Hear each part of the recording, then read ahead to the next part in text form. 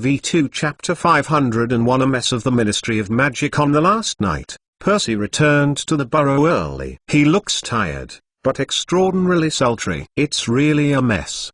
Percy told me in a timely manner, I'm like a firefighting for a whole week. People keep sending screams, of course. If you don't open the screaming letter right away, it will explode. I have burnt marks everywhere on the table, and the best quill has become a pile of charcoal. Why do they have to send a screaming letter? Ginny asked. She was sitting on the carpet in front of the fire in the living room, and repairing her thousands of magical herbs and pestle with transparent magic tape. This is also used to say, of course, to complain about the safety of the World Cup. Percy said, they want to get compensation, and Mundungus Fletcher made a list of 500 gold plus medical charges, and said that the tent was broken and asked us to compensate him for a tent with 12 bedrooms and a jacuzzi, but I found out the details of his bottom. He was not injured at all, and actually was on a stick. The night before the cloak. That night,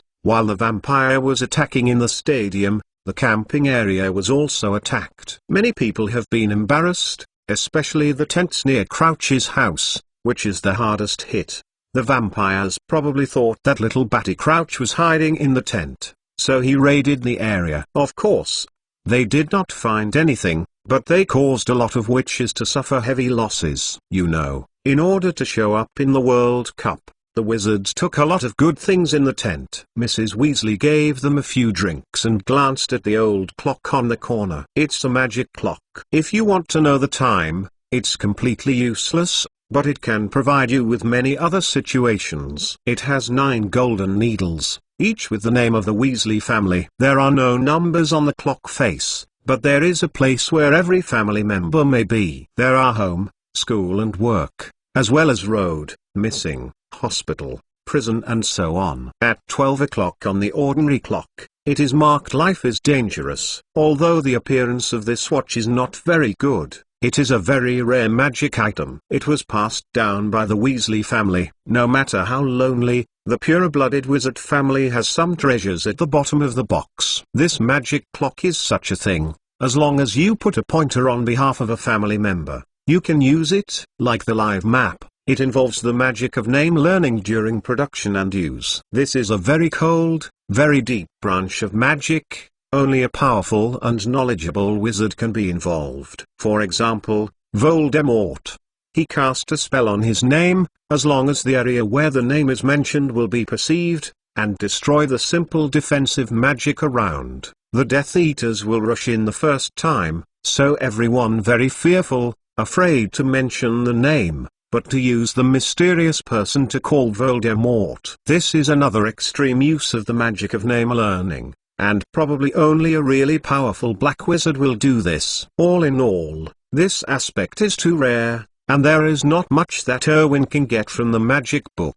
Every time he saw this clock, he had an impulse to open it and look at the internal structure. At this moment, the 8 needles on the clock point to the position of the home. Mr. Weasley's route is the longest of the 9 needles and still points to work. Mrs. Weasley sighed and said sadly, from the day the mysterious man lost, Arthur never needed to work overtime. Now they have to ruin him. If he doesn't come back soon, his dinner will be spoiled. Hey, Dad thinks he has to make up for the mistake he made on the final day, right? Percy said. To be honest, he didn't ask his department leaders to be public. It's not wise enough. It's all Skeeter's nasty woman writing a letter. How dare you blame your dad? Mrs. Weasley suddenly fired and said loudly, if Dad doesn't say anything, Riotous old guy will comment again that the people in the Ministry of Magic say nothing, and lose points.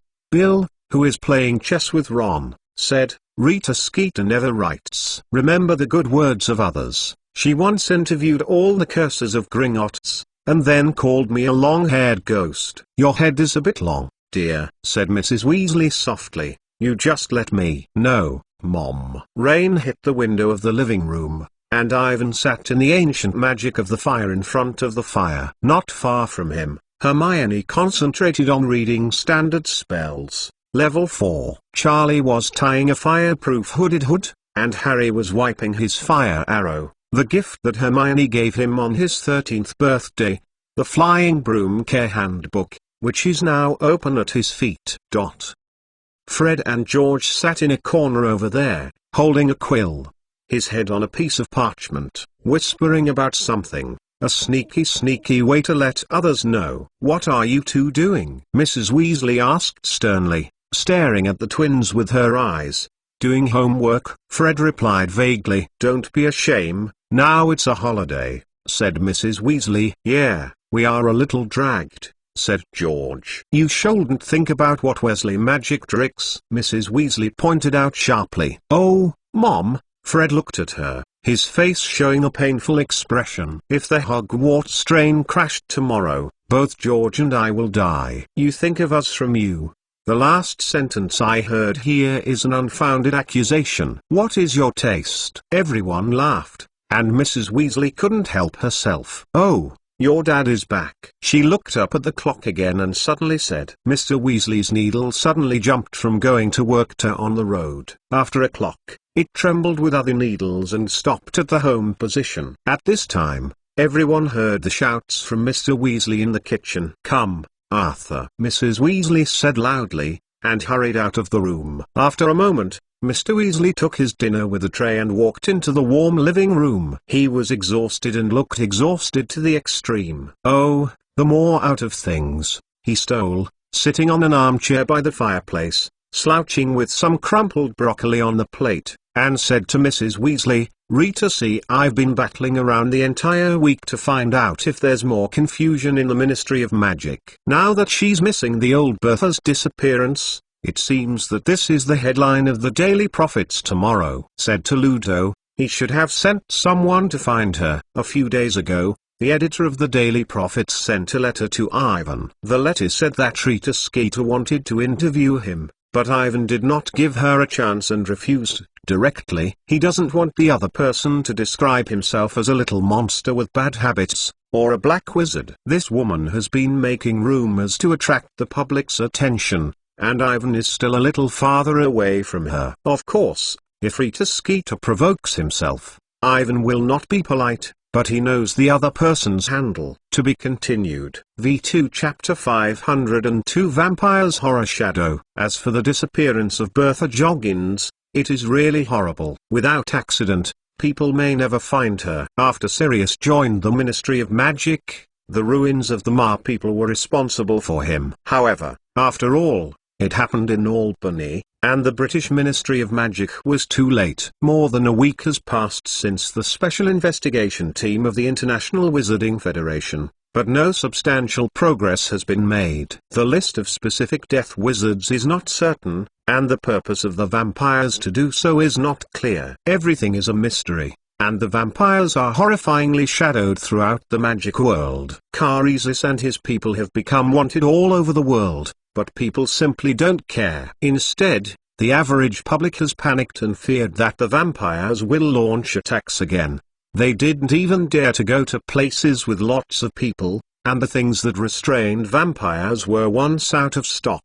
Even Fred and George's toy crosses are in short supply, and God knows that there are other uses besides changing colors. Besides, the vampire is not afraid of the cross at all. It is just the Mull's statement. Sent someone to find Bertha Joggins. Mr. Crouch has been saying this for weeks, Percy said. Crow is still lucky. Rita has not found anything sparkling. Mr. Weasley said irritably, his hometown is caught, and his hand is holding a wand with a black magic mark. Can be a full week headline title. I think, we all think that the elf, despite lack of responsibility, has not changed the dark mark, right? Percy argued fiercely. If you ask me, I think Mr. Crouch is really lucky. The Prophet Daily people don't know how he abused the elves. Hermione said angrily. I really want to do this. Put it on the Hogwarts magic. Hermione, you think about it. Percy immediately turned and retaliated. Senior officials of the Ministry of Magic like Mr. Crouch should get absolute obedience from his servants. You mean his slave? Hermione also raised her voice excitedly.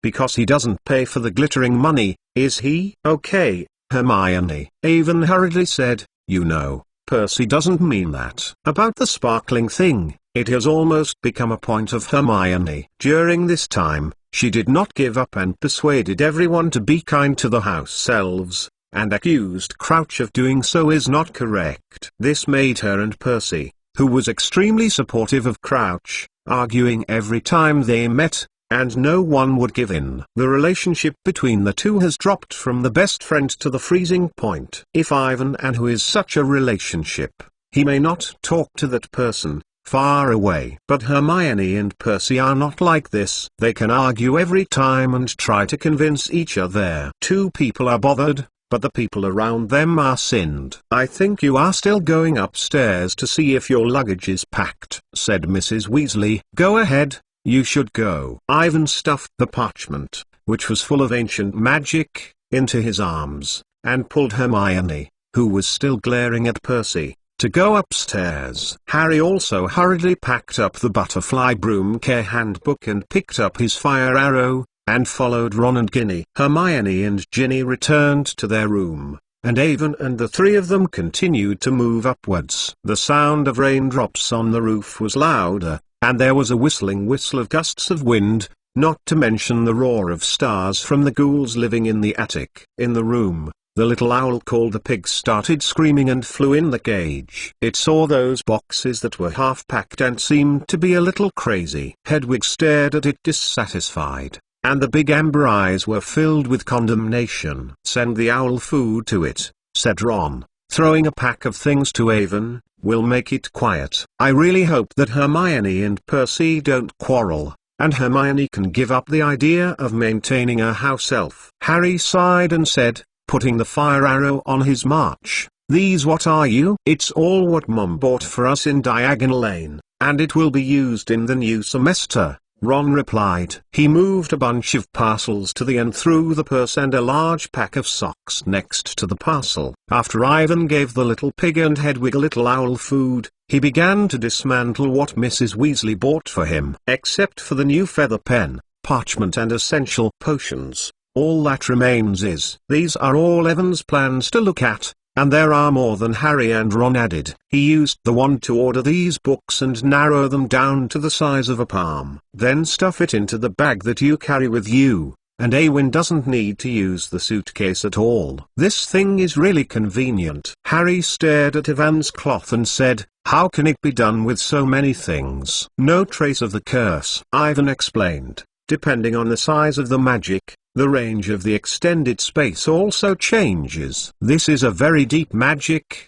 and it is very troublesome and takes a long time to complete. I saw it in Diagonal Lane last time. I need a lot of ginger along to buy one," Ron said, while stuffing his own book into the suitcase. "This is very convenient, isn't it? I really hope you can become stronger and learn this spell as soon as possible. This is the magic that you can learn in the 7th grade, but you can try to study it first." Ivan solved the bag and handed it to the curious Harry. "It involves a lot of advanced curse theory you need to learn. There are a lot of things. I don't think there is any hope," Ron said with a wrinkled nose. "With the help of the Sorcerer's Stone, can you cast this magic now?" "There should be no problem," Ivan replied. "In fact, he doesn't need to use the Sorcerer's Stone. He can already use it. But this magic is too much trouble." Ivan didn't have time to waste it, not to mention the bag that Lemmy sent was better than the others. Many of the above alchemy techniques are beyond the imagination of Ivan. "That's really good, the magic stone is really amazing. I want a piece, so I can become stronger." Ron sighed, staring at the Slytherin pendant hanging on the chest of Ivan. "Box, you said that the 4 founders have left the treasure key. Then the other 3 are not." In fact, Ivan always thought about this, and must find the magic stone left by the 3 giants as soon as possible. Regarding the specific whereabouts, he already has ideas, and when he returns to Hogwarts, he can proceed. To be continued. V2 Chapter 503 Ron's dress gown. Since Gryffindor left the magic stone in the horse. Harry heard the topic and said with interest, "The other 3 founders are also near Hogwarts." "I know. There is a fish in the lake, Ivan, you said before. It's really worth investigating." Ivan nodded. Not surprisingly, Ravenclaw was in the hands of the mermaid in the lake. Think about it, the reminder she left is the beautiful Ravenclaw, from the quiet riverside. She believes that the most intelligent person should be rewarded. The key to unlocking the treasure is extraordinary wisdom, and it will be passed on forever in her equally intelligent allies. In addition to the horses in the Forbidden Forest, the intelligent population near Hogwarts is only the mermaid clan living in the lake. The mermaid is a highly intelligent non-human magic race with a long history and even a horseman. There are legends of mermaid throughout the world, and they often appear in mythological stories. Unlike the proud horses, the contact between mermaids and wizards is very frequent. Although the specific origins are not known, they have long been an indispensable ally of Hogwarts Castle. No matter which angle you look at, it meets the tips left by Ravenclaw. Ivan always thought of the lake survey and tried to get in touch with the mermaid, but he didn't know the language of the mermaid and couldn't communicate with them. It seems that this semester will include this aspect in the study plan. This thing is really good, said Harry, returning the cloth to Ivan. I want one too, but it doesn't seem to be useful. I don't always have a lot of books and materials around you, but it's good to fly the broom, candy and clothes. He also said a little less. This cloth can actually be used to hide things. Elaine's cute underwear was mixed in his underwear by Ivan. He originally planned to burn it directly, but it doesn't seem to be very good. Ivan can only keep this trouble and wait for the opportunity to return to Iraq in the future. Ryan. He gave the cloth to Harry to see that there was nothing. Anyway, he would not turn his clothes, and probably couldn't recognize the girl's underwear. Harry lacked experience, but if he changed to Hermione, he killed Ivan and didn't dare to give it to her. Ivan continued to bow down to sort out the books, and Harry began to pack up his own things, laboriously putting the underwear in the coffin. Just then, they heard Ron picking up in disgust at the back. What kind of play is this? He shouted. Evan and Harry looked back and saw something in his hand. It looked like a purple velvet dress with a creamy ruffle on the neckline and a matching lace on the cuffs. Everyone stared at this ugly velvet dress and was studying its usefulness. Mrs. Weasley came in, holding 3 people in her arms and just washing the smoky Hogwarts robes. Give it to you, she said, dividing the robes into 3 piles. Well, remember to put them in order when packing. Don't wrinkle them. Mom, you gave me Ginny's new clothes, Ron said, handing the dress to her. How can I make a mistake, said Mrs. Weasley. This is for you. Dress gown. What? Said Ron.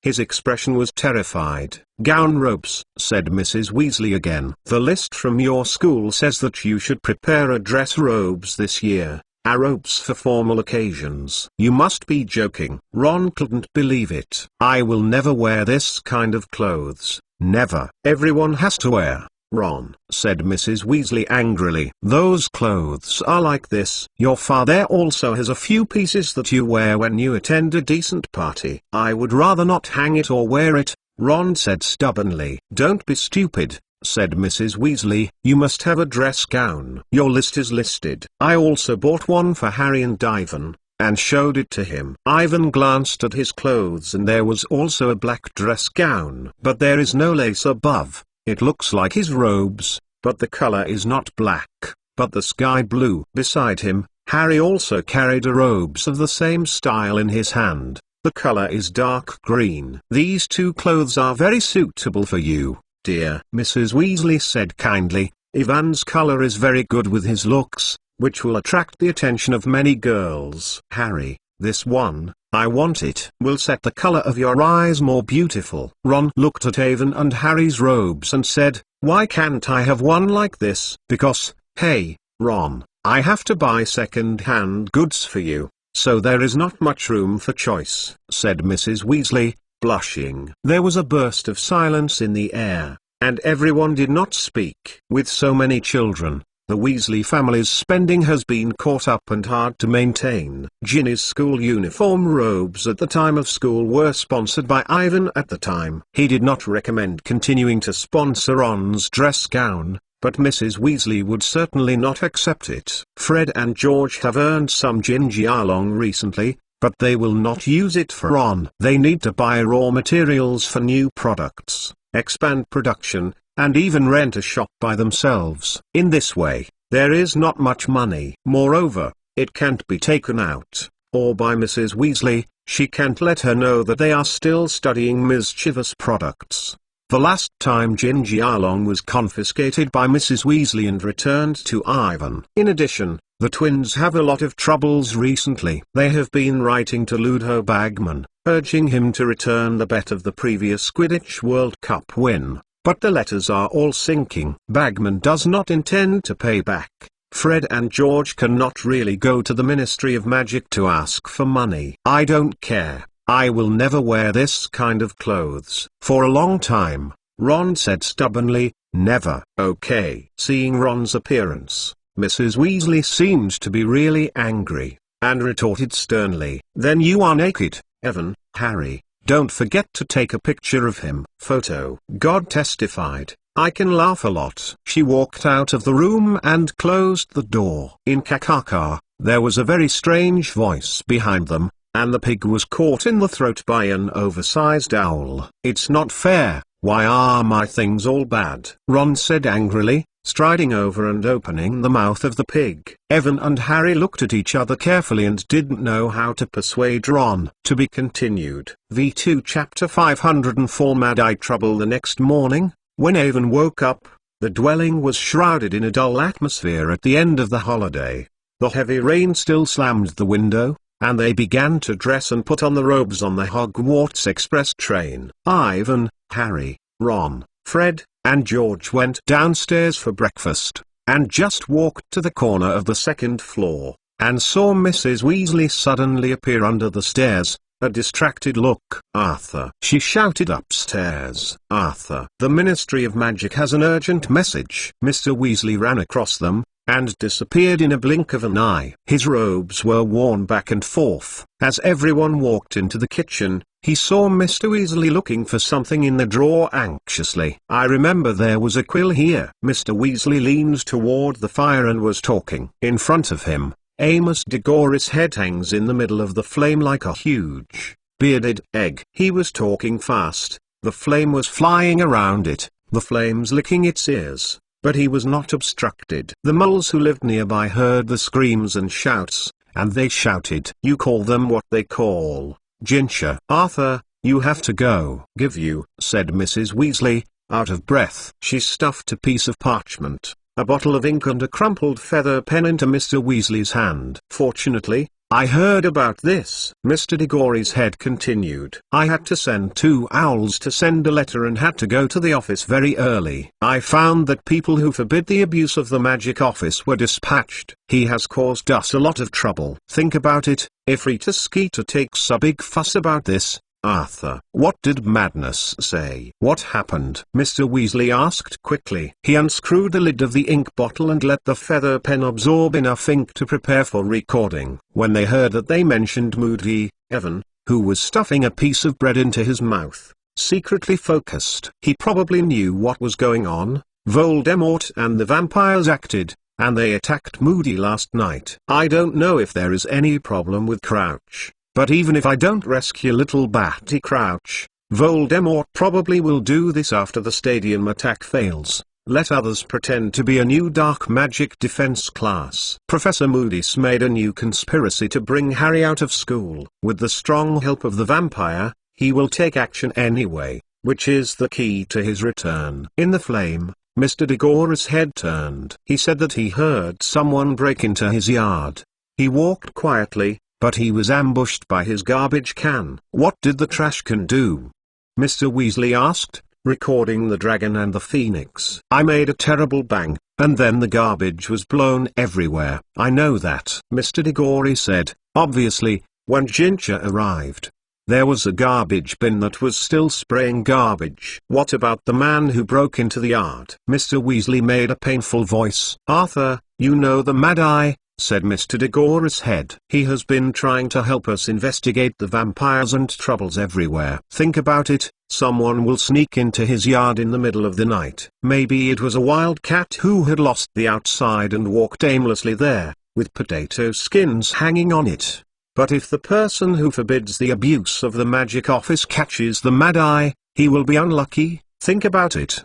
His criminal record, if the crime is not big, and your department is responsible for handling it, let us let him go. What punishment will the garbage bin explode? Probably warned. Mr. Weasley said that while he was still making records quickly, his brows were already wrinkled. The Mad Eye doesn't use the wand. He didn't actually attack others. I dare say that he jumped out of bed and looked out the window. Whatever he saw was what he saw. Mr. Diggory sighed and said, but they are hard to prove because there are no casualties. Well, I am leaving, Mr. Weasley said, importing the recorded parchment and turning it out of the kitchen. Mr. Diggory turned his head and looked at Mrs. Weasley. I am really sorry, Molly, he said. His tone was much calmer. I have been bothering you so early, but only Arthur can excuse him from being mad, and he will be punished. Work, this is what he hoped for so many years. I really don't understand why he chose to stay last night. It doesn't matter,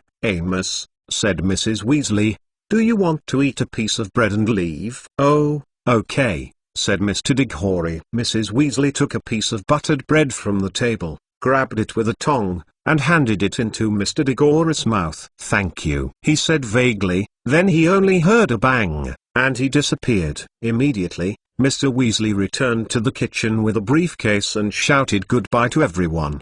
His clothes had not turned over. I have to hurry. I wish you all the best for this semester, children, Mr. Weasley said to Avon, Harry, Ron and the twins, while putting a bucket on his shoulders. Prepare for the apparition. Arthur, wait a minute, you have to comb your hair, and change the robe and go, said Mrs. Weasley. Oh, Mr. Weasley stopped and asked Mrs. Weasley to help him sort out. Molly, are you okay to send the kids to King's Cross Station? Of course, no problem, she said. You go to take care of the Mad Eye, we won't have anything to do. As soon as Mr. Weasley disappeared, Hermione, Ginny, Bill, and Charlie walked into the kitchen. Is there a Mad Eye?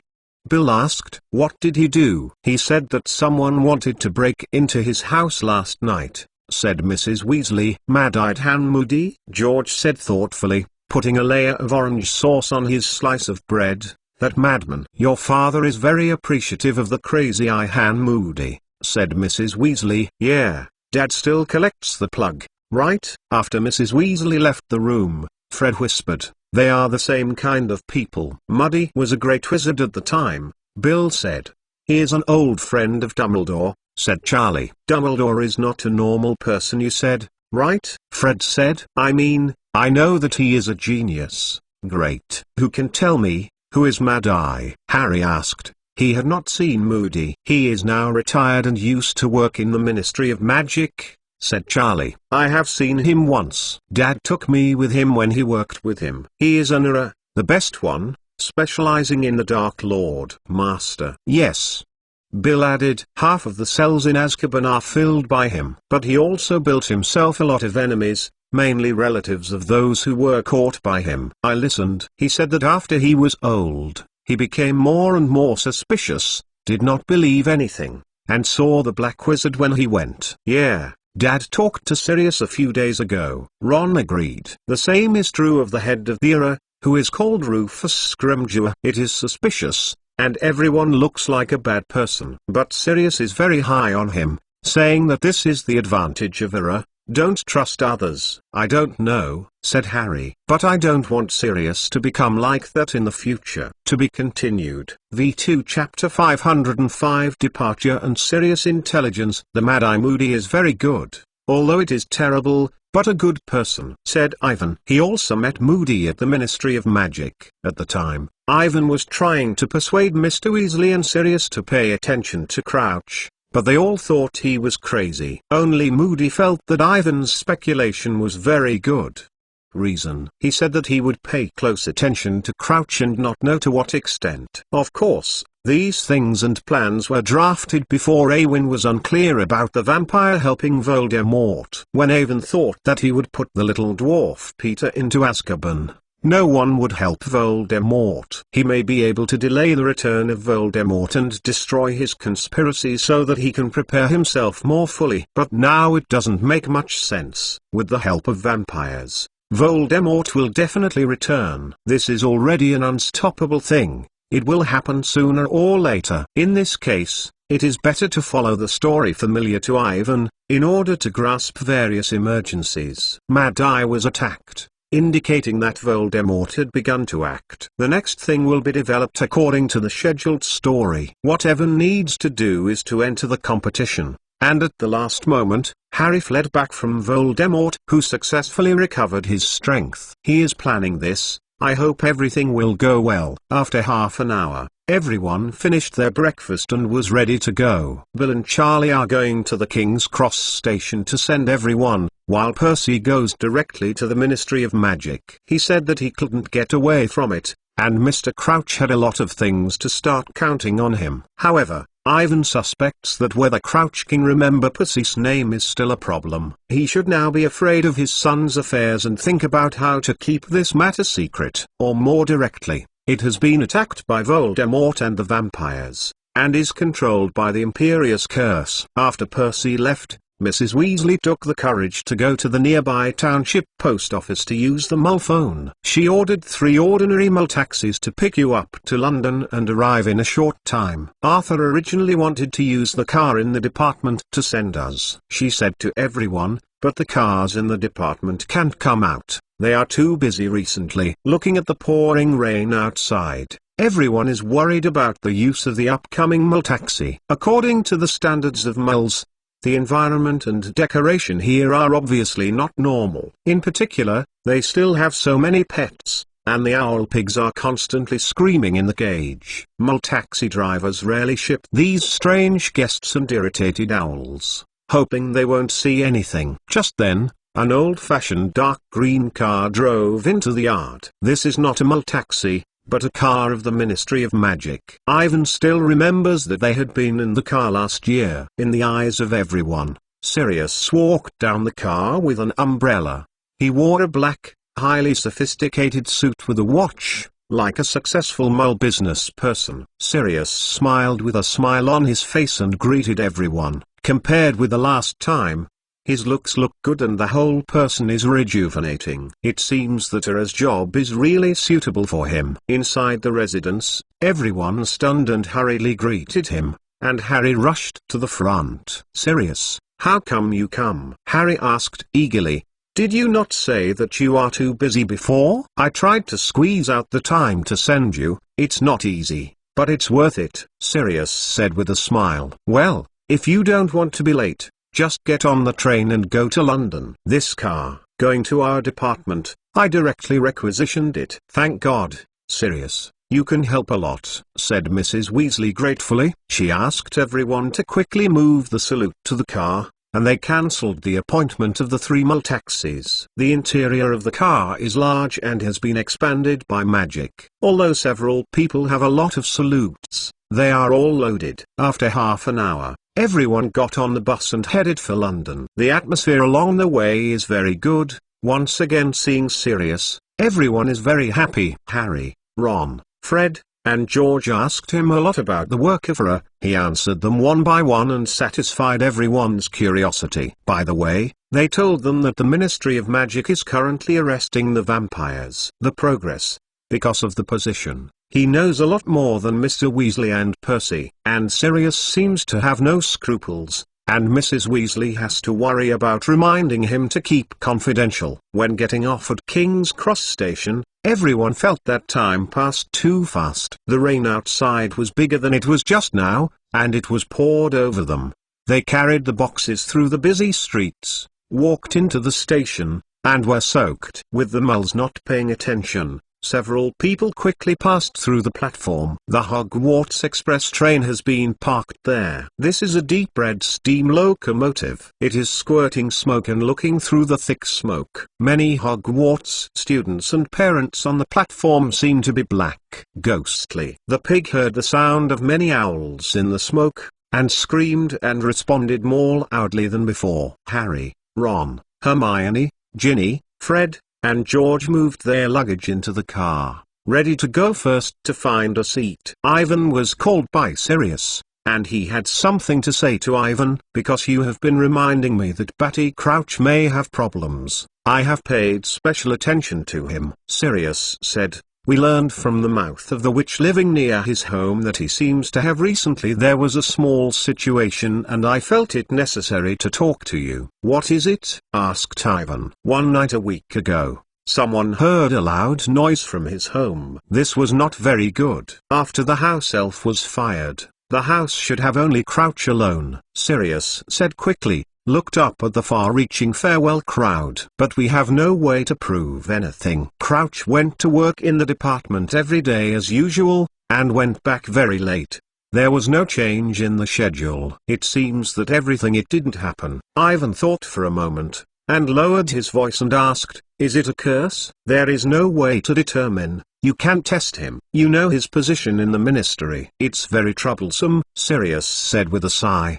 But it may be just a simple accident. There is no need to worry. Then, since the group of vampires came out, there have been many attacks recently. Do you remember the Bulgarian team Zika, Victor Crum? What happened to him? Asked Ivan, nodding. After the World Cup, he did not return to Bulgaria, but stayed at the Kettle Bar and was ready to take a vacation in the UK before the start of school, Sirius said. But a few days ago, he was also attacked. Attack? Yeah, he was alone in the room. Someone heard the sound downstairs. When the people caught up, the attacker had already stunned and ran away, leaving him alone in the room and suffered injury. We suspect that it is support for the fans of the Irish team, because Crum caught the golden snitch and deliberately retaliated. Sirius sighed and said, but this is impossible to check. Almost the entire UK is supporting the Irish team. To be continued. V2 Chapter 506 Hogwarts Express Train. Ivan nodded, and there really is nothing to worry about. Crum's gloomy look. Whoever wants to go up and slap him, he also has this idea. But Crouch is obviously unusually unusual, and it seems that the good play is ready to start. The vampire's shadows have not been found, but the rotten things are endless. Sirius said, after the World Cup attack, people seem to be suddenly radical, and there are attacks and fights everywhere. In the past, when I came this morning, I heard people say that there was a new trouble in the Mad-Eye Moody. He said that someone attacked him in the middle of the night, but everyone saw only the explosive garbage bin. It was really bad. It is. I know that Mr. Weasley has already dealt with this before you come, Ivan replied. I hope he won't be severely punished. Sirius continued. Dumbledore invited Moody a few days ago to become a professor of dark magic defense at school. He seems to think that in the current situation, it takes a professional to teach at Hogwarts. This is really necessary. He obviously notices something. Dumbledore's idea was really good, but I didn't think that Voldemort chose the strongest part. Hiring Moody to teach at Hogwarts was originally an insurance. But from the current situation, this has become the fuse of all the events that will be born next. Moody is sometimes a little crazy, but he is absolutely reliable. He has a lot of experience in fighting black wizards. Sirius looked at Ivan. If there is any accident in the school, you can go for the first time. Look for him. I know. Ivan nodded. If nothing else, the fake Moody, who is going to teach at Hogwarts, will still be willing to help them in the early days. Ivan feels that he may be able to communicate with him within a certain limit and explore the details of the other party. I have something to remember to write to tell me. Sirius took Ivan's shoulder and they both walked back to the platform. Yes, Ivan, you take care of Harry in school. Don't let him too impulsive, and cause trouble. Especially this year, Hogwarts will hold the top 3 competitions. All things must be extra careful. Don't get in trouble. It's really unconvincing to say this from the mouth of Sirius. And most of the time, it's trouble to take the initiative to find Harry, and you can't escape without losing. Sirius will probably think that both Avon and Harry are onlookers of the top 3 competitions. It is estimated that he will not think of killing him. Both of them will compete and become the youngest 2 contestants in history. When they went back, Everyone was saying goodbye on the platform. "I may see you all soon," Charlie said with a smile when he glanced at Ginny. "Why?" Fred asked eagerly. "You will know," Charlie said. "Don't tell Percy that I mentioned this, knowing that this is top secret information, and it will be announced when the Ministry of Magic thinks it is appropriate." "Ah, I really hope that I can go back to Hogwarts to go to school this year," Bill said. He put his hands in his pockets, his eyes on the train, and his look was awkward. "What the hell?"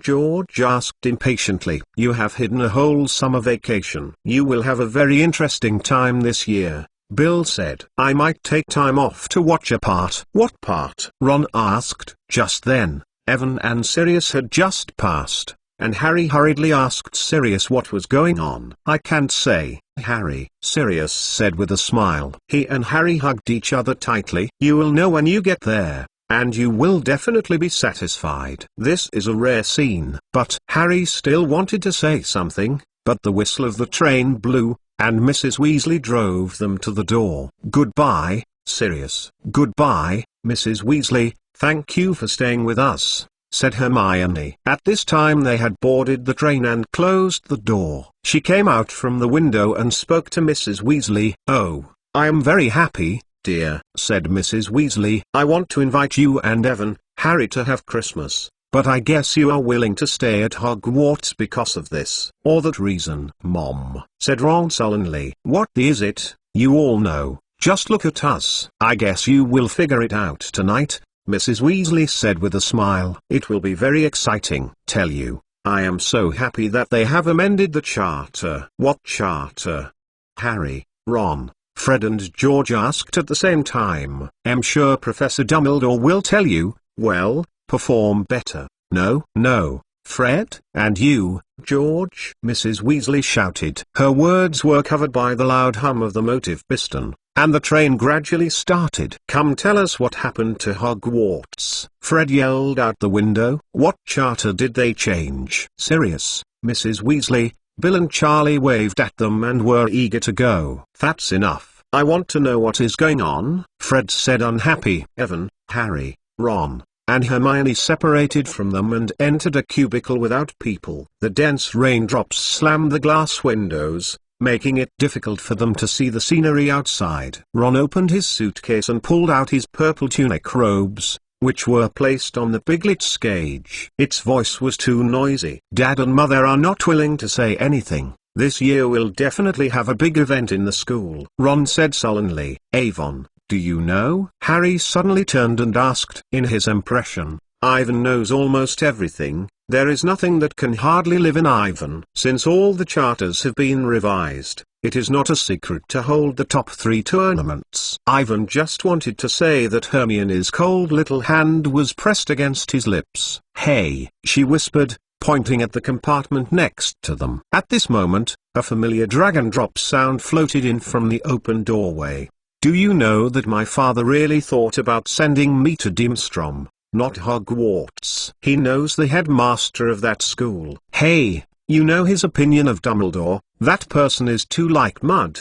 Dimstrom does not allow those who are in the middle of the school to enter school. But my mother does not want me to go to school so far. Father said that Dimstrom's attitude towards black magic is better than Hugo Goat's is much more reasonable. Dimstrom's students are really learning dark magic, unlike us, learning what is a defensive technique. Hiring some messy people to be teachers." To be continued. V2 Chapter 507 Triwizard Tournament. After listening for a while, Hermione stood up and walked to the door of the compartment. She pulled the door gently to prevent Malfoy's voice from coming in. "He thinks that Dimstrom is more suitable for him," said Hermione. "I hope he will go there early when he goes there, and we don't have to put up with him." "I remember, Crum is also Dimstrom," said Ron. "I have checked this information." "What? Crum is the 2?" Harry looked a little surprised. "But Sirius said before that the school is not very good." "Accurately speaking, it is bad." Hermione snorted softly. "According to the European Magic Education Assessment, this school attaches great importance to black magic. Many black wizards graduated from there." "Of course, Dimstrom's tolerance for dark magic is within certain limits. If there are black wizards like Grindelwald and Voldemort, they will take action. In history, Grindelwald was expelled from Dimstrom because they can no longer tolerate his chaotic, increasingly evil black magic studies. But Crum looks good.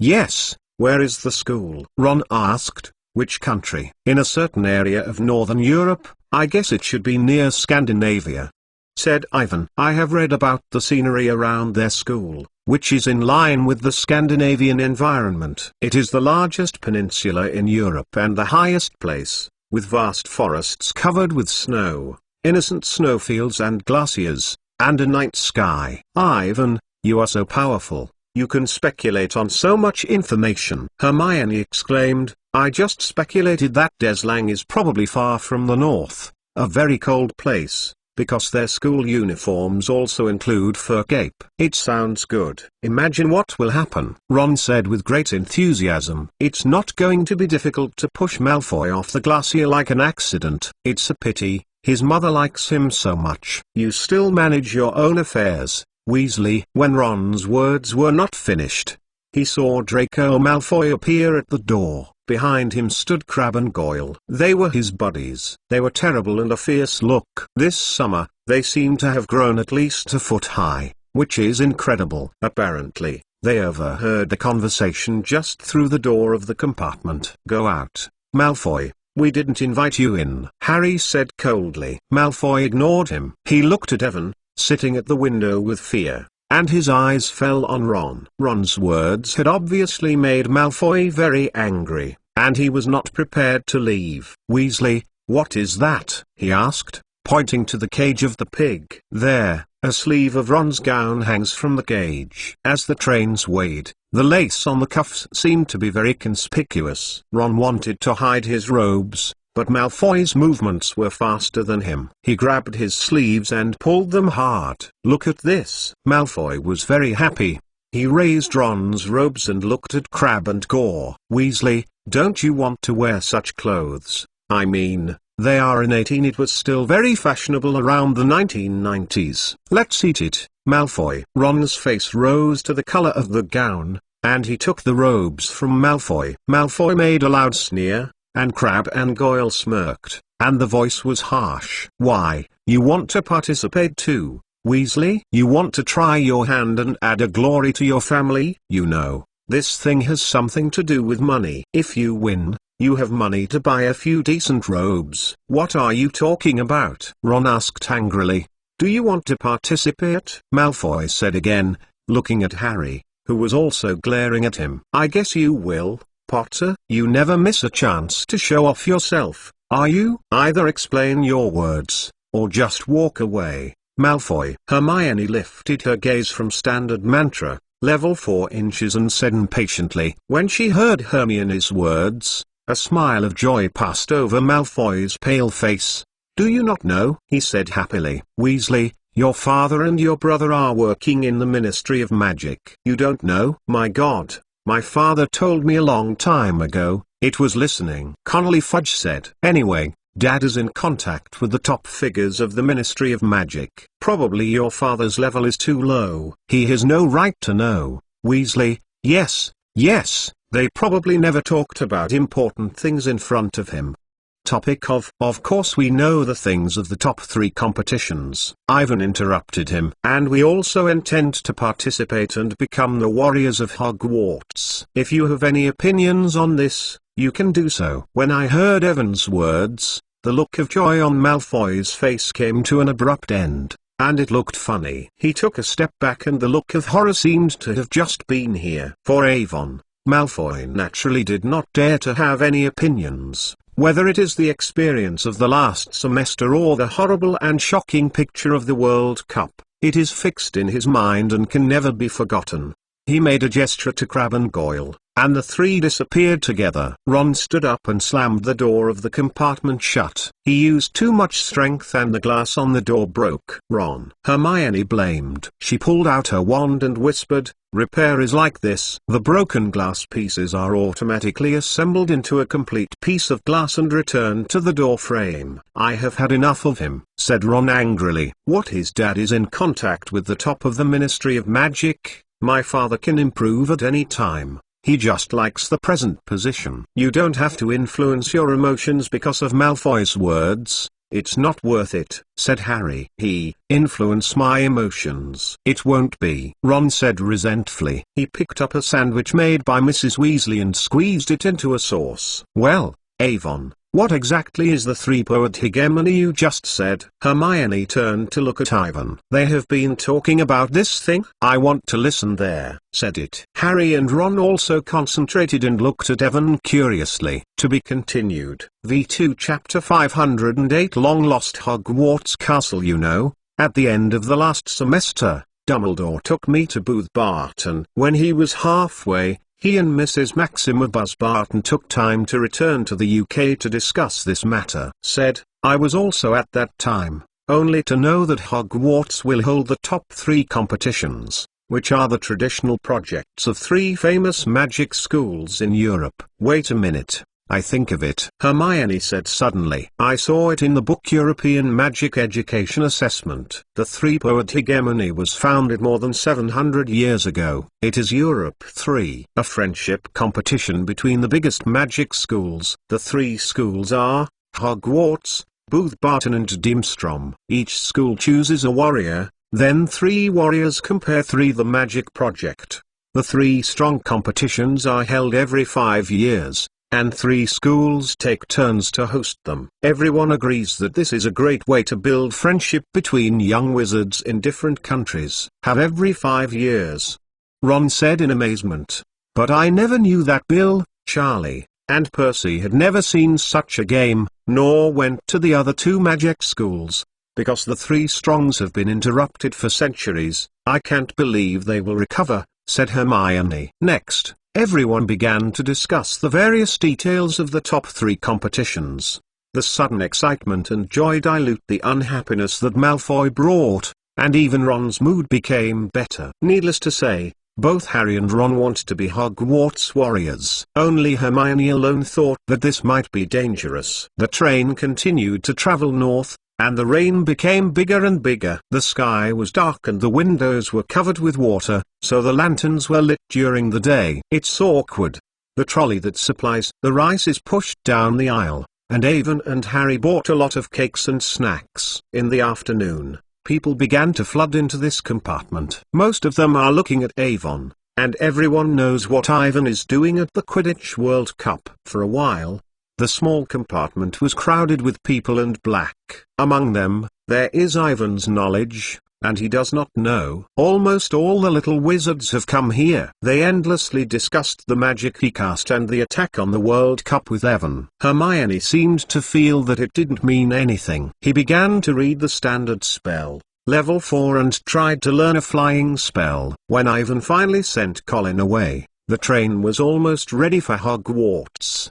They just put the school uniform on, the door opened, and the thunder of the air came. The little wizards continued the train and lowered their heads and squinted in the downpour. The rain was so fast and fierce, as if a bucket of cold water was pouring on each of them. Harry saw a huge figure on the platform and shouted.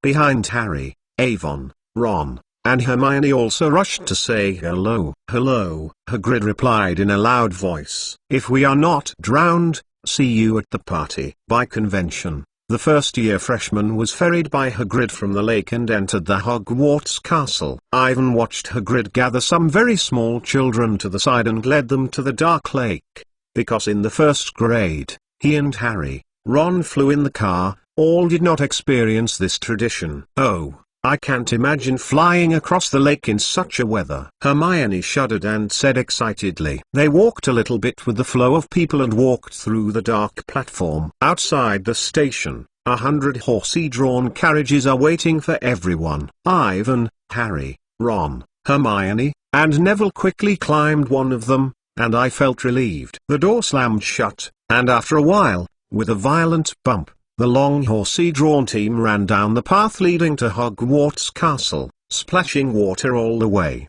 The carriage passes through the gates with winged boar sculptures on both sides and follows the spacious driveway. The carriage swayed violently because of the wind. 10 minutes later, the huge outline of Hogwarts Castle appeared in the dark, and many lit windows flashed behind the thick rain curtains. Their carriage stopped at the stone steps in front of the 2 oak doors, and at that moment, a flash of lightning broke through the sky. The people in the front carriage have hurriedly climbed the stone steps and ran into the castle. Evan, Harry, Ron, Hermione, and Neville jumped out of the carriage and ran on the stone steps in 2 steps. They did not lift their heads until they entered the deep hall of the cave. There is a torch in the hall. The marble staircase is extraordinary. Everything is so familiar and warm. God, said Ron, shaking his head and sprinkling the water drops everywhere. If this is the next time, the lake will be full of water. I have become a chicken soup. A red balloon filled with water fell from the ceiling and exploded on the top of Ron's head. Ron was soaked in water, his mouth whispered, and stumbled and fell to Harry next to him. Be careful, Evan hurriedly said, pulling Hermione. Hermione slipped and the whole person was on Avon. At the same time, the second water bomb fell again, almost hit Hermione and exploded at the feet of 2 people. The people around them screamed and pushed each other, and they wanted to leave this right and wrong. Evan looked up and saw 20 feet above their heads, floating in the Pippy ghosts who loved to play tricks. He was short, wearing a hat with a bell, tied with an orange bow tie and holding a water polo in his hand. He made a face to Ivan, aiming at him as a target, and the muscles on the naughty wide face were tight. Before he could throw the balloon inside his hand, Evan pulled out his wand as quickly as possible. The balloon filled with water did not fall, but floated beside the Pippy ghost. With a bang, the balloon exploded, and the icy lake was all spattered on the ass, and there was no drop. Followed by the water balloons next to the Pippy ghosts, they exploded one after another. Ling Shui drenched the Pippy ghost, the only ghost in Hogwarts that could touch the body. Awful Avon's little devil. Pippy ghost screamed and disappeared into the depths of the corridor. Behind them, the little wizards whispered and screamed at Ivan. Ivan was very famous in Hogwarts before, but since the Quidditch World Cup, this reputation has clearly risen a step. Everyone seems to be particularly expecting and admiring for all his performances. This trend, Ivan has become the most powerful little wizard of Hogwarts, recognized as the first person. To be continued. V2 Chapter 509 New Year. Good job, Ivan. Professor McGonagall got the news and rushed out of the auditorium. The ground was too wet. She slipped her foot and quickly caught a student before she fell. She finished the apex on the whole head, sternly said to the crowd of people who drenched the chicken. The rest of the things are left for me to handle. You are going to the auditorium, hurry up. As the crowd flowed, Avon, Harry, Ron, and Hermione stepped through the foyer step by step, passing through the 2 opposing doors on the right. Ron whispered in a whisper, plucking his wet head away from his face. The auditorium is still so brilliant, and it has been specially decorated for the new school banquet. Hundreds of candles floated overhead above the table, shining gold plates and goblets. Next to the 4 long college tables, I was already full of students. There is a 5th table at the top of the auditorium. The faculty members sit on the side of the table and face their students. Avon, Harry, Ron, and Hermione walked past the students of Slytherin, Ravenclaw, and Hufflepuff, and then sat with other Gryffindor students at the end of the auditorium. Next to the table, next to them is the ghost of Gryffindor College, almost Nick. Nick is translucent and has a pearly white color. Tonight, he wore a tight-fitting tunic, but he wore a particularly large wheeled collar. He wears this wrinkle collar for a dual purpose. One is to make it more festive, and the other is to ensure that his head does not shake too much on the neck that has been cut in half. Good evening. He smiled and said to them, how about the summer vacation? Not bad. Ivan replied, using his wand to gently knock on his school uniform robes. The moisture on the top waved and the clothes became dry again. "I have seen the recent Hogwarts magic. You have done a great event, Avon," Nick said proudly. "Many ghosts are asking me about your business. They know my relationship with you is the best. On the Hogwarts magic, I have a lot of things that need help from Nick." Providing news sources from ghosts located throughout the UK, it has become the biggest feature of this newspaper and is very popular. There are also many opportunities for contact between Ivan and Nick. In all the school wizards, the relationship between the two is also the best. The two of them just said a few words, and Colin drilled between the two with a drenched robe. "Ivan, you are advanced. The rain outside is too big." Colin took off his shoes and poured the water out. "I stood in the hall for a while and wanted to see how my brother crossed the lake. But nothing can be seen in black. His brother is Dennis Clive, who was on the train just now, and I have already seen it." The little guy has a taupe head that looks smaller than Colin, but is more energetic. Obviously, Colin has already told him a lot about Hogwarts, and he has greatly praised Ivan in front of him. As soon as the little guy saw Ivan, he was so excited that he almost couldn't breathe, and he said a lot about his deeds. That look, it was Colin who saw Harry's replica. "I really hope that they will go to the branch quickly. I can't wait." Colin said, actually jumped on the chair. "I really hope that he will be assigned to Gryffindor." "Ivan, you can replace it with me." "Does he pray?" "Harry, come too." "Okay, no problem." Ivan nodded. Harry also agreed, and everyone's topic turned to whether the brothers and sisters were all in the same college. From the case of the Weasleys, this is indeed the case, and their 7 children are assigned to Gryffindor College. But not necessarily. Hermione cited the example of Parvati Patil. Her twin sister is in Ravenclaw, and the two of them look exactly the same. Even from a personality point of view, there is no difference. There is also the example of Sirius.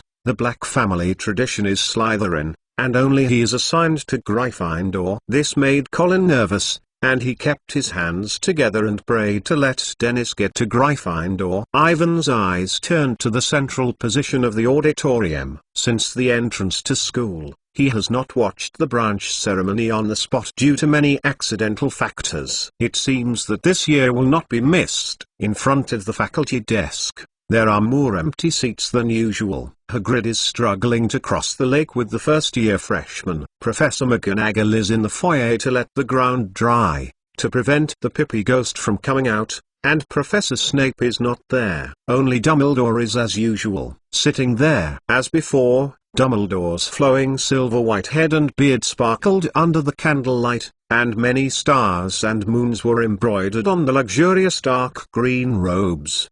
The fingertips of his 2 slender hands touched together, and the chin was placed on the fingertips. The eyes looked at the ceiling through the half-moon lens, as if they were immersed in contemplation. For a long time, it seemed to feel the gaze of Ivan. He bowed his head and smiled at his blue eyes. Next to Dumbledore, Professor Flitwick sat on a pile of cushions and drank a red drink. Next to the teacher of the herbal medicine class, Professor Sprout, her hat was slanted to the grey length of her ethereal, and she was talking to Professor Ray Sinister of the astronomical department. After a while, Snape appeared at the beginning of the banquet. His face was greyish-yellow, the hook nose, the greasy head, and the black robes walked into the hall, and there was no sound at all. Snape seemed to have an invisible gas field, and all the little wizards closed their mouths subconsciously as he passed. His disgusted cold eyes paused briefly on Avon and Harry,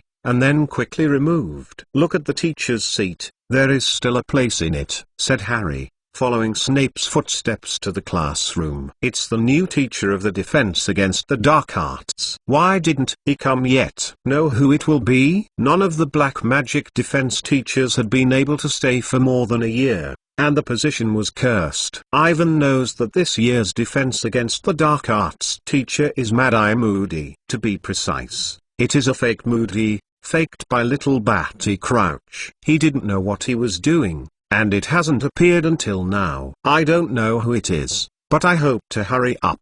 I am hungry," said Ron. His voice just fell. The door of the auditorium opened, and everyone immediately calmed down. Professor McGonagall led a long line of first-year freshmen to the top of the auditorium, where everyone looked. If Evan, Harry, Ron, and Hermione were soaked before, it would be nothing compared to these first-year freshmen. Look at them as if they were not on a ferry, but from the lake. They stood in a row along the faculty table, stopped and faced the classmates. Because they were cold and nervous, they shook each other, except for the youngest boy. He is Colin's younger brother, Dennis, and the little guy is wrapped in Hagrid's mole coat. The coat was too big for him, and he looked like he was under a black circus fur tent. His little face stretched out from the collar and looked so excited. When he stood in a row with the frightened companions, his eyes met Colin and Avon. He raised two thumbs and said with a mouth shape, "I fell into the lake. Look at that." He is happy for this. To be continued. V2 Chapter 510 Slave Labor. A few seconds later, Professor McGonagall placed a three-legged stool on the ground in front of the new student. On the stool, a shabby, dirty, and patched wizard's hat was placed on the stool. Everyone looked at it, and for a time, the auditorium was silent. Then, a crack near the brim opened like a mouth, and the hat suddenly sang. This time, the division hat described the story of the four founders co-founding Hogwarts. The qualities of the four of them, and the four qualities that they value, should have different qualities. Gryffindor is looking for unparalleled courage. Ravenclaw is an extraordinary talent. Hufflepuff is hardworking and hardworking. Slytherin looks at teenagers who are eager for power and strength and ambitious. These lyrics are very cleverly designed, and I don't know how the hat is coming out. When it was finished, there was a warm applause in the auditorium. Professor McGonagall immediately unfolded a large roll of parchment and looked seriously at the little wizard in front of him. "When I call her name, whoever puts the hat on her head and sits on the stool," she said to the freshmen. "When the hat announces the college, I will sit at the corresponding table." Under the auspices of Professor McGonagall, the first-year freshmen who were nervous were divided into 4 colleges by 6. As soon as they put the cap on the top of the head, it immediately shouts out the name of the college the little wizard should go to. This year's branch ceremony was going very well, and Ivan remembered that it took a long time. As a legendary magic item, the division hat has a part of the thoughts of the 4 founders. It can use a spiritual spell to instantly see the ideas hidden inside a small wizard and judge it accordingly. Ivan suspects that if a little wizard masters a mental protection spell such as cerebral occlusion, and the power is stronger than the division hat, then its magic will not work. Of course, there have been no such small wizards so far. "Dennis Clive!" shouted Professor McGonagall. Little Dennis Clive stumbled forward and was always caught by Hagrid's mole fur coat. It happened that at this time, Hagrid sneaked into the auditorium from outside the door behind the faculty desk. Hagrid is twice as big as an ordinary person, and the head is at least 3 times as many as an ordinary person. The long black heads and black beards are tangled together. His appearance is a bit scary, which often makes people have the wrong impression. But everyone familiar with him knows that Hagrid actually has a very loving heart. He blinked at Avon, sat down at the end of the teacher's desk, and watched Dennis Clive wearing a cap. The crack on the brim opened and shouted, "Gryffindor!" Colin gave a sigh of relief and began to force the leader to slap. In the applause of everyone, Dennis was happy to shine. He took off his hat, put it back on the stool, and hurried over to sit with everyone. "Colin, I fell into the lake." He sat down in an empty seat and said with a pointed voice, "It's so wonderful. There is something in the water that grabbed me and pushed me back to the boat. It's so cool," Colin said, and he was as excited as his brother. "Probably a giant squid, Dennis." "Wow!" Dennis called. He was just thrown into a stormy, unfathomable lake and was introduced by a huge lake monster. He feels that this is an experience that no one can dream of even dreaming. If he knew that Ivan was about to prepare to go to the lake to communicate with the mermaid, I don't know what to think. The branch ceremony continued, and the men and women of the men and women had different degrees of fear on their faces. One by one to the 3-legged stool. The team slowly reduced, and Professor McGonagall had read all the names on the list. "Oh, hurry up," Ron muttered, rubbing his stomach with his hand. Ron, the brunch ceremony is much more important than eating. Nick, who was almost headless, said dissatisfied. You are a dead person, of course, you will say that, Ron retorted. Nick looked a little unhappy, not answering his words, but instead whispered to Ivan. Finally, as Kevin Whitby was screamed at Hufflepuff, the ceremony was finally over. Professor McGonagall picked up the yard hats and stools and took them away. Professor Dumbledore stood up and looked at all the classmates with a smile, opened his arms and made a welcome gesture. I only have 2 words to tell you.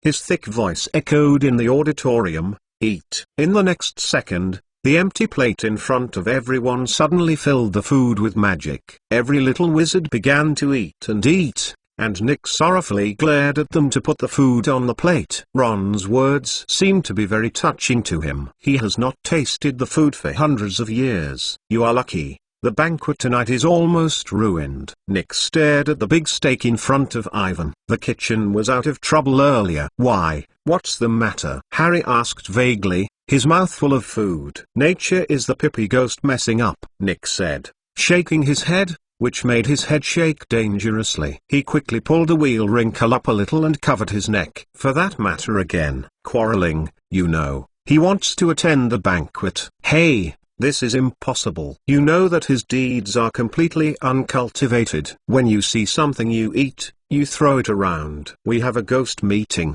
and the fat monk advocates give him this opportunity. But the Barrow strongly disagrees. I think he is very sensible to do so. Bloodman Barrow is the ghost of Slytherin College, a thin, silent ghost. His body was covered with silver blood, indicating the horrible experience before his death. He is the most powerful of all the ghosts, and in Hogwarts, only he can really control the Pippy ghost. No wonder, we think the Pippy ghost seems to be angry about why he throws water polo everywhere in the foyer. Ron said sullenly, what did he do in the kitchen? Oh, it's still the old one, Nick said, shrugging his shoulders. It's a mess, it's messy. The pots and pans are thrown everywhere, and the whole kitchen is flooded with soup. The house elves scare the 6 gods. When! Hermione knocked over her tall gold wine glass, and the pumpkin method was constantly poured over the tablecloth. The white linen was stained with a piece of orange, which was several feet long, but she ignored it. Evan is awful. Let Hermione know that Hogwarts has a house elf, and she must mention the theory of treating the elf. For some time, Hermione talked about this with Ivan, and she thought she needed to do something for the house elves. Hermione's thoughts can't be said to be wrong, but it doesn't work. I don't know how to persuade her. When Hermione is determined to do something, then it will not change easily, and will surely stick to it, no matter how difficult the road ahead. Ivan has a deep understanding of this, knowing that it is useless to persuade her to give up, can only choose to support. Is there a house elf here too?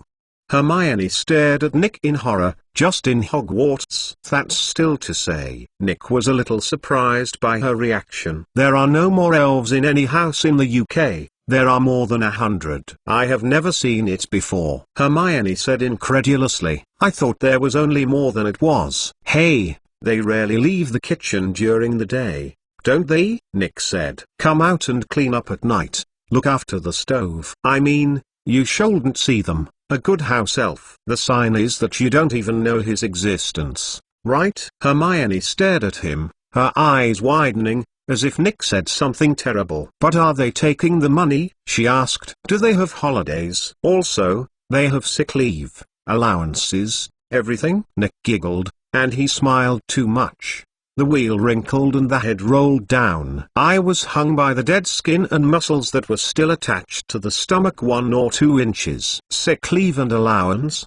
He put his head back on his neck and refixed it with a wheel-shaped wrinkle collar. The house elf does not need sick leave and allowance. Hermione looked down at the almost unmoved food on her plate, then placed the knife and fork on the plate and pushed the plate away. Slave labor. Her breathing became very heavy, and she said disgustedly, this meal is like this. Slave labor? I know what is going on. It turns out that what we eat every day is shameless. To be continued. V2 Chapter 511 Not Labelable Letters. Hermione, said Ron, swallowing the food in his mouth. You are starving yourself, and you won't get sick leave-in money for them. Hermione didn't talk, and screamed at everyone. Anyway, she was not willing to eat anymore. Seeing her appearance, it has been determined that it is the work of crushing the home elf slave labor. Harry hurried for help and looked at Ivan, hoping that he could persuade Hermione. Most of the time,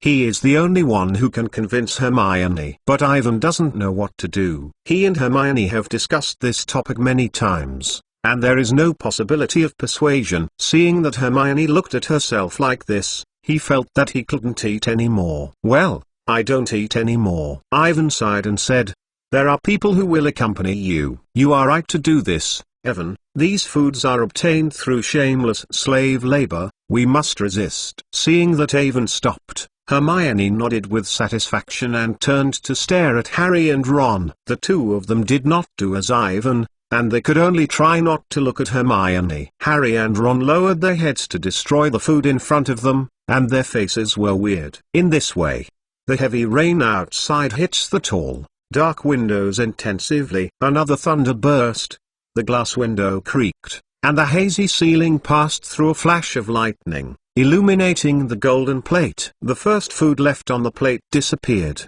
and the sweetheart was filled in the blink of an eye. You two can't just sit like this, said Harry, hesitating to pick up a piece of cake. Avon, Hermione, look at this syrup pie, said Ron, deliberately sending the fragrant pie to the front of the two people. Raisin pudding, chocolate cake, and Hermione glanced at him, and the gaze suddenly reminded him of Professor McGonagall, and Ron suddenly converges. Finally, the dessert was swept away and the last crumbs on the plate disappeared. The plate became clean and shiny again. At this time, Dumbledore once again stood up and prepared to speak. The screaming voice in the hall suddenly stopped, only to hear the bang and the heavy rain. Hermione also turned and glared at Dumbledore, as if he was taking the lead in crushing the house elves. Okay. Dumbledore looked at everyone with a smile. Now we are all full and full. I have to ask everyone to pay attention again. I want to announce a few notices. First, the gatekeeper, Mr. Filch, wants me to tell you that this year, there are a few more items that are forbidden in the castle. They are screaming balls, flying saucers and combos back to darts. The whole list probably includes 137 items can be seen in Mr. Filch's office. Those who are interested can check it out. Ivan noticed that there are many Fred and George prank products. However, because there is no time, the two of them are only in small-scale test sales, and there is no mass production. Because of this, most of the new products have not yet been released by Filch. And, as before, I want to remind everyone that the Forbidden Forest on the side of the venue is inaccessible to students, and in the village of Hogsmeade, students under the 3rd grade are not allowed to visit.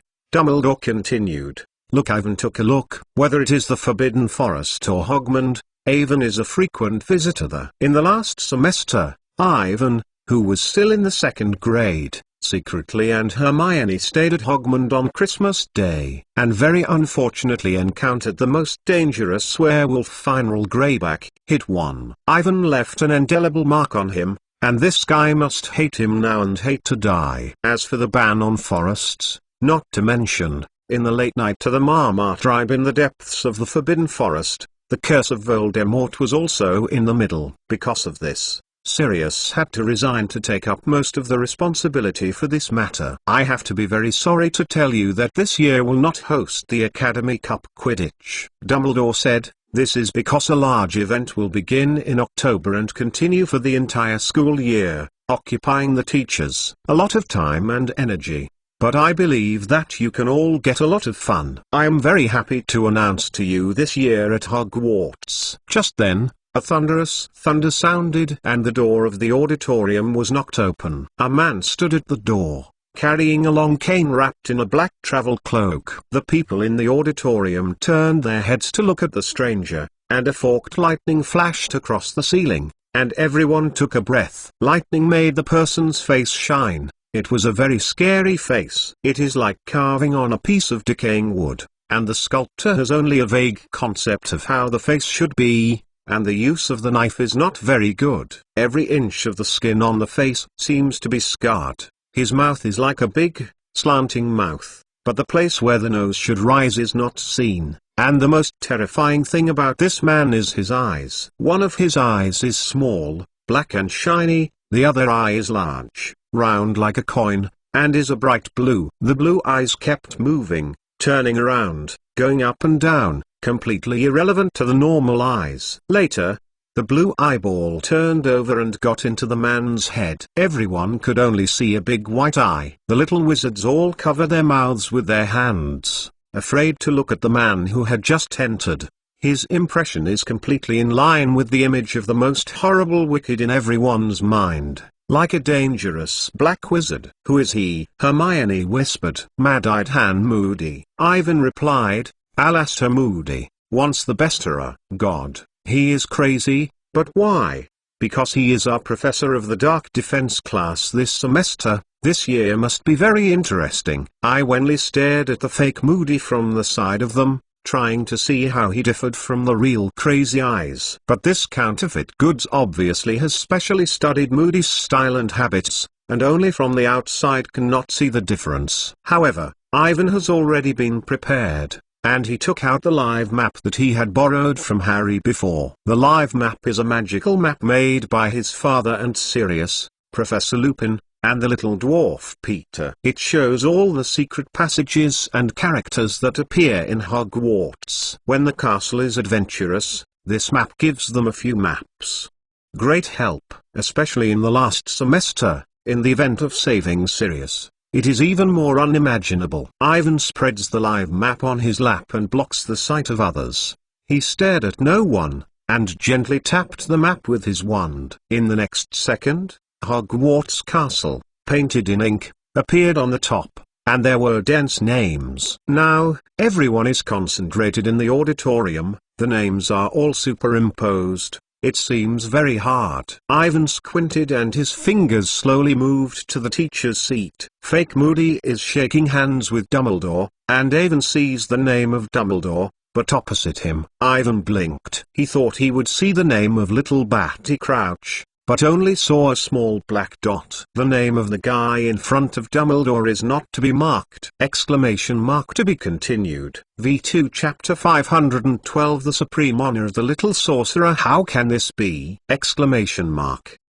Ivan blinked and confirmed again and again. As long as he looked up, he could see Moody standing opposite Dumbledore, and the two were whispering something. But on the live map, only Dumbledore can be seen, and there is only a small black dot on the opposite side of his name. The live map has lost its effect, and Ivan is still experiencing this situation for the first time. The guy who fakes the Mad-Eye Han Moody, his name cannot be marked. From the perspective of the magic of name learning, that person must have applied spells to his own name, as Voldemort did. Whenever someone reads his name, his location is perceived. The magic used by this guy is to keep his name from being tracked and marked by any magic. Using this magic for the name, only the most evil and powerful black wizard will do this. This requires a lot of magic and harsh casting conditions, and Mad-Eye Moody will definitely not use this black magic. If the current fake is his Little Batty Crouch,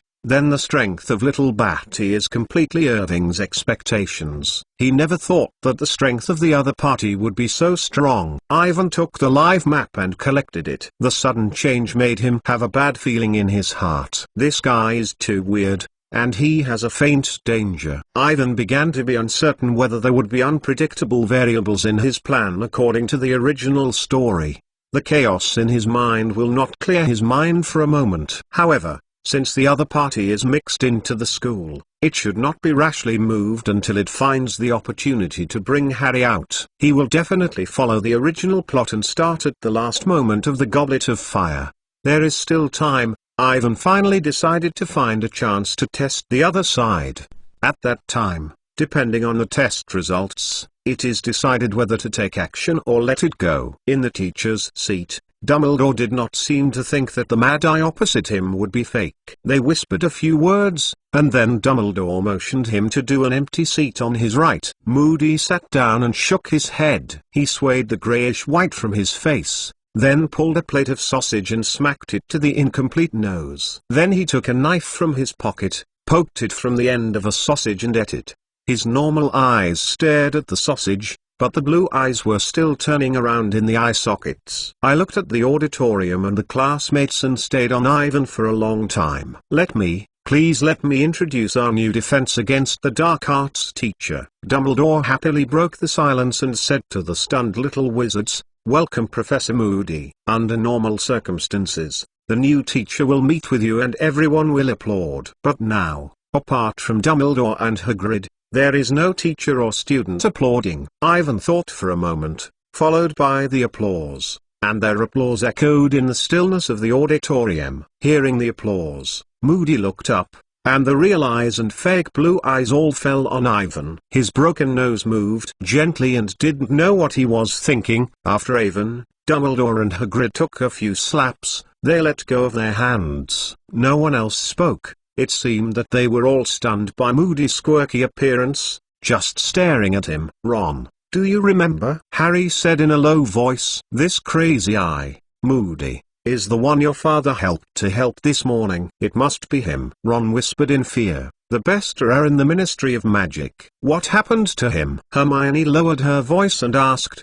"What is his face?" "I don't know, but it looks very good," Ron whispered, looking at Moody with a fascination. Moody seems to be indifferent to everyone's cold reaction. After looking at Ivan for a while, he will continue to eat. He ignored the large can of pumpkin juice in front of him, but put his hand into his travel cloak, took out a curved bottle and drank a big swig. When he raised his arm and drank, the cloak he had dragged on the ground was picked up a few inches. You can clearly see the fake legs of a few inches of wood carving under the table, and the bottom is a claw-shaped foot. "Well, let's go back to the topic." Dumbledore cleared his throat and looked at the many students in front of him, even though everyone was still staring at the Mad-Eye Moody. "The next year, in the months to come, we will be honored to host a very exciting event that has not been held for more than a century. I am very happy to tell you that the top 3 will be in Hogwarts this year." Held. God, I didn't get it wrong. "You are joking." Since Moody's entrance, the atmosphere of the auditorium has been shrouded and it has been broken. Almost everyone laughed and urged Bledo to smile with appreciation. The students born in the wizarding family are more or less aware of the news of the top 3 hegemony, and they have this content in the stories they heard from childhood. For the little wizard in school, this is the supreme honor. The students who were born in moles were also rushing to find out, and after knowing what happened to the 3 Strongs, they were also amazed and excited to talk about it. Yeah, some of you still don't know what is going on in this hegemony, so I hope that those who understand the situation can forgive me for a little explanation here. I will allow their thoughts to be a little short. Blido smiled and said, "As we all know, the top 3 competitions are a kind of friendship competition between Hogwarts, Booth Barton and Dimstrom, the 3 largest magic schools in Europe. This is a very good show. The platform and helping young wizards in different countries to establish friendships have become a tradition in the past, but later, there were too many deaths and the top 3 competitions were interrupted." "The number of deaths?" Hermione whispered, looking at Dumbledore with horror. "There is no such thing in the book. But most of the students in the auditorium are not as nervous as she is, and many people are excited to whisper. Everyone is anxious to hear the specific details of the top 3 competitions. It seems that they are not interested in those who died more than 100 years ago. For centuries, people have tried several times to resume that hegemony," Dumbledore continued, "but none of them succeeded. However, our Ministry of Magic's International Magic Cooperation Division and the Magic Sports Division believe that another attempt is made. The time is ripe. We have done a lot of work this summer to make sure that every warrior is not in danger. In October, the principals of Booth Barton and Dimstrom will lead their carefully selected competitors. The ceremony of picking their warriors will be held on Halloween. An impartial referee will decide which students are most qualified to compete. The 3 Strong Cups, To win honors for their school, individuals can also get a 1,000-gallon bonus. Whether it is for individuals, colleges or schools, this will be a very high honor. I hope you can know this. To be continued. V2 Chapter 513 No entry subscription. I want to participate, Fred said in a low voice over the table. How could this kind of thing happen to us? George agreed. Thinking of the possibility of obtaining such honor and wealth, the two of them were excited to shine like them. The illusion of being a Hogwarts warrior is more than one. At the desk of each college, you can see someone or watching Dumbledore enthusiastically, on whispering with your neighbors excitedly. But Dumbledore spoke again and quieted again in the auditorium. I know that you are all eager to win Hogwarts trophy for the top 3, he said. But the participating schools and the Ministry of Magic agree that an age limit should be set for this year's competitors. Only 17 years old. That is to say, students over the age of 17 are allowed to register for consideration. We feel that. Dumbledore raised his voice slightly because some people listened to his words and then protested with anger. I hope you understand that this measure is necessary because the project of the hegemony is still very difficult and dangerous. No matter how many precautions we take, it is impossible for students under grades 6 and 7 to deal with it. It will ensure that no one of the age-deficient students will deceive our impartial referees and become the warriors of Hogwarts. His eyes glanced over the rebellious faces of Fred and George, and the blue eyes shone with meaningful light. Immediately, the gaze turned to Ivan, which seemed to become more profound.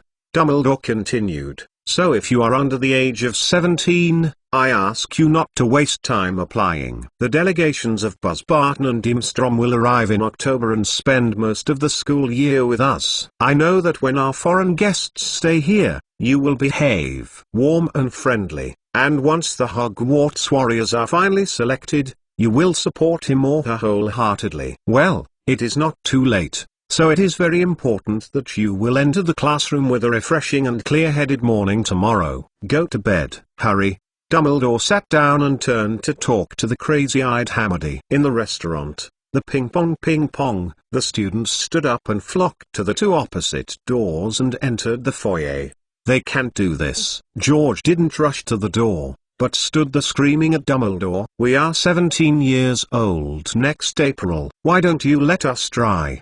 They can't stop me from participating, Fred said, screaming at the main guest table. When you are a warrior, you can do a lot of things that you usually don't want to do, and there is 1,000+ long bonus. Yeah, said Ron, his face showing a sly look. Yeah. 1,000 gallons. This is the most unfair to Ivan. He is the strongest little wizard in the school. Ivan has proved this. Hermione frowned and said, but now, because of his age, he is not allowed participate in. If Ivan can't be a warrior, I don't see who is in the school. Harry nodded. This is really ridiculous. Yes, we have to talk to Dumbledore and let him change the charter, Fred said. Okay, let's go. Ivan said, if you don't leave, there are a few of us left here. In fact, he is not worried at all. No one can stop him from becoming a warrior if he can put his name in the Goblet of Fire. Dumbledore blocked the magic of voting by a 7-year-old wizard.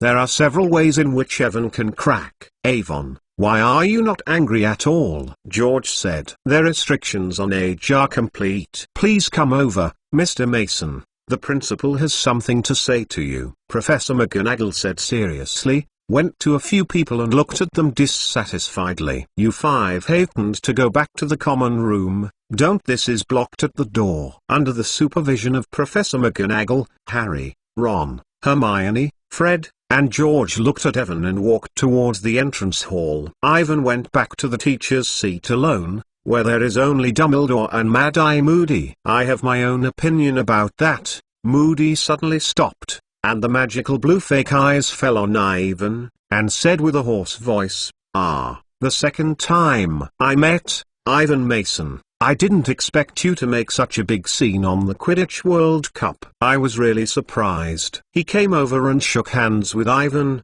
The hand was as scarred as his face, all scars. From a close look, The Mad-Eye Han Moody looks even more terrible. Ivan had seen him in the Ministry of Magic before, except for the two of them. Only Sirius and Mr. Weasley were present. In front of this fake Moody, this one knows that in order to disguise him, he has done a lot of work. "It's nice to meet you, Professor," Ivan whispered. "I didn't expect you to come to Hogwarts to teach. I didn't think about it before.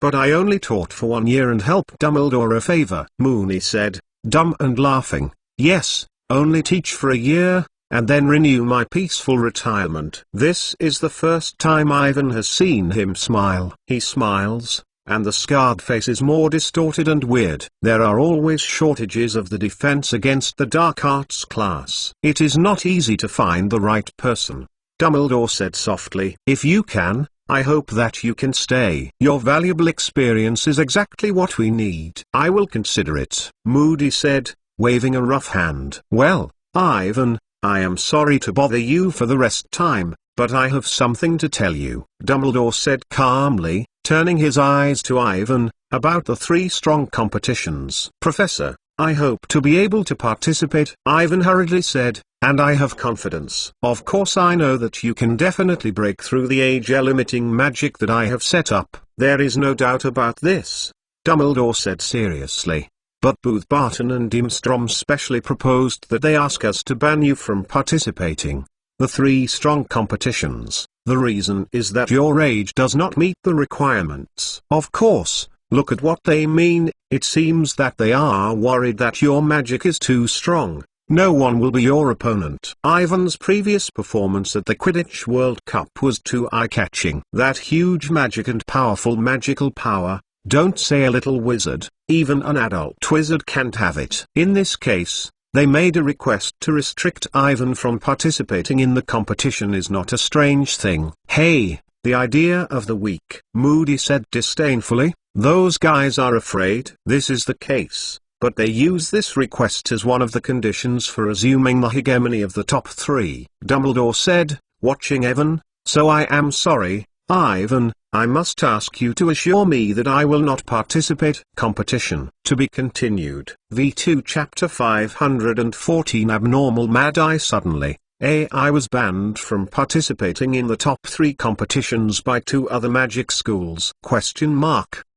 This is the second accident after the name of Moody's can't be marked by the live map tonight. It's too sudden, but it seems to be reasonable. AI's previous appearance in the World Cup was too high profile. Whether it was a duel with Caraus, or the magic to transform the main building of the stadium into a giant, it was already the imagination of most wizards. His reputation has spread throughout the European magic world and is spreading. Regardless of the idea, AI's strength has been recognized by the public, and now some even say that he is the successor of Dumbledore. Especially considering his age, AI's future is simply limitless. This is a good thing for Hogwarts and the British magic world, but it is bad news for other countries and forces. Just in front of you, if the warriors of AI Cheng Hogwarts participate in the top 3 competitions, then there is no warrior of Booth Barton and Dimstrand. They cannot beat AI. The so-called 3 strong competitions will be completed as a stage for AI to show strength. Booth Barton and Dimstrand naturally do not want to be born in this kind of thing. They made a request and named it to ban AI. The reason is also very good,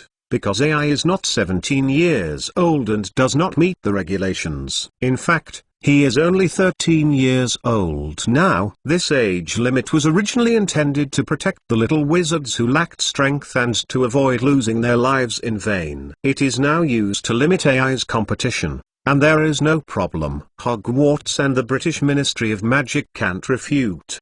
Because this competition was held in Hogwarts, Booth Barton and Dimstrand will enter the primary school for AG-approval students, bring them to Hogwarts, and Dumbledore will be responsible for the school. The little wizard who is under the age of 17 imposes restrictions. AI knows what magic he will use and there is a way to break that spell. Dumbledore naturally knows this, so he needs AI to make a guarantee that he will never enter the competition. To be honest, AI has little interest in this so-called 3 strong competition.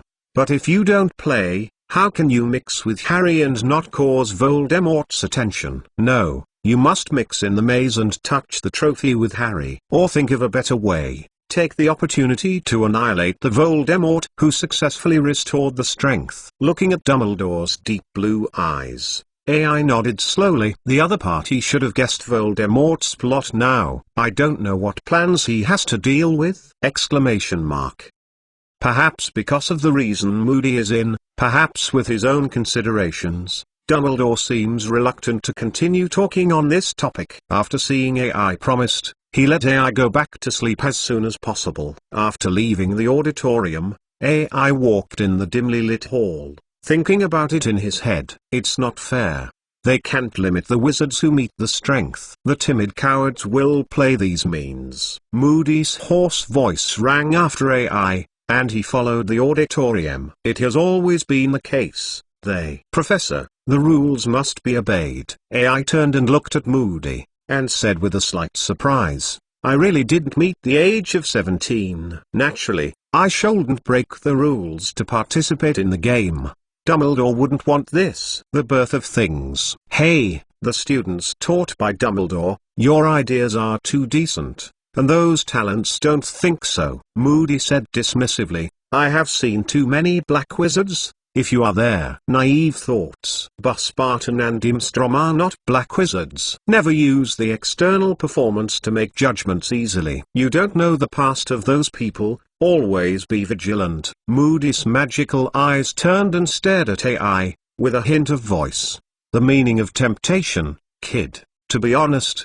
Do you want to participate? AI looked at Moody, and a strange thought rose in his heart. This fake Moody is really abnormal. Why did he come over and say this to himself? Looking at him, he seems to be tempting to secretly go to the top 3 competitions. But why did he do this?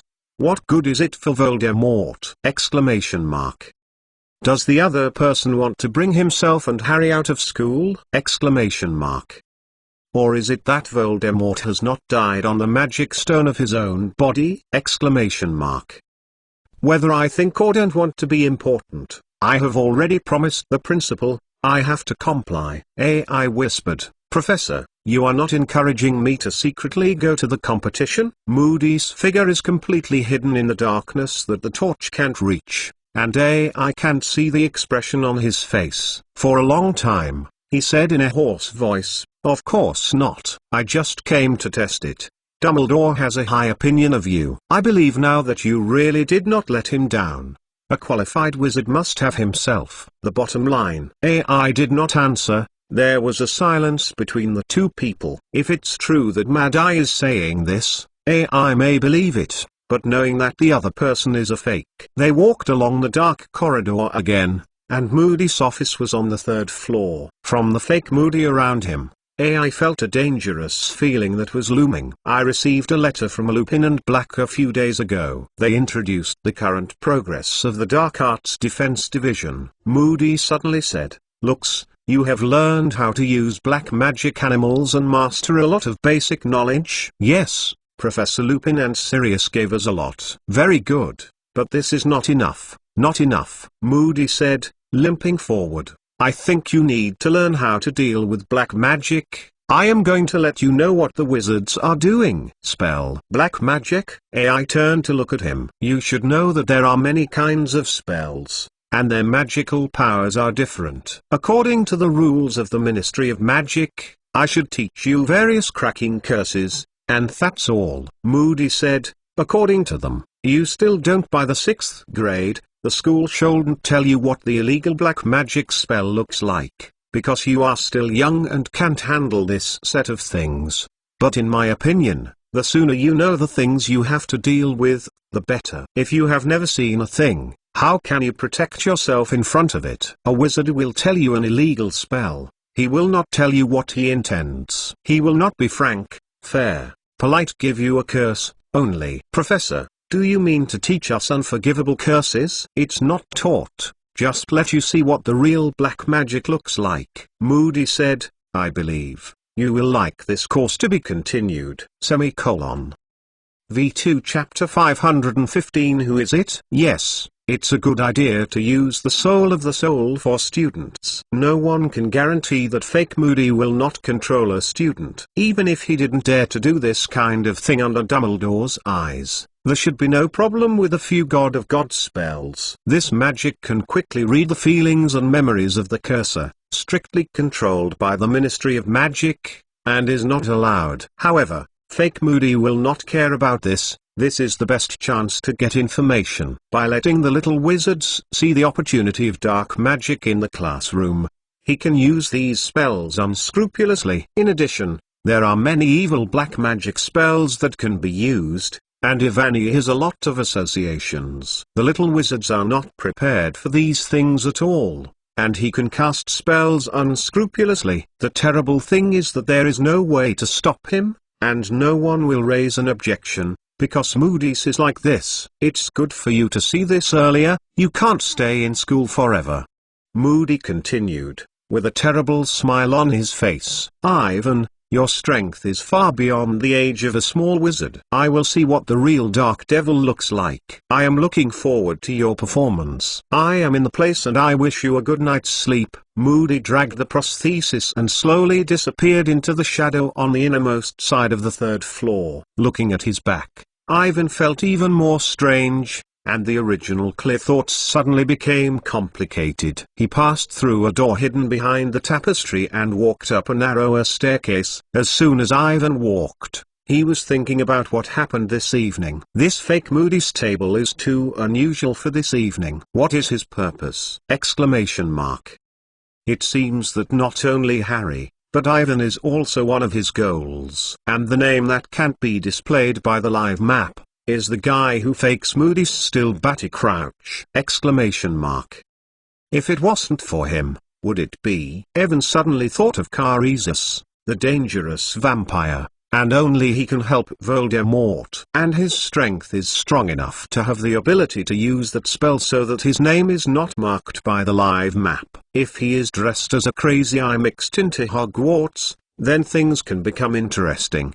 He and Voldemort are only allies, and there is no need to be loyal to him like the Death Eaters. Even to some extent, the goals of Carizus and Ivan are the same. Thinking of this, Ivan suppressed the uneasiness in his heart. He decided to contact the other party according to the original plan to see what the guy was doing. By the time Ivan returned to the Gryffindor Tower, Hermione was standing outside the common room waiting for herself. In the ticking of the rain outside, her slender body rested on the orange wood plaque on the corner. Hermione looks so beautiful now by the bright torches at the ends of the corridor. Looking at the standard spell, level 4 in front of him. She read the book very carefully and did not find Evan, who had come to the front. Evan didn't bother, just looking at her. She seemed to want to imprint this picture in her mind. Evan? For a long time, Hermione stretched out like a kitten and rubbed her eyes as if she noticed Evan standing in front of her. She hurriedly put the book up and stood up and said with a smile, "When did you come back?" Just now." "Why haven't you gone to sleep?" Ivan asked. "What about other people? They all talk about the top 3 competitions in the game and want to get away with it." Hermione said, "I don't think you have a new password. Just stay here waiting for you, afraid that you can't get outside." After hearing the words of Hermione's concern, Ivan felt extra warm and happy. He naturally took the girl's cold hand, and all the conspiracy and danger left him at this moment. Hermione did not resist, let Evan hold herself, but her face was blushing. The two people stood silent for a few seconds, as if they had recovered from the happy time. "Avon, what did Dumbledore tell you in the past?" Hermione asked. "He asked me to make a guarantee not to participate in the top 3 competitions." Ivan said, "You know, my age is not up to the requirements, and both Barton and Imstrand seem to think that my strength is too strong." "What?" said Hermione in amazement. "They banned you from participating in the competition?" "That's it. I have promised to Dumbledore," Avon said. "Can't participate in the competition." He was still worried about the next plan. But if fake Moody is posing for Carius, there are other solutions to this matter. so don't worry. Perhaps it will become even simpler. Ivan feels that it may be a good choice to talk directly to the other party to understand the purpose and plan of this vampire. If he just wants to bring Harry's blood to Voldemort, they may be able to cooperate. Of course, before this, you must first determine the identity of the other party. It's very unfair, right? Said Hermione, dissatisfied.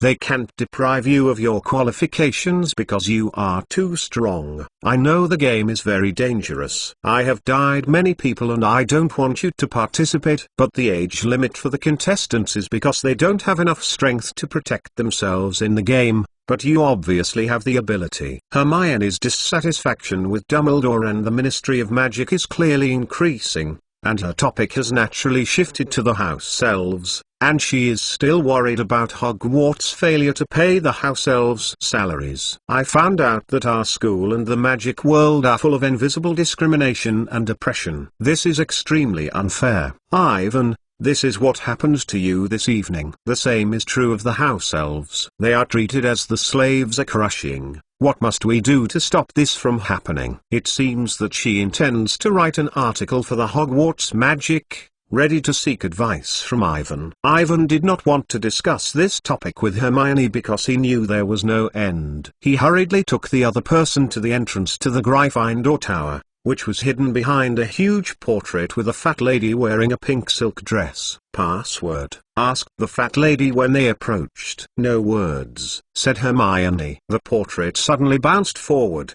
revealing a large hole in the wall, and they climbed in from here. The circular common room is filled with tables and soft, collapsed armchairs, and the fire is burning. Hermione's gaze glanced at the flames of a cheerful jump, and Evan clearly heard her screaming slave labor. Next to the fireplace, Harry, Ron, Fred, George, Neville, and Colin and his brother Dennis are sitting there, still talking about things related to the top three, from age. These guys are not qualified enough. They are discussing what Dumbledore said to judge who is the Warriors referee and guess who he will be. No matter who he is, anyway, we are the ones we want to deceive. I think 1 or 2 drops of aging agent, said Fred, clenching his hand in the palm of his hand. But Dumbledore knows that you are not old enough, said Ron. Yeah, but whoever is a warrior is not up to him, is it right? Fred said, I heard it. It seems that the referee knows who wants to participate,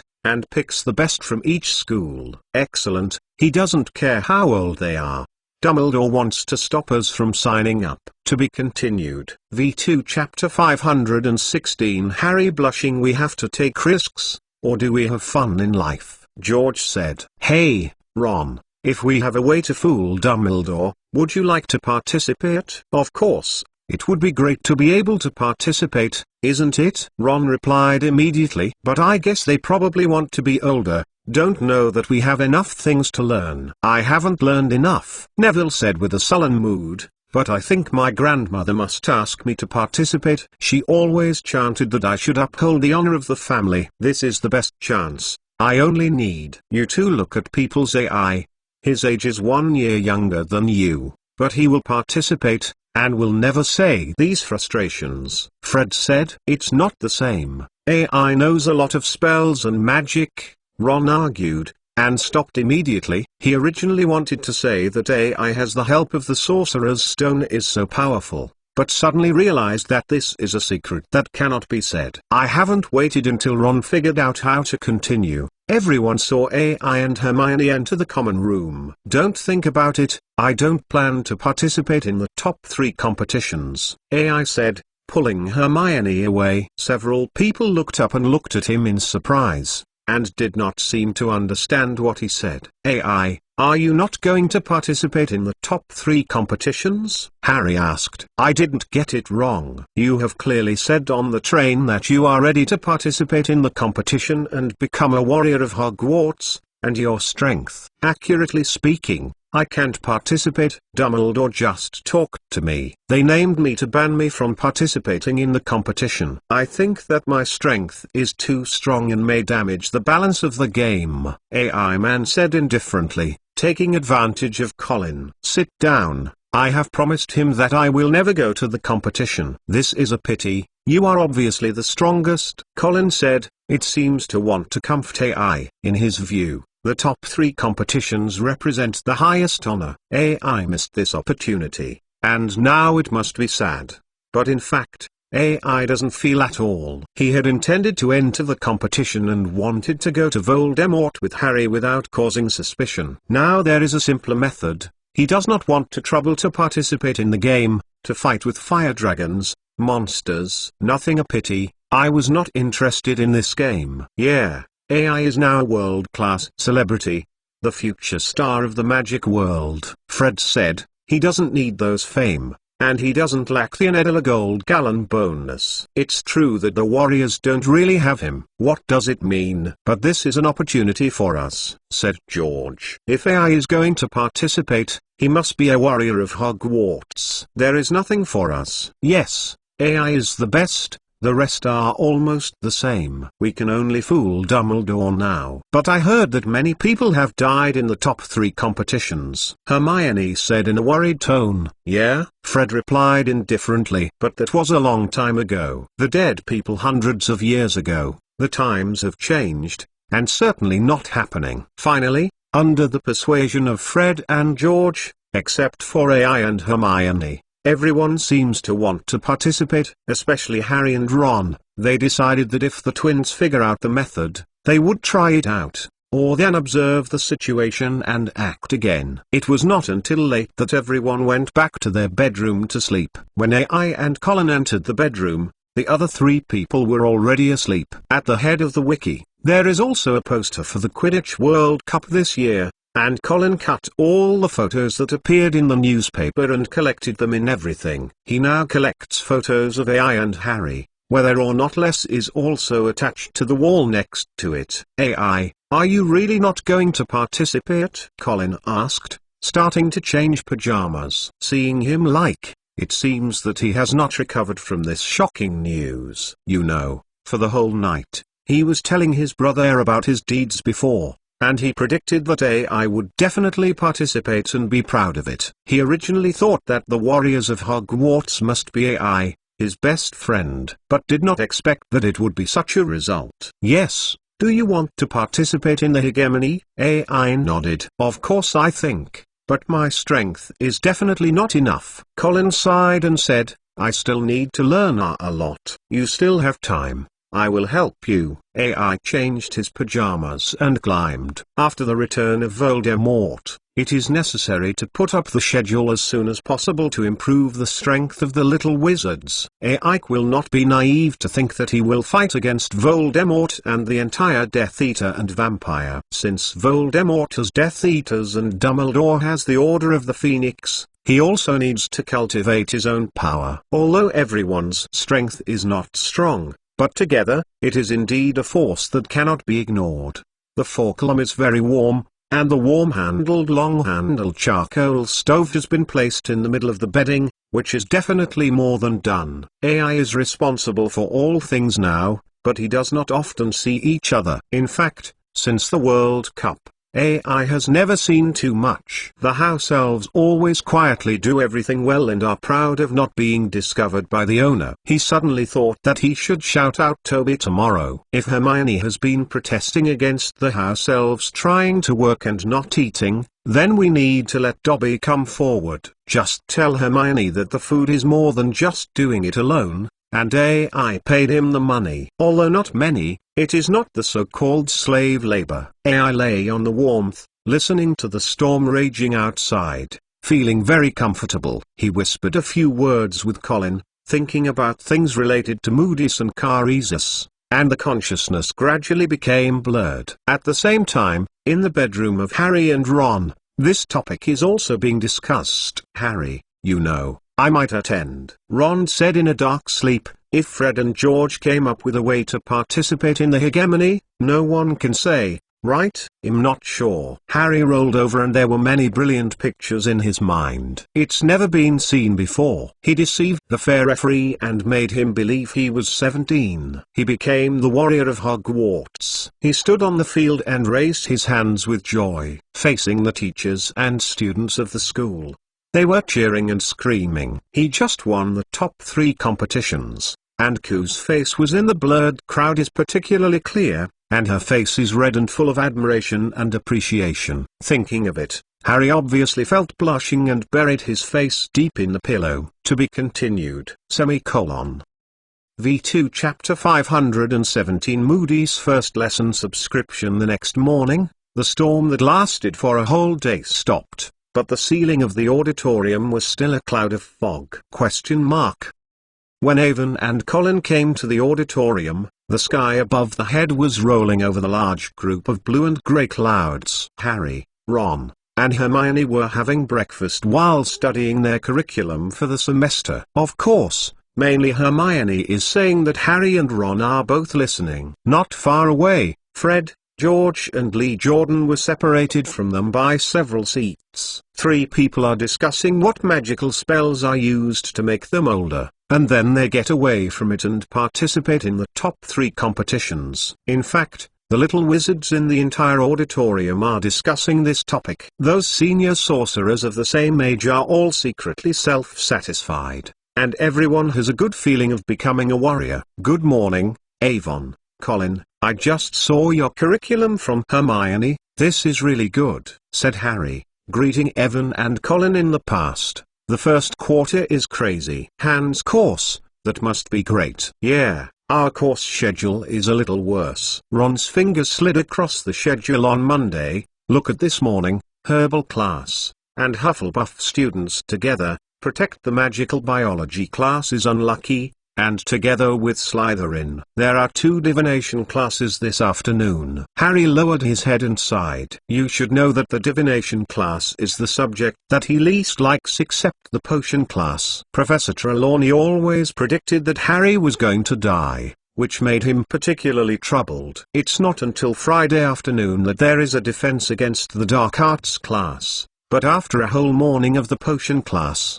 Ron went on and read, this is really bad. Why can't we be like the 3rd grade? Put this class on Monday. Harry also nodded and agreed with Ron. If they know that Moody intends to use black magic such as unforgivable curses on students, I don't know if I will expect them. Ivan, this is your curriculum. I marked the above course with magic and it will automatically remind you. Hermione handed the curriculum to him. So you won't see it because you read it in the library. Enthralled. Forgetting the time leads to being late. Thank you.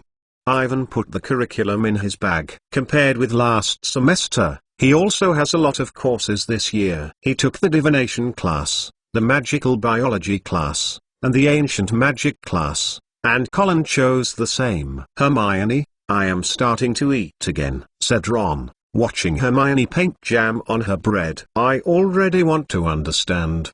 There is a better way to show the position of the elf's rights, Hermione said proudly. Yeah, and you are hungry, Ron said with a smile. In any case, it is a good thing for Hermione to take the initiative to eat. Otherwise, Ivan still has to prepare food for them separately. After a while, when they discussed what animals Hagrid would show to you in this year's Magical Protection Division, Hedwig flew into the auditorium with the owl rain, which was a package of Sirius. He sent Harry a lot of candy to everyone, which made Harry look particularly happy. On the first day of school, the owls brought a lot of things from the little wizard's house that they forgot to bring to Hogwarts. Over time, this has become the tradition of the school. From the owl mail inside the home, for the first time, Harry received the parcel at this time, giving him a warm feeling of home. After eating sooner or later, several separate classes go to different classes. Harry, Ron, and Hermione were going to the outside greenhouse for herbal medicine,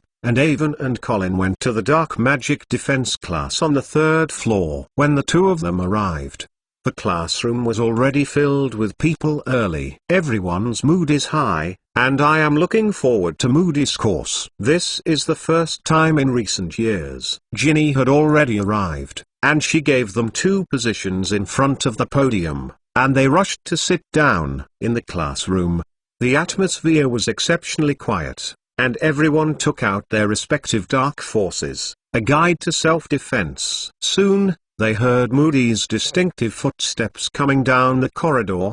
He walked into the classroom and looked as strange and scary as usual. Everyone can see that his claw-shaped wooden feet are exposed from under the robes. "Take these things away," he said sullenly, and walked to the podium with the crutches and sat down. "These textbooks, you don't need them. I can't use them in my class. Out of your wand." The little wizards put the books into the school bags, and they were extraordinarily excited. According to past experience, taking out the wand means that this course will be very interesting. A few seconds later, Moody took out the roster. He shook his head and shook his long white head from the twisted, scarred face and began to name it. His normal eyes moved down the list, and the magical eyes kept turning around and staring at each of the responding students. "Okay." When the last classmate answered, he said, "I have received a letter from your predecessor, and I have some understanding of your current progress in dealing with dark creatures. Although you have accumulated a certain foundation, but still lack of practical experience and no real black magic, this is the most crucial thing." The magical eyes turned, and Moody rewrote the set of words that I had said last night. He told everyone to be prepared and be vigilant. "Very well, who do you know? Which spells will be used to make the wizard the most severe punishment of the ministry?" Ivan sighed, and sure enough, this guy is really ready to use the unforgivable curse in the classroom. No one in the class answered, and the little wizards seemed to be frightened by Moody's theory. They looked at each other uneasily, and finally set their sights on, expecting him to answer the question. "Mason, you come to answer," Moody said, after confirming that no one answered. Directly called the name of Ivan. "Professor, there are many spells that the Ministry of Magic prohibits the use of wizards. There are probably tens of thousands of legal documents that are still being executed. The time can be traced back to the millennium. There are tens of thousands of spells involved.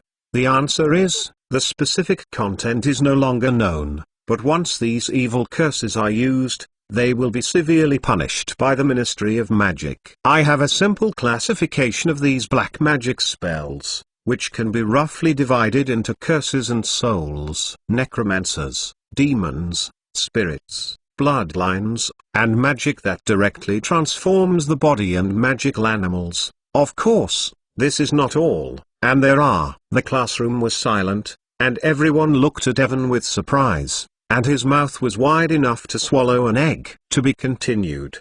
8v2 Chapter 518 3 Unforgivable Curses Subscription. All third-year students seem to realize that Ivan originally understood so much. In the past, they only knew that Ivan's strength was strong, but to what extent and how strong the law was, no one had a clear concept. The Hogwarts little wizard generally believes that he is only a peer, but still weaker than the upper grades. After waiting for the World Cup not long ago, everyone is now, and the strength of Ivan is already strong enough to shock the entire magic world. In today's class, Ivan said in one breath that so many unseen black magic. The little wizards in the classroom all took a breath of cold air and looked at Ivan unbelievably. Needless to say, tens of thousands of black magic is normal magic. They only master more than a dozen, 20. Everyone has an illusion, as if Ivan is a professor of defense in the dark arts. Obviously,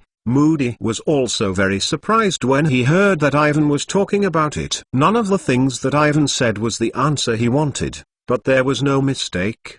He knew that he had to stop the other side. If he let Evan speak, he can say a whole class.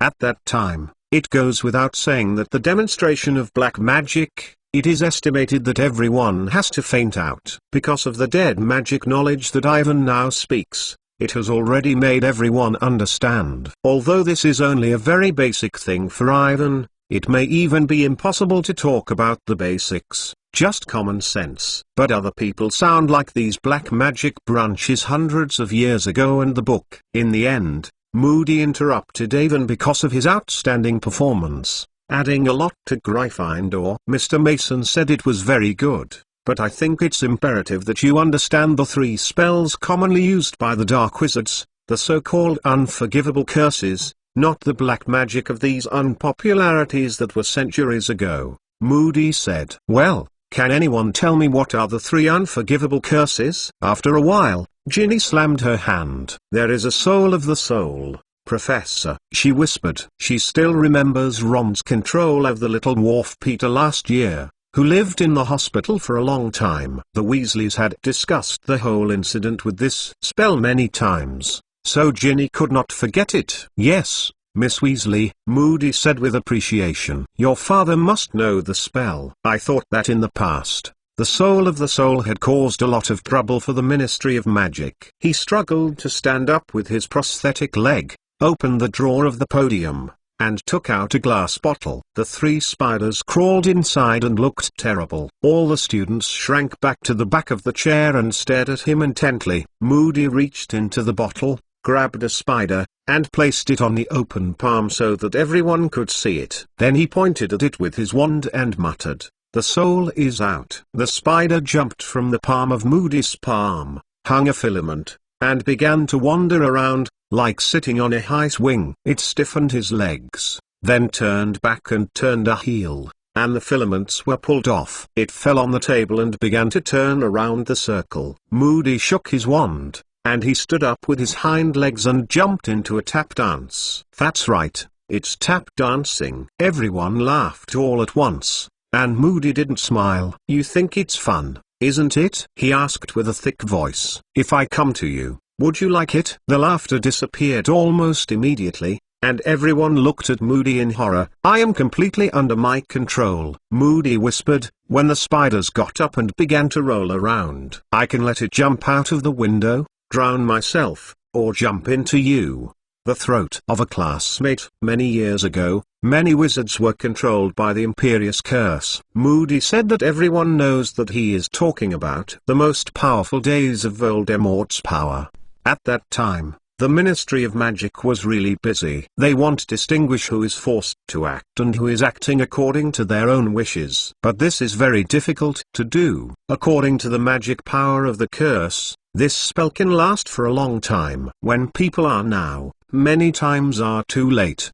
At that time, it was estimated that no one dared to believe the people around them because they could not determine whether the other person was controlled by the Imperious Curse. It's quite possible that you just spoke a few words about Voldemort with your best friend in the morning. When you get home from work, you will see the dark marks drifting over your home and all your family members are dead. Imagine what kind of horror it is. The soul of the soul can be resisted. I will teach you the method, but it requires a strong personality. Not everyone can master it. You should try to avoid being hit by it and be vigilant at all times. He suddenly yelled and shocked everyone. He grabbed the spider that turned over and threw it back into the glass bottle. Who else knows what spell? What are the 2 unforgivable curses? Next, a Slytherin student stood up and said the rest of the 2, which were the Heart Mantra and the Kill Curse. Moody gave it to everyone, masking the 2 spells on the spider. I saw a magnified spider twitching in front of myself, shaking the body from side to side, twitching hard, and shaking a leg hard. This is definitely not a pleasant experience. As for the killing of the curse, it is not necessary to say that after Moody's wand has a dazzling thorn that can't open the green light of the eyes, the spider just in front of him who is still alive and kicking is so silently dead. It turned over and lay on his back on the table with no scars on his body. In the empty classroom, it seems that an invisible behemoth flies through the air, which is the shadow of death. It has just arrived here, taking away the life of the spider in front of Professor Moody's wand. Several students did not hold back, screamed hard, and everyone's expression was terrified to the extreme. In the subtle messy sound of the Avidoso curse, Ivan can feel a powerful force. This power acts directly on the soul and life, and no one can resist it. All of the protective magic that Ivan knows is only a few that can defend against the curse, but it costs a lot. Among them is the ancient blood curse used by Harry's mother, Lily. She used the blood curse to protect Harry, but the price paid was her own death. It's not very good, Moody said calmly, sweeping the dead spider from the table to the floor. It's unpleasant, and there is no crack. There is no way to resist it. As far as is known, only one person has escaped from this. a spell. Everyone knows that the person he said is Harry. Killing a curse requires a very powerful magical power. You can take out your wand and point it at me. I can read this spell. I suspect that I will only have a nosebleed at most. Moody said that magic eyes are in everyone. The face of panic and uneasiness crossed. But that doesn't matter. I came to teach you how to recite a spell. Of course, the people he said certainly did not include Ivan, although Ivan does not have any evil fallen souls and thoughts. But with strong magic, it is enough to make the use of the killing curse become extraordinarily powerful. In the general sense of horror, will not be hit when hit. A little nosebleed is as simple as that. To be continued. V2 Chapter 519 Jump 3 times in place. Maybe someone has to ask, since there is no curse, why should I show you this? Moody shouted and shocked the class. Because you must understand. You must be fully aware. What is the worst? You don't want to find yourself facing the situation you are facing now. Be alert at all times. Well, these three spells, Overdos's curse, the curse of the soul, and the curse of the soul are all called unforgivable curses. Any one of these spells can be used on humans, enough to sit in Azkaban for a lifetime. Jail. This is what you have to learn to resist. This is what I want to teach you to resist. You need to be prepared. You need to be alert, but most importantly, you need to be vigilant and never let go. Feather pen. Record these. No one is talking, everyone is busy taking notes and recording these three unforgivable curses. Just as everyone thought that this section of the Dark Defense class that brought great touch to everyone would end, Moody suddenly said, "Next, I will use the soul of the soul directly on you to demonstrate the power of this spell. See if they can resist the influence of it." This was originally learned in the classroom. But since Ivan Mason is a genius who is known as the future star of the magic world, I think I can try it in advance. His words just said that there was a bang in the classroom, and various arguments suddenly seemed like a flood of suffocation. Everyone was surprised to see Moody and Ivan, a little face full of excitement.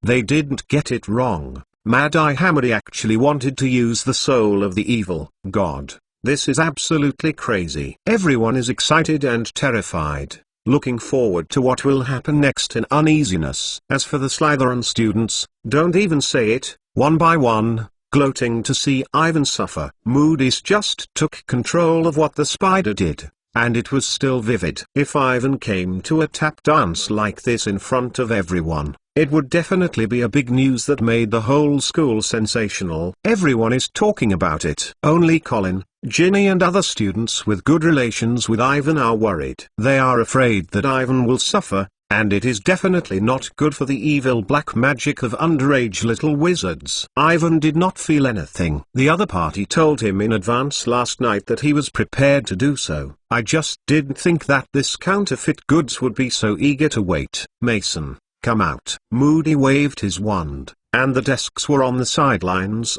leaving a large open space in the middle of the classroom. Professor, you want to use the soul curse for me naturally, but I have to remind you that it is a serious violation to use this spell on others. Ivan said slowly, you just said that it is enough to stay in Azkaban for a lifetime. It is not a pleasant place, there may be no fresh blood and food. A moment of silence. The other people blinked and stared at Evan, seemingly did not understand what he meant. Moody's incomplete nose shook unnaturally, but his face was expressionless. Thank you for reminding me, I will pay attention. He turned his eyes with magical eyes, staring at Ivan with a sly slyness, and said in a cold voice, Dumbledore wants me to teach you how to feel. If you are willing to learn the curse of the soul in a more cruel way, waiting for someone to read this spell to you, and control you completely in the palm of your hand, that's fine, I agree, you can go, never appear in mine. In class. The atmosphere is tense, the students in the classroom are watching two people,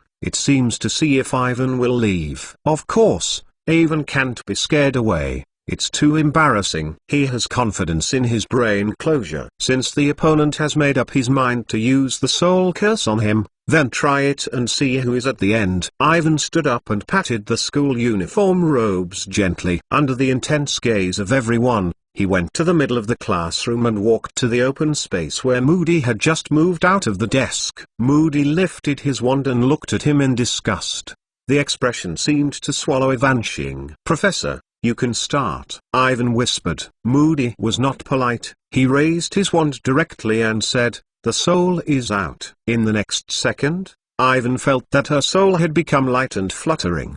"The thoughts and worries in my mind are swept away, leaving only a misty, invisible joy." He stood there, feeling particularly relaxed, carefree, and vaguely aware that everyone was watching him. Unlike the ordinary sorcerer's curse, Moody's magic carries a strange power. This power is particularly powerful and special evil. Driven by it, the power of the soul curse is far beyond the power of the general black wizard. The powerful force is pulling the soul of Ivan, taking him away from his body and never coming back. However, compared with the power of the evil spirits, this is not enough. Almost at the moment when Moody's enchanted the curse, Ivan's brain closure was naturally initiated. All the external spiritual invasions were all resisted, and the power of magic could not penetrate into the brain of Ivan. In that kind of feeling of floating in less than a second, his consciousness returned to his mind. The scenery in front of her eyes gradually became clear, and Ivan cracked the powerful spirit of the other. However, fake Moody did not know. No matter who he is or how strong his strength is, he probably didn't think that Ivan would break away from the curse so quickly. He thought that Ivan had been controlled by himself. It was clear to see that his terrible face flashed a glimmer of joy. Ivan did not say anything. "I want to see what the other party is going to do next." Then, I heard Moody's voice echoing in a distant corner of his head. "Jump up, jump 3 times in place. Jump 3 times." This request is too simple, and Ivan jumped 3 times in the same place, according to the other party's orders. He could hear a sneer in the classroom, and the Slytherin students probably thought they were controlled by the Imperious curse before they made such a funny action. They called Moody to control Ivan to do it. More excessive things. Moody nodded and agreed, and seemed to be satisfied with Ivan's reaction.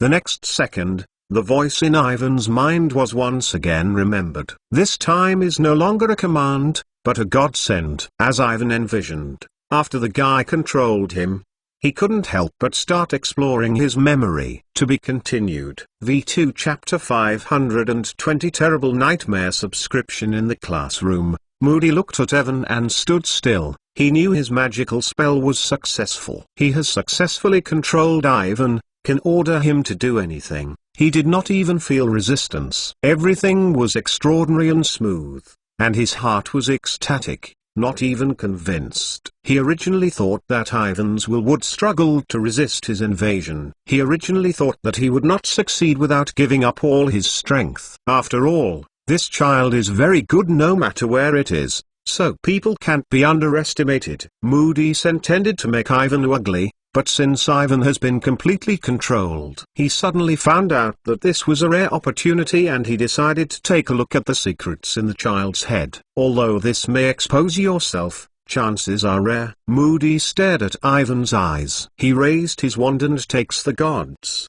The picture in front of me is changing rapidly. The huge body of the evil spirit appears in one, twisted and ugly. It floats in the air. The giant mouth slowly opens, and there is a green mucus inside, which is covered with many black fangs.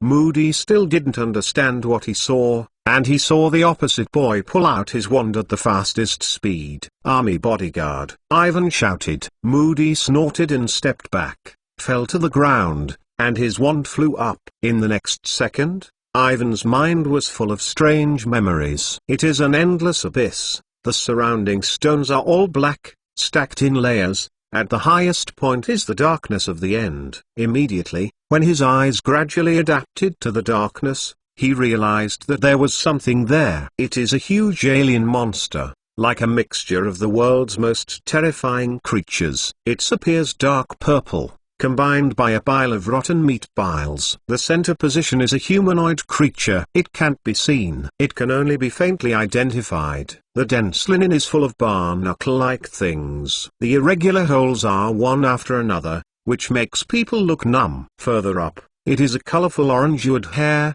like the texture of a poisonous spider. A sturdy, white-boned spine extends downward, centering on it, and the twisted grotesque torso extends all around. Ivan saw many of the characteristics of the familiar miraculous animals, but all were plausible, as if someone had mixed the bodies of hundreds of magical animals and then smashed them, and then casually combined them. This is definitely the worst work in history, just a horror nightmare monster that can make people dream. For example, the extension that is closest to the middle is a body resembling a basilisk. The bottom of the dish does not see the end. It is faintly visible that there is a head of a dragon that looks like a dried dragon in the dark. The body of the basilisk is no longer a beautiful dark green scale, but instead is a purple pleated muscle texture. Every few feet, there is a blue or yellow trembling, squirming, and it seems that there is a possibility of rupturing the open tumor at any time. There seems to be something hidden inside,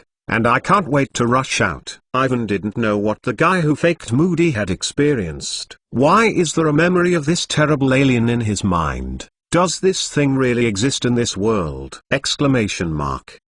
Perhaps this is a new evil spirit, because they all look so crazy and indescribable. Just as Ivan was immersed in the horror of this creature, the powerful magic suddenly passed. He is very familiar with this magical fluctuation. He has seen it many times. It is the unique power of vampires. In front of this fake Moody guy is Carizus. Absolutely right. Ivan blinked and the picture disappeared. He was bounced out of Carius's memory. Opposite him, Carizus fell to the ground, holding his wand and pointing at himself, panting heavily. His body trembled slightly and his face was pale. Good. Very good. His hoarse voice said, both eyes staring at Evan. The students around them were all stunned, and the little faces were equally pale and full of horror and surprise.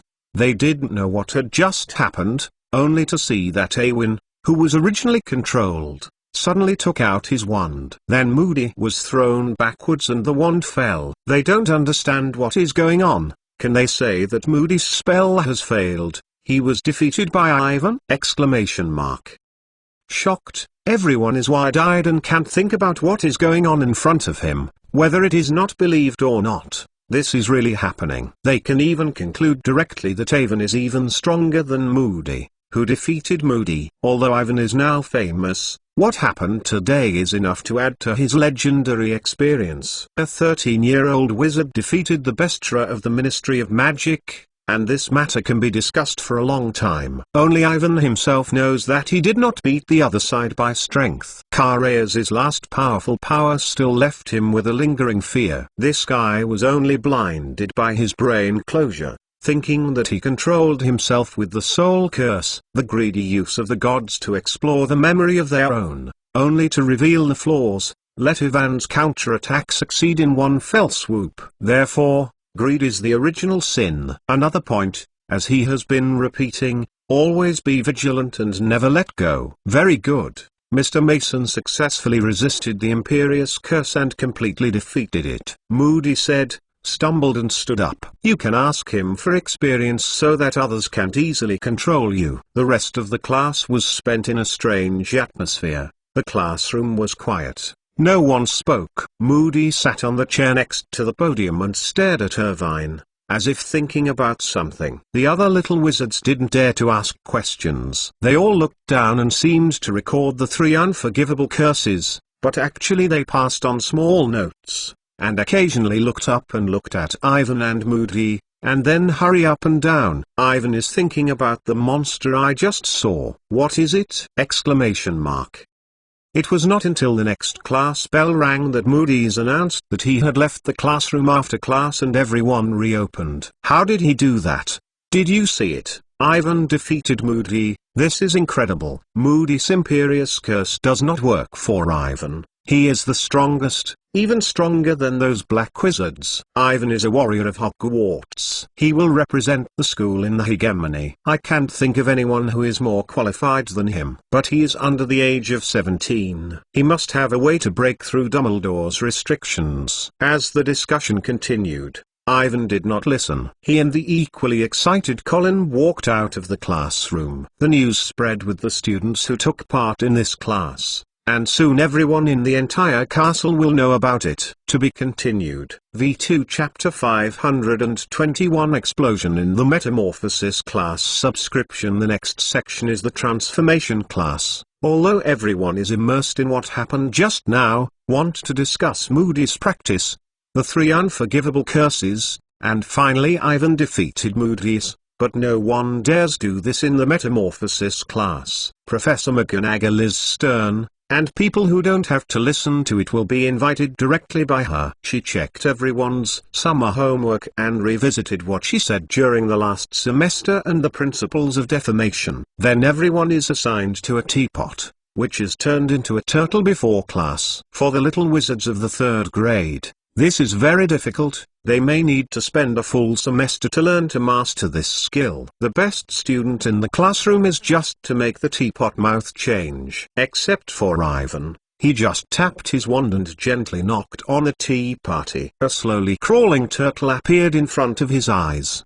The 3rd grade defamation course is too simple for him. Ivan looked up and Professor McGonagall was teaching the students of Hufflepuff on the other side of the classroom. Everyone focused on the teapot in front of him, waving his wand and trying to make it change. Ivan leaned to the right and covered his desk with his body. He looked at the turtle slowly moving forward, and the wand in his hand tapped on it. The tortoise's body twisted and began to deform quickly. The horror monster that was just seen in Moody's memory reappeared. What is this? Ivan stared at it with anxiety. He felt that his thoughts were in a mess, and he couldn't figure out what he was doing. He didn't see the whole picture of this monster. There are many places that are ambiguous and hidden in the endless darkness around the monster. But just seeing these is enough to make people feel shocked. The white bone spine extends down the center of the fuzzy humanoid object, each section corresponding to a strangely shaped torso. It is plausible by the mix of many magical animals. Ivan still remembers that at the bottom of the spine is a huge dark blue turtle shell. It is abruptly there, looks very hard and protects the inside of this monster body. But the most shocking thing is the humanoid body in the center. He has a feeling that this monster is centered on this humanoid organism and develops around. It is the core of this monster. The specific look cannot be seen clearly, but the top is densely covered with barnacle-like holes. It is like a shell soaked in the sea, slowly corroded by sea water, and parasitized by countless plankton. Ivan originally thought that since I saw the evil spirits, there is nothing in the world that can surprise myself. However, when he saw this monster in the memory of Carizus, he found himself wrong. This may be a new evil spirit, and the evil spirits that have seen the style before. Looking at the monster in front of him, Ivan couldn't help thinking, is this thing alive, or is it dead? Exclamation mark. Also, will this monster be the difficulty that Carizus and his people need to face? Exclamation mark. Carizus is a direct descendant of Slytherin. Is this monster related to Sarah himself? Exclamation mark. According to the currently known news, Salazar left Hogwarts alone in his later years. He took away the evil spirit created by the despicable Hybo and took away the remaining 2 parts, the brain and the trunk. Will this monster that Ivan sees the body of the evil that was taken away? Exclamation mark. The huge ruins beneath the Aragog's lair, and the abyss that stretched deep into the depths of the earth, have plenty of room to house the monster. Before Sarah left Hogwarts, it might have been placed there. This also explains why Sarah has to dig a deep pit in the Forbidden Forest. If it is only used to seal the eyeball monster, he can find a place, and does not need such a big project. So speculate that the humanoid organism in the center is the despicable Hybo himself? Exclamation mark. He used evil black magic to transform his body into of evil, becoming the immortal existence. Where is the rest of his body? There is such a possibility, but everything is a mystery, and Avon can only guess. Suppose this monster is a sacred created by the despicable Hybo, and he begins to think about Slytherin's deeds. As everyone knows, because of the small witch education concept, Sarah's later years and other three founders have become more and more divided and eventually left school. This is the official statement, but in fact, will he be related to this evil spirit when he leaves Hogwarts? Perhaps. The things of the evil spirits were discovered by the other three giants, and they had a disagreement on how to deal with them. The evil spirits should not be destroyed. With the tyrannical strength of the ancient warlocks, they can only be sealed. If you leave it in Hogwarts, it must be a problem. So Slytherin finally left with 2 parts of the remaining evil spirits. Since then, no one has ever seen him except for many legends. So where does he hide this guy? Why is it the trouble that the immediate descendants of the vampire must face? There are many conjectures in Ivan's mind, and each one is incredible. If he can clearly see the specific shape of the humanoid creature in the middle of the monster, he may be able to make a judgment. He also tapped the monster in front of him with his wand, and all parts of his body became more and more visible. Ivan tried his best to remember and magically show what he had just seen again. There are a lot of details that he didn't pay attention to before. He just took a quick look. Seeing this time, it may be decisive. Just like being magnified by a magnifying glass, the details on the monster are getting clearer and clearer. Ivan can see it right away. The next second, a loud bang. The monster in front of him suddenly exploded. It turned into a teapot, and the debris splashed everywhere. All the little wizards were shocked, and they all looked up and looked at Ivan. There was a whisper in the classroom, and everyone was wondering why Ivan's teapot exploded. Because I was just busy making my teapot deformed. No one noticed what happened to Awin here. Mason? Professor McGonagall walked over, glanced at the debris on the table and pouted. You have to learn to control your magic strength. You have entered too much magic, which exceeds the tolerance of the teapot itself. Deformation is just right, not the strength is better. You need to learn a lot. Ivan responded and returned to the front to retake a teapot. He still thinks about this in his mind. It is better to talk to the guy of Keresis directly than to guess it yourself. Since this has happened, it does not make sense to continue the stalemate. Ivan decided to ask him directly what the monster is, its origins, and what plans they had, how to get Harry out of school. Since Keresis is coming, not Batty Crouch, direct cooperation is the most correct choice. Continue to fight can only hurt both sides. Let Voldemort get profit. To be continued. V2 Chapter 522 Open and Honest Subscription. After class,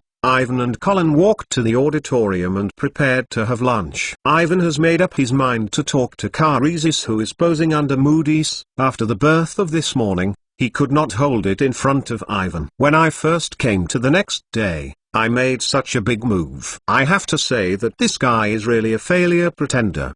They just came to the 3rd floor and saw Moody limping out of the classroom. Ivan let Colin go first. He turned and greeted Moody. Hello, Professor.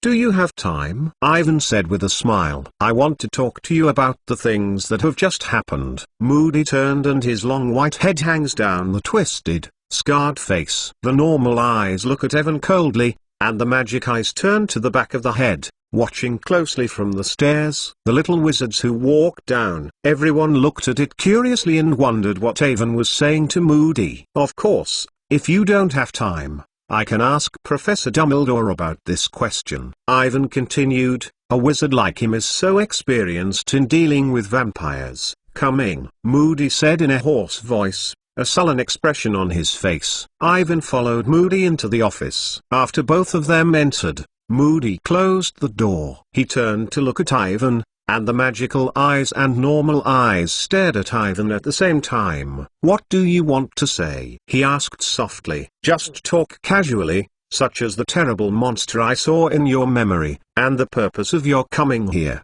etc. Anything can be said. Ivan put his hand behind his back.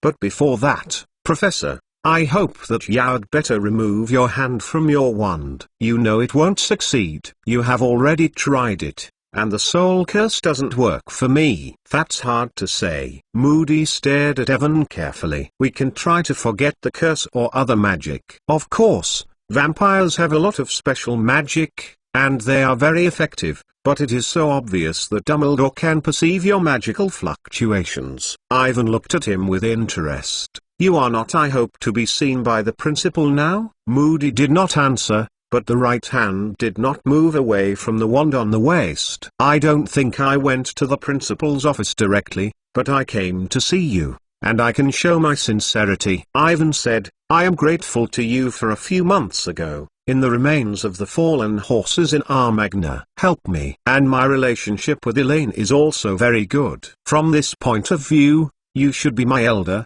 You have said this before. Unless you are already planning to follow Voldemort, I want to see cooperation is the most sensible choice. I don't understand what you are talking about, Moody said, but his right hand let go of the wand. It's too boring to go on like this. I recognize your magic, Carizus, Ivan said bluntly, turning around and looking around. You are using compound soup to become crazy eyes. Look. This is indeed a very practical potion. Even under the protection of the castle's ancient magic, it can work. The only inconvenient place is probably to take Moody at your side and get it from him. Deformed material. Let me take a look. Where do you hide him? When the top 3 owners of this office were the Avon had been here many times. In those days when Lockhart was on, the wall was covered with a picture of Professor Lockhart's smiling, squinting eyes. When Lupin was here, he often encountered some wonderful and fresh black magic creatures, which he got to learn from the school. As for Sirius, he maintains the style of Lupin, but it is more messy and can be interesting gadgets at any time. Now, there is a lot of weird stuff in this office. They were all used by Moody's when they were proud of Ira, and Carizus moved them out with impoliteness. On the desk, there is something like a cracked glass gyro, which is a speculum. On the corner of a small table, there is a weird thing. It looks a bit like a golden TV antenna, but it is particularly distorted, and it keeps squeaking. There was a mirror-like thing hanging on the wall opposite Ivan, but it was not the scene in the room. There are a lot of dark people in the shadows, but they are vague and not really cut. It looks like you broke all these things, Ivan whispered. Whether it's this speculum, the detector, or the mirror on the wall, they are all very useful detection magic items that can be clear. The ground is aware of the dangers around you. No accident. They should keep you reacting. If you keep their owner Moody in this box. Below the window is a large box with 7 keyholes in a row. I hate these things. They are too sensitive. Moody replied softly. More precisely, it is Carizus. Although he still looks like Moody, he has restored his usual tone and way of speaking, and he will not continue to pretend. Ivan, you really surprised me. In the last World Cup, I thought you and the girl were dead. I didn't think you would use the power of the Sorcerer's Stone. He took out the cup and poured 2 hot teas. This time is the same. I am now in my identity. I am too big. I should have thought that you will not be so easily controlled by the Imperious Curse. I thought I pretended to be very good. Even Dumbledore is not present. It's hard to say that the headmaster may have noticed it, but he didn't say it. Ivan came down from the chair across the table and said slowly, in Hogwarts, there is nothing to hold him. Awkward human wizard. Carexis whispered, looking at Ivan with great interest. Since my identity, what are you going to do? I said, I hope to cooperate with you. In a sense, our goal is the same. Is the goal consistent? Carizus repeated, his face smiling. For goodwill, I and my people have no reason to refuse. Before cooperation, there are a few questions. I hope that you can answer it first. First, what is the monster I just saw in your memory? Is it the dilemma you need to face? Ivan said, as I said before, I may be able to help you. You know, I meet the conditions mentioned in that prophecy. To be continued. V2 Chapter 523. The basis of cooperation subscription. The monster you saw is indeed the fate that I and my people need to face. a fate that there is no way to escape. Carius said in the hoarse voice of Moody, "Face it, our ending it has long been doomed, that is death and destruction. However, no one will be willing to die. Everyone wants to struggle, even if it is known that this is actually not very useful. The only thing to be thankful is that we do not need to defeat or kill it." What exactly is it? If you are the person mentioned in the prophecy, you will know sooner or later. Carius stared at Ivan and said earnestly, "Now tell you that there is no benefit, your strength is too weak, and you are not satisfied. By relying on the power of the Sorcerer's Stone, it is impossible to become a truly powerful wizard. After all, it is only external force. Moreover, this matter is related to the secret of our clan's inheritance of the millennium, and the glory of the surname of Slytherin. Only at the last moment can we say come out. I didn't even tell Voldemort about the glory of the name of Slytherin." Ivan stunned. This thing doesn't seem as simple as it seems. What secrets are hidden inside? Exclamation mark. Even the body of the evil spirit that Sarah took away should not be related to Slytherin's honor. However, from the words of Casus, it is certain that the monster must have a great connection with Salazar. It seems that to get the secret treasure key left by Slytherin, this monster is destined to be a barrier that cannot be avoided. Ivan sighed, and Slytherin was really troublesome. Since this can't be said, then let me talk about the purpose of your fake Moody's mixed into the school. Ivan said, "How are you and Voldemort ready to get Harry out of school? It is the top 3 competitions?" It seems that you all know. Yes, Voldemort wants to use that black magic to restore strength. He has always insisted that we bring Harry over and bring it to him, although I can't see what it means. Carlisle Scythe said, his finger tapped on the table. "The last time we attacked the Quidditch World Cup is also the reason. However, I can tell you clearly that this time it was not me. I just came over to help that human." "Is it a small Batty Crouch?" asked Ivan. "You have saved him? You actually know little Batty Crouch?" Carius looked at Ivan in surprise. "To be honest, I really want to see how many secrets are hidden in your head. I have never seen it like a wizard like you." "I have my own source," Awin vaguely said. "Where is little Batty Crouch? How is he going to bring Harry to Voldemort? What kind of conspiracy did you plan?" "I don't know any of the 3 questions you asked." Carius showed a bitter smile on his face. "After the last failure, Voldemort no longer believed us. They didn't tell me about these things. I only know that little Batty Crouch originally intended to use Moody's identity to implement his plan. But he now has a better choice." "Who is it?" "Whoever is possible. Moody's identity is too conspicuous. There are many things that are not suitable for doing." Carius said, "He may have been dressed as another person mixed into Hogwarts, hidden among you. As for the plan, only he knows that he has not contacted me until now. With the compound decoction, little Batty Crouch can change to another person at will. As for taking the person around and collecting the materials on his body at any time, as long as there is a box that has been expanded by the no trace of the curse, then this is not a problem, just like Carux used to imprison Moody. The same as this box. Little Batty Crouch can hide it somewhere in the school and won't be seen at all." Things got more and more troublesome, and little Batty Crouch secretly sneaked into Hogwarts, which was really bad enough. The feeling is very bad when I think that the classmates around me may be a madman and a Death Eater. In particular, the character of little Batty Crouch is paranoid, and in order to achieve his goal, he can use whatever means. No matter which angle he looks at, he is much more dangerous than last year's little dwarf Peter. He is an out-and-out Death Eater, the most dangerous black wizard. What makes Avon worry is that since there have been so many changes, then Batty Crouch will follow the original plot and turn the trophy into a door key, which will take Harry out of Hogwarts! Exclamation mark.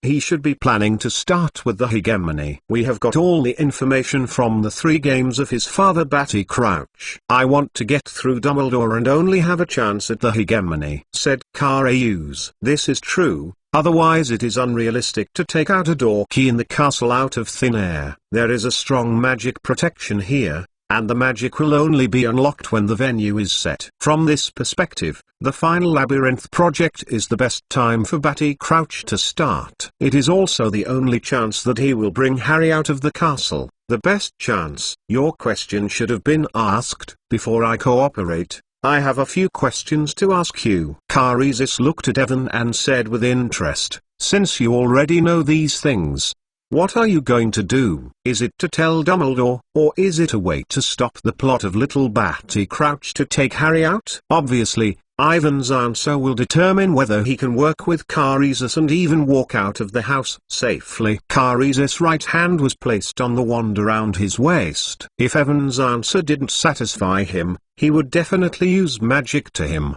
Compared with him, in the comparison of comprehensive strength, Ivan is still a lot worse. No, I just said that our goal is the same. Ivan said, although the purpose is different. We all need Voldemort to restore strength. He must use the blood of Harry to resurrect, so he must make small Barty Crouch brought Harry to Voldemort. He did not intend to tell Triwizard about the fact that there was a soul fragment in Harry's body. If the other party wanted to ask, he also thought about other words. For a time, Triwizard looked at Evan with his eyes wide open.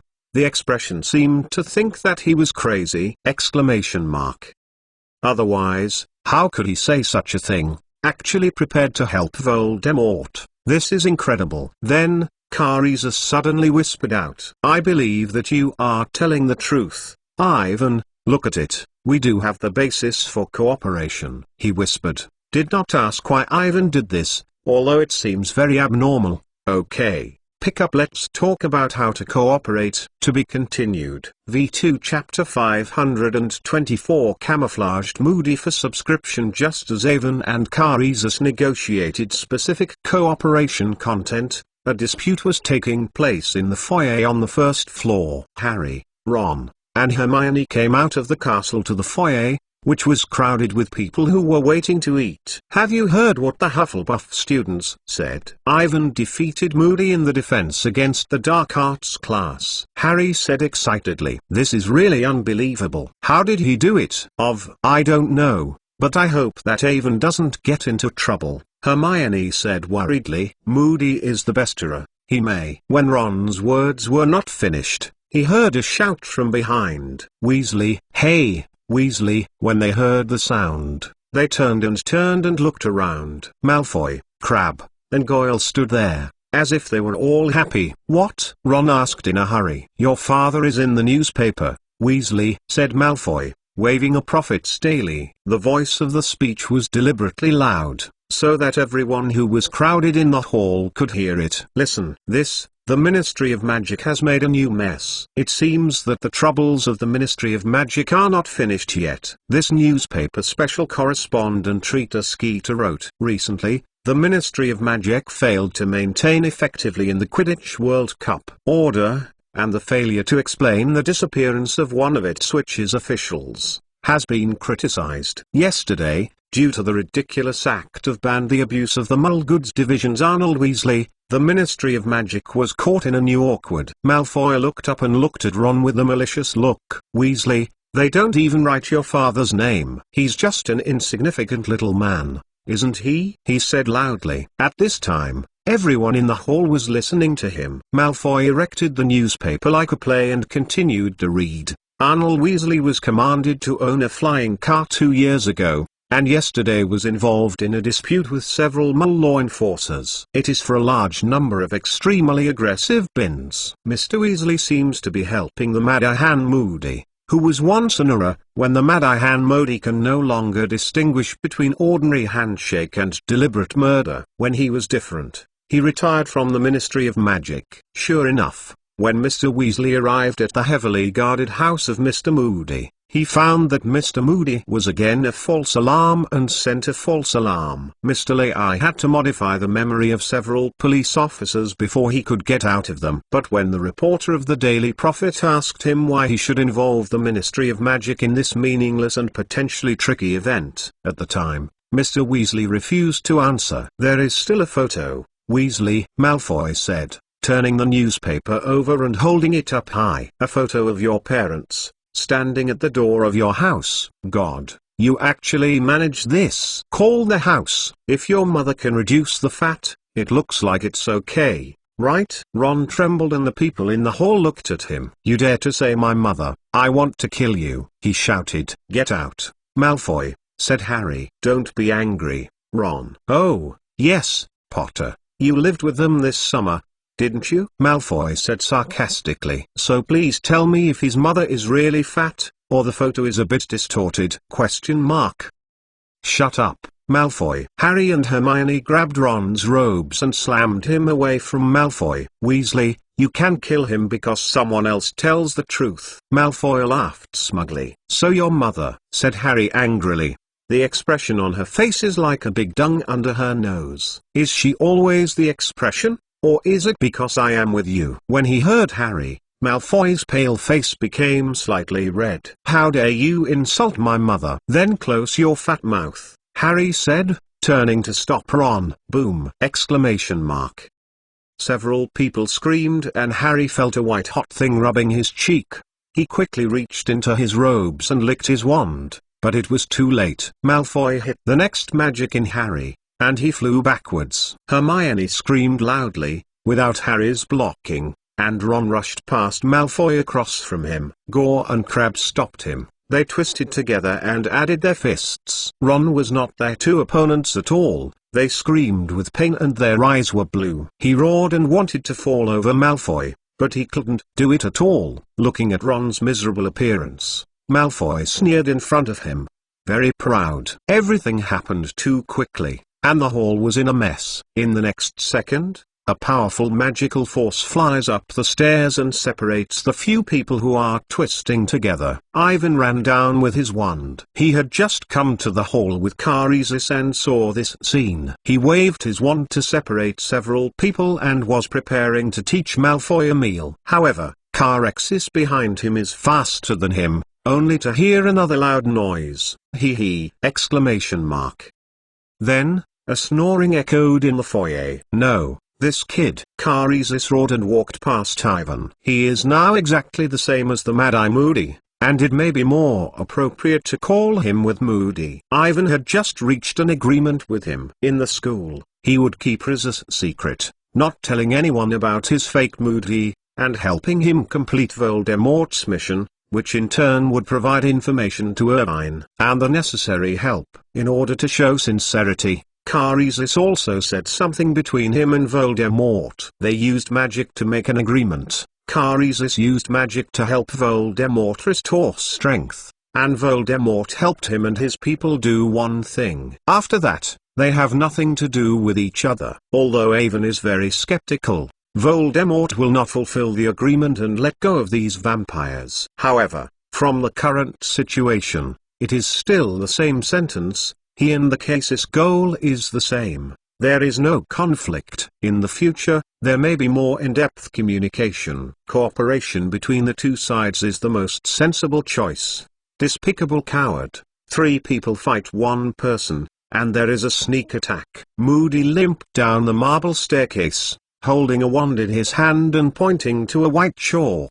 The white shiver trembled on the floor of the slate shop, which was the place where Malfoy stood. To be continued. V2 Chapter 525 A White Stork Subscription. Harry, are you okay? Ivan hurried past. I'm fine, Ron is not hurt, Malfoy said his parents. He is too angry. Evan and Harry and Hermione helped Ron, and the guy was completely stunned by Gore and Crabbe. Both of them can be sincere, and Ron's face is blue and purple, and the school uniform robes are all footprints. There was a terrible silence in the hall, and everyone looked at Moody. Gore and Crabbe stood there staring at the white shivering on the ground, and they did not dare to move. You 3 are best to send Mr. Weasley to the school hospital.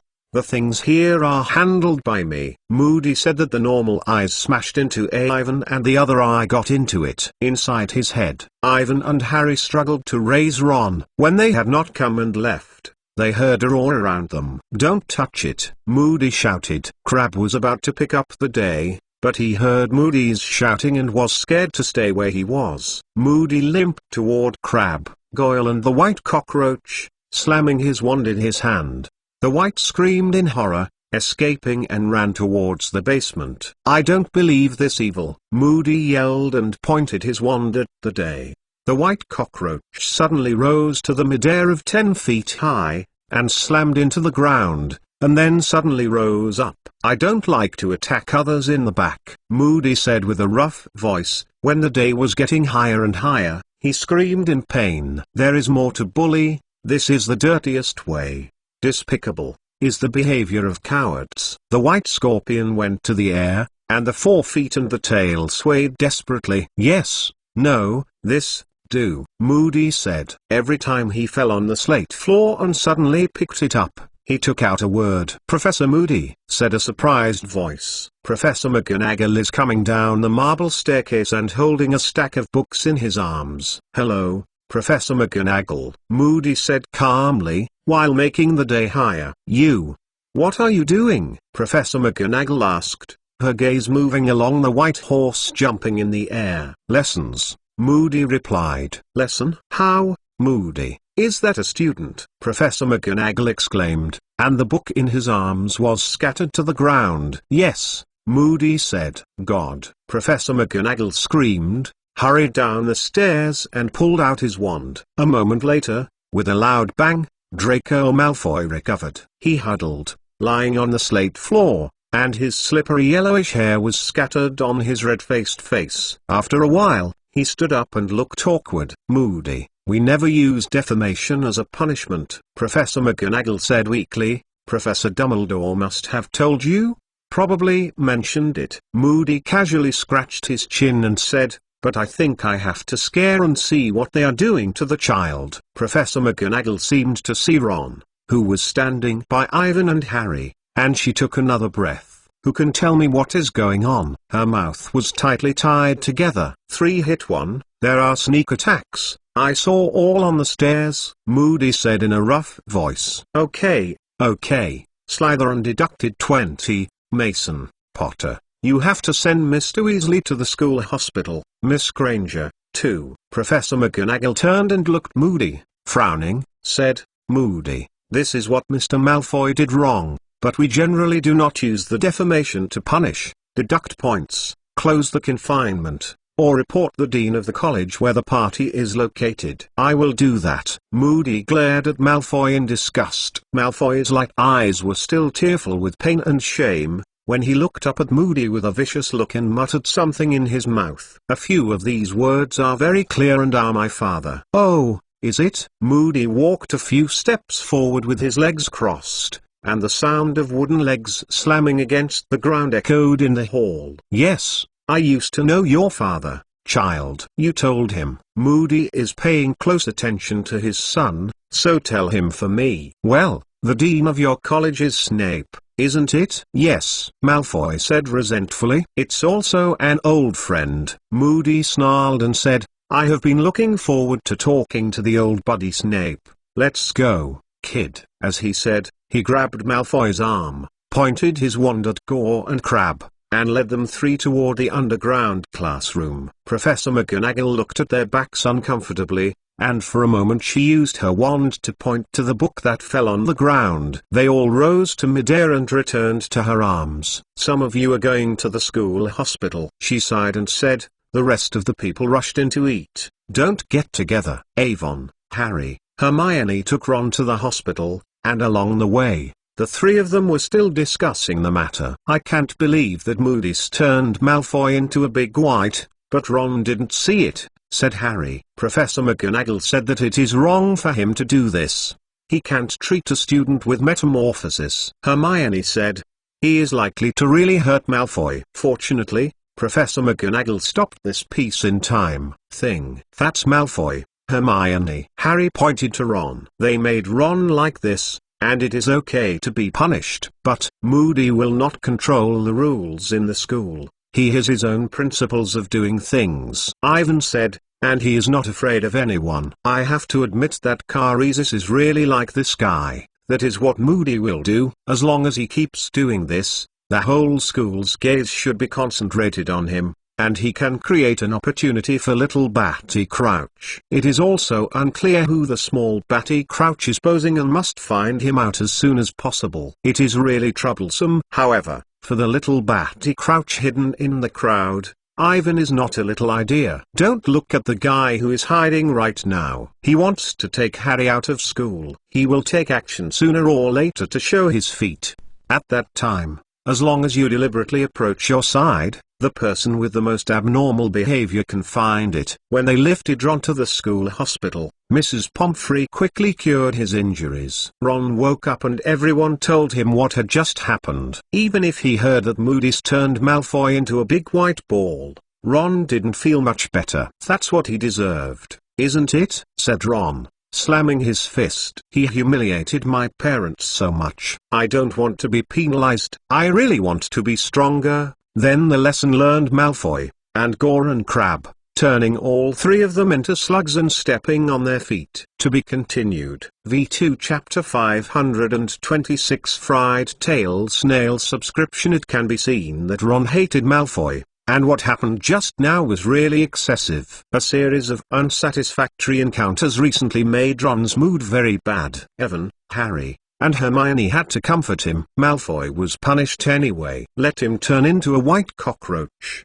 throw it into the air and fall down again, and his stimulation is not small. Not surprisingly, Malfoy should be honest. In recent times, when the four people returned to the auditorium, the topic was transferred to Moody's first dark arts defense class. Harry, Ron, and Hermione asked Evan, what happened in class? They have heard the wind. Except that Moody's is a fake, and there are terrible memories he sees. Ivan tells them the rest. It's so cool, Harry exclaimed. It's an unforgivable curse. The soul curse? Ron's face was extraordinarily pale, and he had particularly bad memories on this spell. How can he use the Imperious curse for you? Hermione said sharply. This is not allowed. Do you have it? Don't worry, I cracked his spell. He probably didn't think I would be so strong, Ivan said in a relaxed tone. How did you do it? Harry hurriedly asked. Resist the Imperious curse. You need a strong willpower, or use the brain closure that I teach you. Ivan explained. This magic can prevent all external spirits from invading, not just the soul of the soul. It is right, all other spiritual-related black magic works. For example, the dream you have been doing recently. Brain closure is too difficult. Is there any easier way? Easier way? Awen thought for a moment. If your magic is stronger than the caster, then his spell will not work for you, and you can even counter it. Improving magic is harder than learning brain closure. Harry, our focus shouldn't be this. It's an unforgivable curse. Professor Moody shouldn't use this spell at all. Hermione said, if the Ministry knows this, it will definitely look for it. Moody and Dumbledore's troubles probably will. Ron said absently, as if he still thought about the way that Avon just said to resist the Imperious curse. But Dumbledore is doing this kind of character, isn't it? Moody's has been in trouble for many years. Constantly, always indiscriminate. First try and see his trash cans. And Professor Moody said that it makes sense. It is better to learn to resist this black magic in class than to be black witches outside, isn't it? Harry said, he is teaching us how to deal with real black wizard. Hermione didn't say anything. She could see that she still agrees with this sentence. Although Moody's approach made her feel uncomfortable, she had to admit that she did start looking forward to it. A few minutes later, they sat down at the Gryffindor table, and there were not many people in the auditorium. Seeing the fragrant food, Ron's bad mood has recovered somewhat. Four of them started to eat lamb chops and potatoes. Hermione gorged herself and ate fast, and Evan, Harry, and Ron looked at her in amazement. Hey, Hermione, is this your new position on the elf's rights? Ron couldn't help but ask. Would you like to spit yourself? No, said Hermione, her mouth full of bean sprouts, but she tried to stand up and said proudly, I just want to go to the library. What? Ron couldn't believe it. This is the first day of school. I haven't arranged homework yet. Hermione shrugged her shoulders and continued to eat in the wind, as if she had not eaten for several days. Then she jumped up and said a dinner, and ran away. Behind him, Evan, Harry and Ron looked at her with surprise. Avon. Do you know what she is going to do? Harry asked. Unclear. I probably want to write an article about the Hogwarts magic, about the maintenance of the rights of the house elves. She seems to be very concerned about this matter, and really wants to save the enslaved house elves. Harry nodded. She didn't have classes in the afternoon and would probably stay in the library for a whole afternoon. Right. Ivan, what class are you in the afternoon? Hyger's magical biology class. Don't know what magical animals he will show us. We just finished, I promise. Absolutely very exciting. Harry said, you will know when you see it. Yeah, a group of pets that can burn people, can swear, and bite people. Ron nodded. Hermione thinks they might be useful, like a dragon, although it looks ferocious, but the dragon blood has magical effects. A few minutes later, Harry and Ron returned to the common room to take the fog and see the future. They are the divination classes of Professor Trelawney in 2 afternoons and need to learn how the planet works. And Ivan walked out of the castle, along the slowly downhill lawn, to the Hagrid cabin on the edge of the Forbidden Forest. He is still thinking about Carisis and the monster, and who is the little Batty Crouch! When Ivan walked to Hagrid's hut, he was just approaching and heard a series of explosions that awakened him. Before he even understood what was going on, a black behemoth rushed over to him. It was Hagrid's huge hound dog's teeth, and it screamed, throwing Ivan down on the grass and squatting on his face. Don't be like this, Teeth. Ivan struggled to stand up. Holding it to the side of the hut, Hagrid was busy in front of a lot of shaking boxes. Inside is a very strange scream, and the explosion that Avon just heard. You are here, Avon, Hagrid said happily. Let's take a look at these fried snails. Harry likes them very much. Immediately, Ivan knew what Ron said, a group of pets that can burn people, can swear, and bite people. They are a large group of fried snails that look like big lobsters that have changed shape and gone to the shell. The white, grey, slimy, very horrible appearance. Many of the feet stick out and can see where the head is. There are about 100 in each box,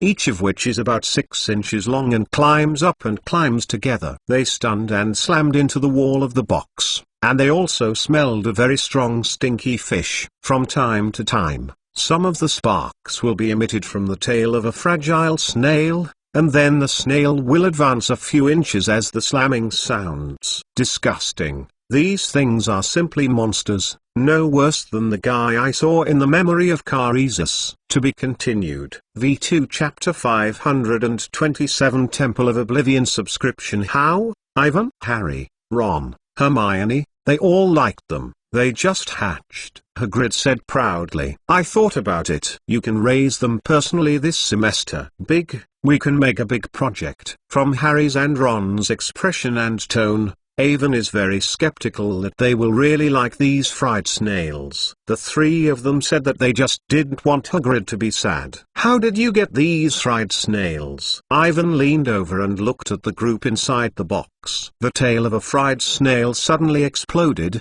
and a slamming shot sparked everywhere. He hurried to him, back, frowning. This should be a new kind of magical animal. I have never seen it in any book. Yes, it's a new breed.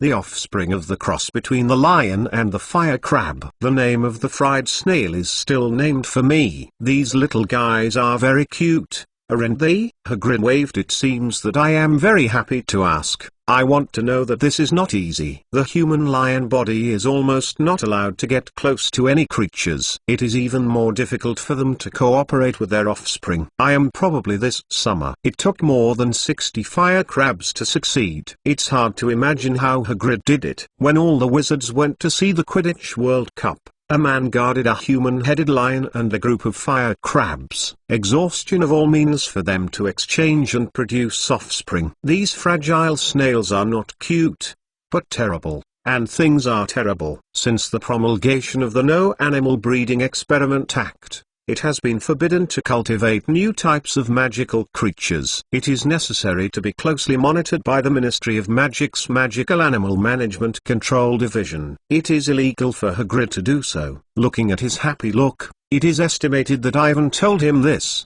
he would not care. Hagrid is now completely immersed in the joy of getting the snails, just thinking about how to raise them. As long as you find the right food, these dangerous fragile snails can grow up quickly and cause harm to all living things around you. They completely inherit some of the characteristics of the lion's body, the tail animal and the fire crab, and are even more dangerous. Of course, this is not a problem for Hagrid. Think about his past experiences. Whether it is a fire dragon, a three-headed giant dog or an eight-eyed giant spider, no more safety than a fried snail. They are all cute little babies in Hagrid's eyes. In the last semester, Ivan almost put the eight-eyed giant spider in the entire Forbidden Forest. Affected by eyeball monsters, they become more evil, and the body begins to grow abnormally and become a more pure dark creature. However, Ivan let go of Aragog and handed it over to Hagrid. Without the supply of evil spirits, this old spider can't live long. During this time, Hagrid has been busy taking care of Aragog, who has been seriously injured, and has no energy to estimate others. Unexpectedly, Aragog's health has just improved, and he has made a lot of more dangerous fried snails. Ivan sighed and gave up trying to persuade Hagrid's efforts,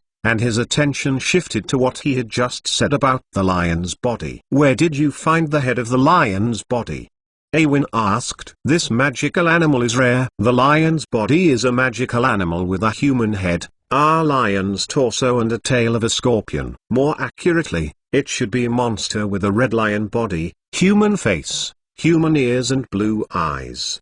The upper and lower jaws each have 3 rows of sharp teeth, and the tail ends are like dead scorpions with deadly stingers. These stingers can be fired in any direction. This magical animal is native to Greece and is very rare and extremely dangerous. It is one of the most dangerous and magical animals known to date. The skin of the lion's body is almost exclusive of all known spells, so it is extremely difficult to control it with magic. It is a kind of emotional creature with superb language skills, but it cannot be classified as a person because of the violent nature. There is such a record in the history of magic that a human lion body has killed 30,000 moles and used them as food. In ancient Persian, it is therefore called mantikol, that is, cannibals. This terrible evil monster is again seen by the moles as a symbol of tyranny, contempt and jealousy. In the magic world, they were created by ancient wizards and used to watch the treasures of the magical animals. As the remains of ancient wizards were gradually explored,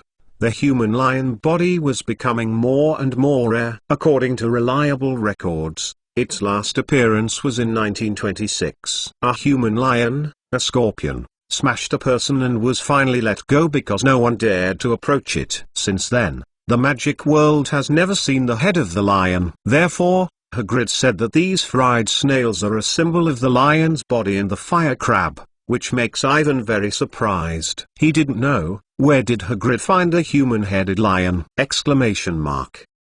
In the swamp deep in the Forbidden Forest, there is a head there, Hagrid said, standing up. There is its territory, no other creatures dare to approach. In addition to praying, the guy never leaves too far, as if keep something. Is the swamp deep in the forest? Ivan still remembers the swamp. 800 years ago, Uget, the greatest warrior of the Malay tribe, once found a huge vestige buried in mud. It was an ancient mysterious temple.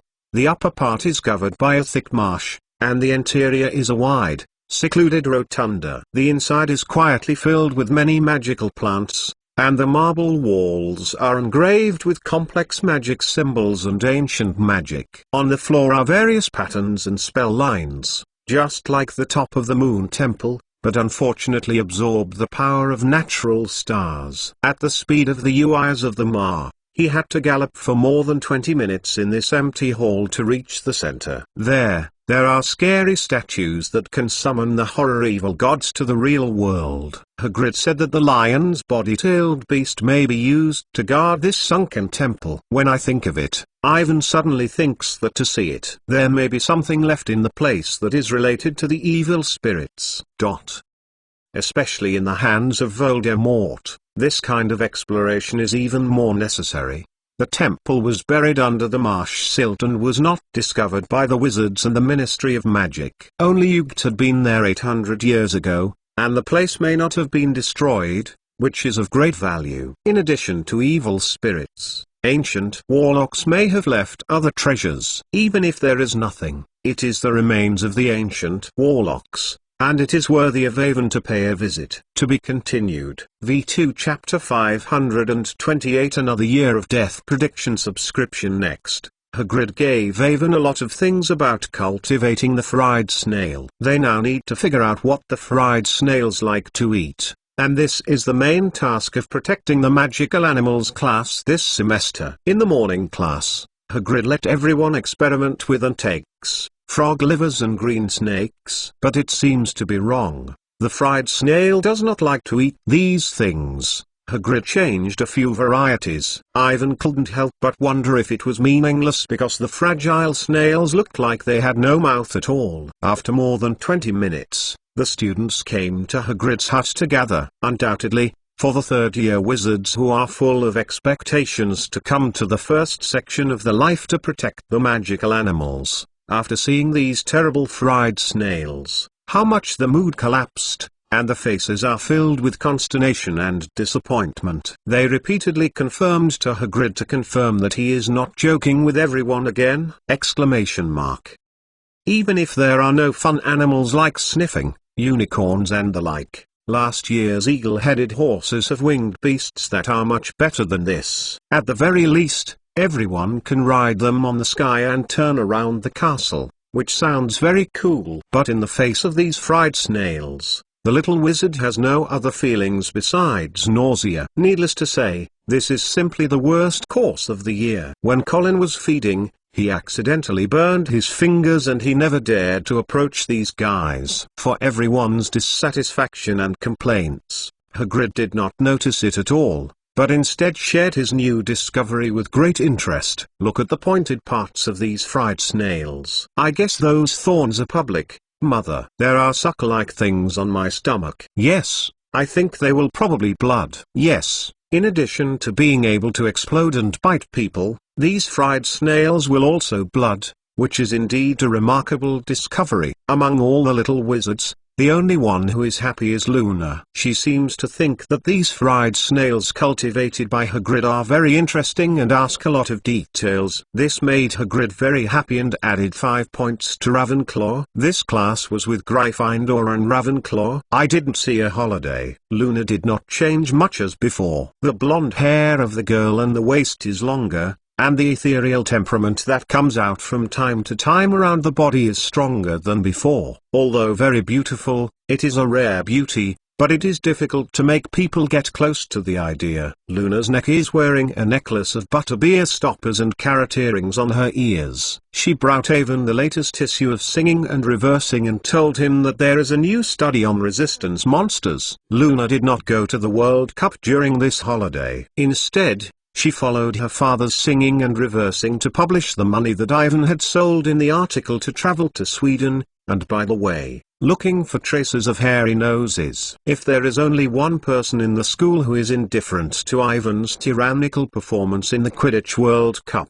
it is probably Luna. She doesn't seem to feel that there is anything to be surprised about. In his opinion, Ivan has always been strong, and there is no doubt about this. While waiting for class, everyone dragged their tired body and heavy feelings back to the castle. Everyone is very fortunate to be able to get rid of those fried snails. When Hermione was having dinner, she briefly talked with Ivan about her current progress in protecting the rights of the house elves. She wrote an article calling for the wizard to pay attention to the legal rights of the elves to be mailed to Professor Lupin. Then she told Ivan that she was ready to do something for the house elves. Before I waited for Ivan to figure out what it was, she hurriedly finished her dinner and went to the library to find information. As for Harry and Ron, the mood of the two of them is as bad as the third-level wizards who are immersed in the shadow of the snail. Not surprisingly, Professor Trelawney predicted Harry's death. Her statement this time is that when Harry was born,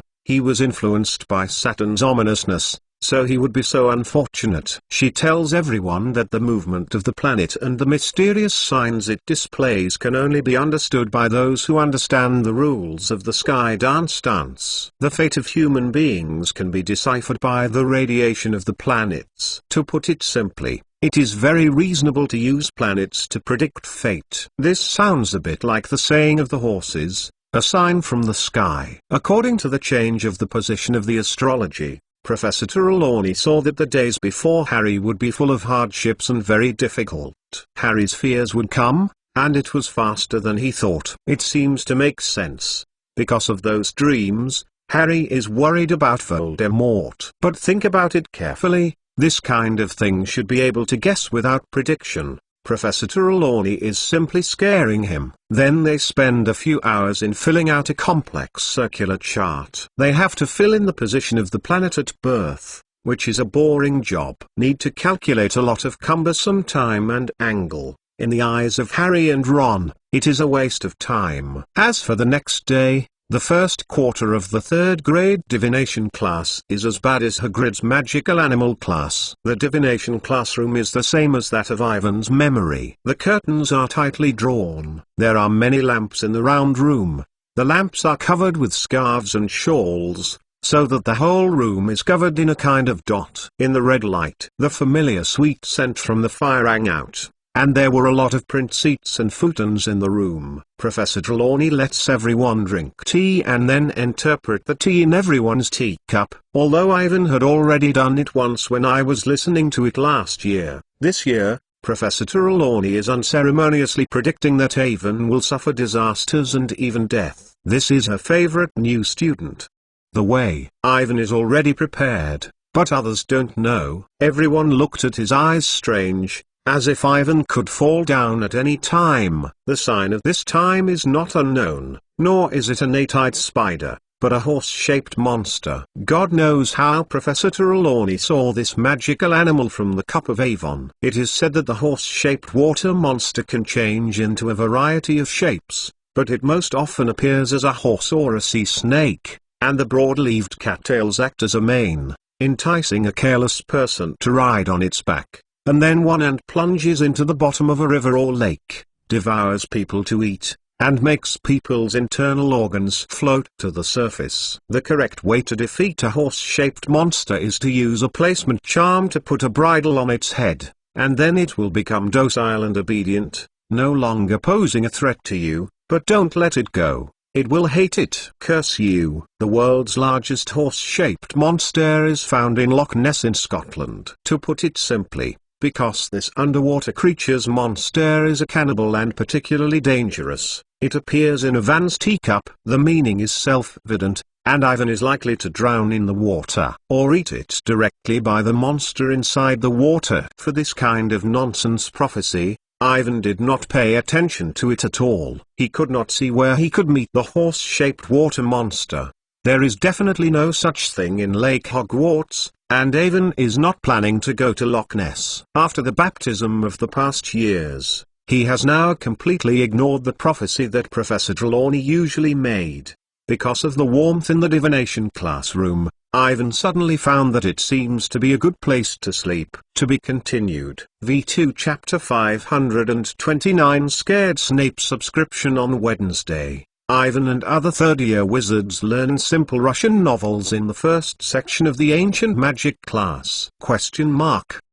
This is an extinct text that has been circulated in the Nordic Earth. It belongs to the intra-level Ancient Magical text, which is represented by black and white letters like Nepal. In the past, it has risen with the prosperity of medieval black magic in Europe. It is said that the Black Wizard will still be specially arranged, such as the Nemo paper, still at the victim's door, waiting for them to pick it up, or mail it directly to the victim. The note is actually a curse. After receiving the note, the victim will show an abnormality. He always feels something behind him, like a dog. But looking back, I can't see anything around him. He will continue to be bizarre.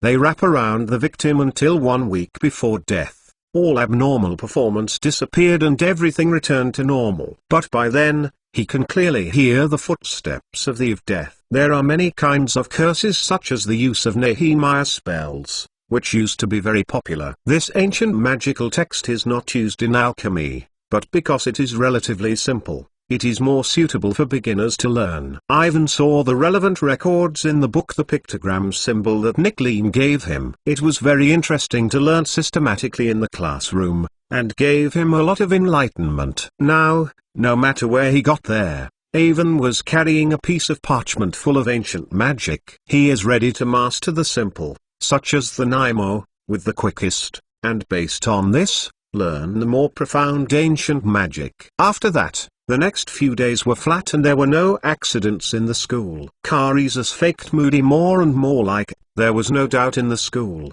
but he admired him. Throughout the castle, you can hear about Moody's past experiences and the 3 unforgivable curses. Moody is very popular with the little wizards. Although he looks terrible, everyone thinks that he knows how to work outside and how to deal with the black wizard. This is very fresh for a small wizard in the school. A feeling of. In fact, the same is true. In terms of black magic and black wizards, Carius is not much worse than Moody. As an evil vampire, his existence is taboo. Perennial life experience is also in the grey area on the edge of the magic world, and frequent contact with various intrigues, fierce black wizards and dark creatures. Now telling these things to the little wizards is completely hand-picked. Compared with Moody, who is getting more and more handy, Snape's temper becomes more violent. His revenge seems to be a new high in the summer, and every student who dares to make mistakes in his class is severely punished. For example, Neville, he once again burned his cockroach in the potion class, which is already the 6th cockroach he burned. After a mean depreciation, Snape rudely punished him for staying in school. On Friday night, Neville had to go to the big bucket of Longhorns. When he came back at 9 o'clock in the evening, his nerves almost collapsed. Sitting around the warm fire, everyone was surprised to see Neville crawling into the common room with tears on his face. "Navi, what the is going on?" Harry asked. "For more than 5 hours, he kept me cleaning up the cockroaches in the underground classroom and dug out their internal organs," Neville said with a very low voice. "Weak and weak. Those things are disgusting. I have already spit dinner. It's clean. These Longhorn sputum blood is weakly corrosive, so clean it up quickly," Avon said, looking at the viscera inside Neville's nails. "I know an effective descaling spell. You can give it a try." "Snape is too much. You know why his temper is so bad, isn't it?" Ron said to everyone, staring at Neville's miserable look for a moment. "This is still to say. Definitely because of Moody. Since Moody took Malfoy, Gore and Crabbe to Snape's office, he has become like this." Entering the state of irritability,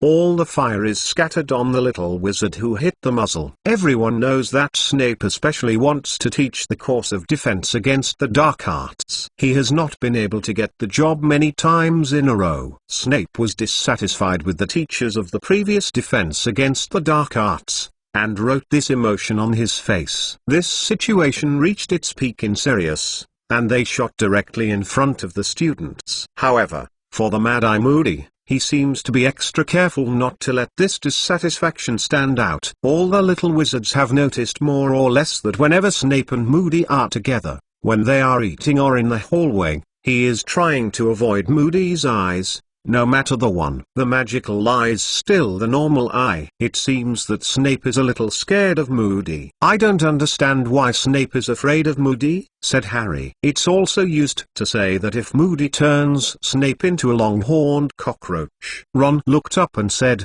his eyes were full of fascination, and commanded him to jump around in the underground classroom. "This picture must be great." Since knowing that Moody's turned Malfoy into a white scorpion, Ron has recently worked the metamorphosis. He also wants to learn this spell, but it doesn't make much progress. Turning people into certain animals requires a very high level of metamorphosis knowledge, which can only be reached after passing the general wizard level exam. Snape is not so weak. It won't be easily deformed like Malfoy. It's hard to say. Think about it. Moody is very powerful, definitely more powerful than Snape. When he reads the Ashadasso curse, the spider is dead, and it immediately breaks. I thought I would have such a black magic. In the 4th grade, this afternoon, the first section of the dark magic defense class was held, and they were all shocked. Ron is still talking about this thing happily, but Harry feels bad about killing the curse. He didn't dare to think that his parents were killed by this spell, and there was no way to talk about this dark magic in a relaxed tone like Ron or others. He couldn't do it. In other people's eyes, it was a wonderful burlesque performance, and Harry thought it was not very interesting. A few seconds later, Ron noticed Harry's anomaly. He hurriedly shifted the subject. Don't discuss these things, Harry. We'd better start the prophetic assignments set by Professor Trelawney tonight, those complicated forms. It will take a few hours. To be continued. 8. V2 Chapter 530 Divination Class Repertoire Subscription. After cleaning up the internal organs of his nails, Neville went back to sleep. He was tired this evening. Ivan continued to study the ancient magic on the sofa in front of the fire, and Colin did the defamation class at his side. Harry and Ron took their open the fog and look at the future and found a table in the corner, began to predict their fate for the next month, and kept filling in the numbers in the complex planetary trajectory table. The time is already late, there are fewer and fewer people in the lounge, and the little wizards go back to sleep. An hour later, Colin also went back. Ivan put away the parchment filled with magical words and took the live map out for a while. The above is Aden's name, and the little wizards are mostly concentrated in the common room and their respective bedrooms. Ivan saw Fred and George in the owl room, and Hermione was alone in the library. Then he moved his eyes to other places. Ivan has been looking for a whole week, but did not find the name of little Batty Crouch. This is really weird, and I don't know who Batty Crouch is posing for in the Hogwarts. Or, he has not sneaked into Hogwarts, after all.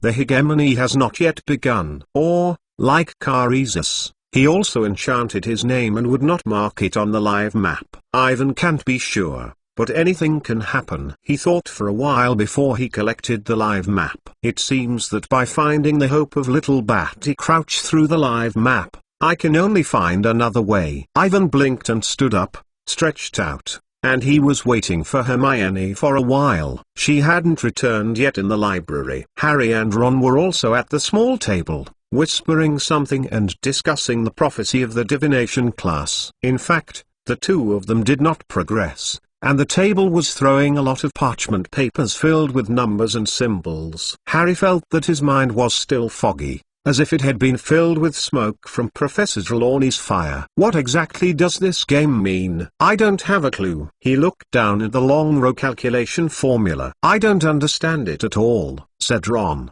The hair on his head was erected because he had been scratching his head in distress. He pointed to a planet and said, Ivan, you know that Saturn and Mercury are running to this position. What is it? I don't know. Ivan took a look at the complicated star map and was confused. It's not easy, isn't it? We finally found something that even Ivan didn't know, said Ron, turning to look at Harry. Harry, in this case, we still use the divination class. Show it. You mean, make up out of thin air? Harry's brow picked up. Yeah, said Ron, sweeping the messy pile of draft paper onto the floor. He filled the pen with ink and wrote it in his head. I make off next Monday, because Mars and Jupiter are unfortunately matched.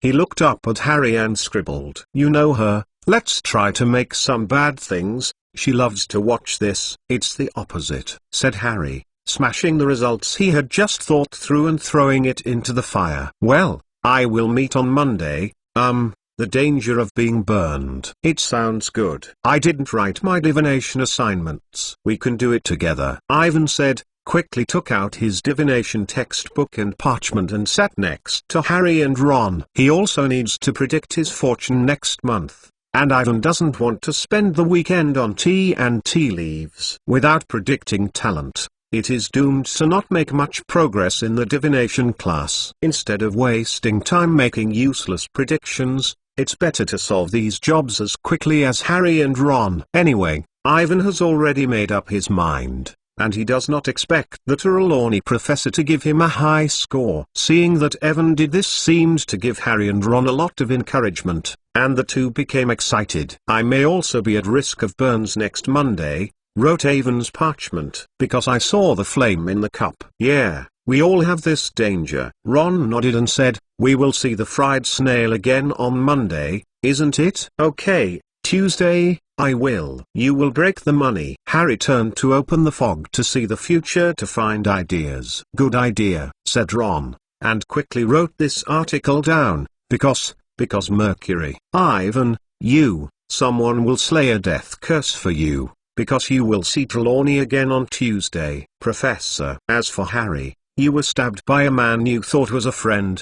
How about it's so cool?" Harry recorded and said, "This is because Venus is in the 20th 10th house of the ecliptic." Then, on Wednesday, "We lost in a fight with people." "Yes, you can come to Malfoy with a fight, but I don't want to lose to him anymore. Just write a bet and lose money." "Because the bet is forecast to rain on Tuesday. I am still sick and I have been lying in bed for a whole day." They make up prophecies, and the colors of tragedies are getting stronger and stronger. It took another hour, and the time was close to 11 o'clock. There were only 3 of them in the common room. Crookshank walked over and jumped lightly into an empty chair, shaking it gently. It looked at Evan, Harry, and Ron with esoteric eyes, and it looked like Hermione. If Hermione knew that they were opportunistic when doing homework, it would show such a look. This scene is really interesting. The 3 of them sat there and thought about the unfortunate incident that Jang had not used before. After a while, Fred and George walked into the common room. They both held thick parchment and feather pens and whispered. They didn't know what to do. They looked tired and said good night, then go back to sleep. The 2 of them are definitely studying something like the Weasley magic trick order. Ron said,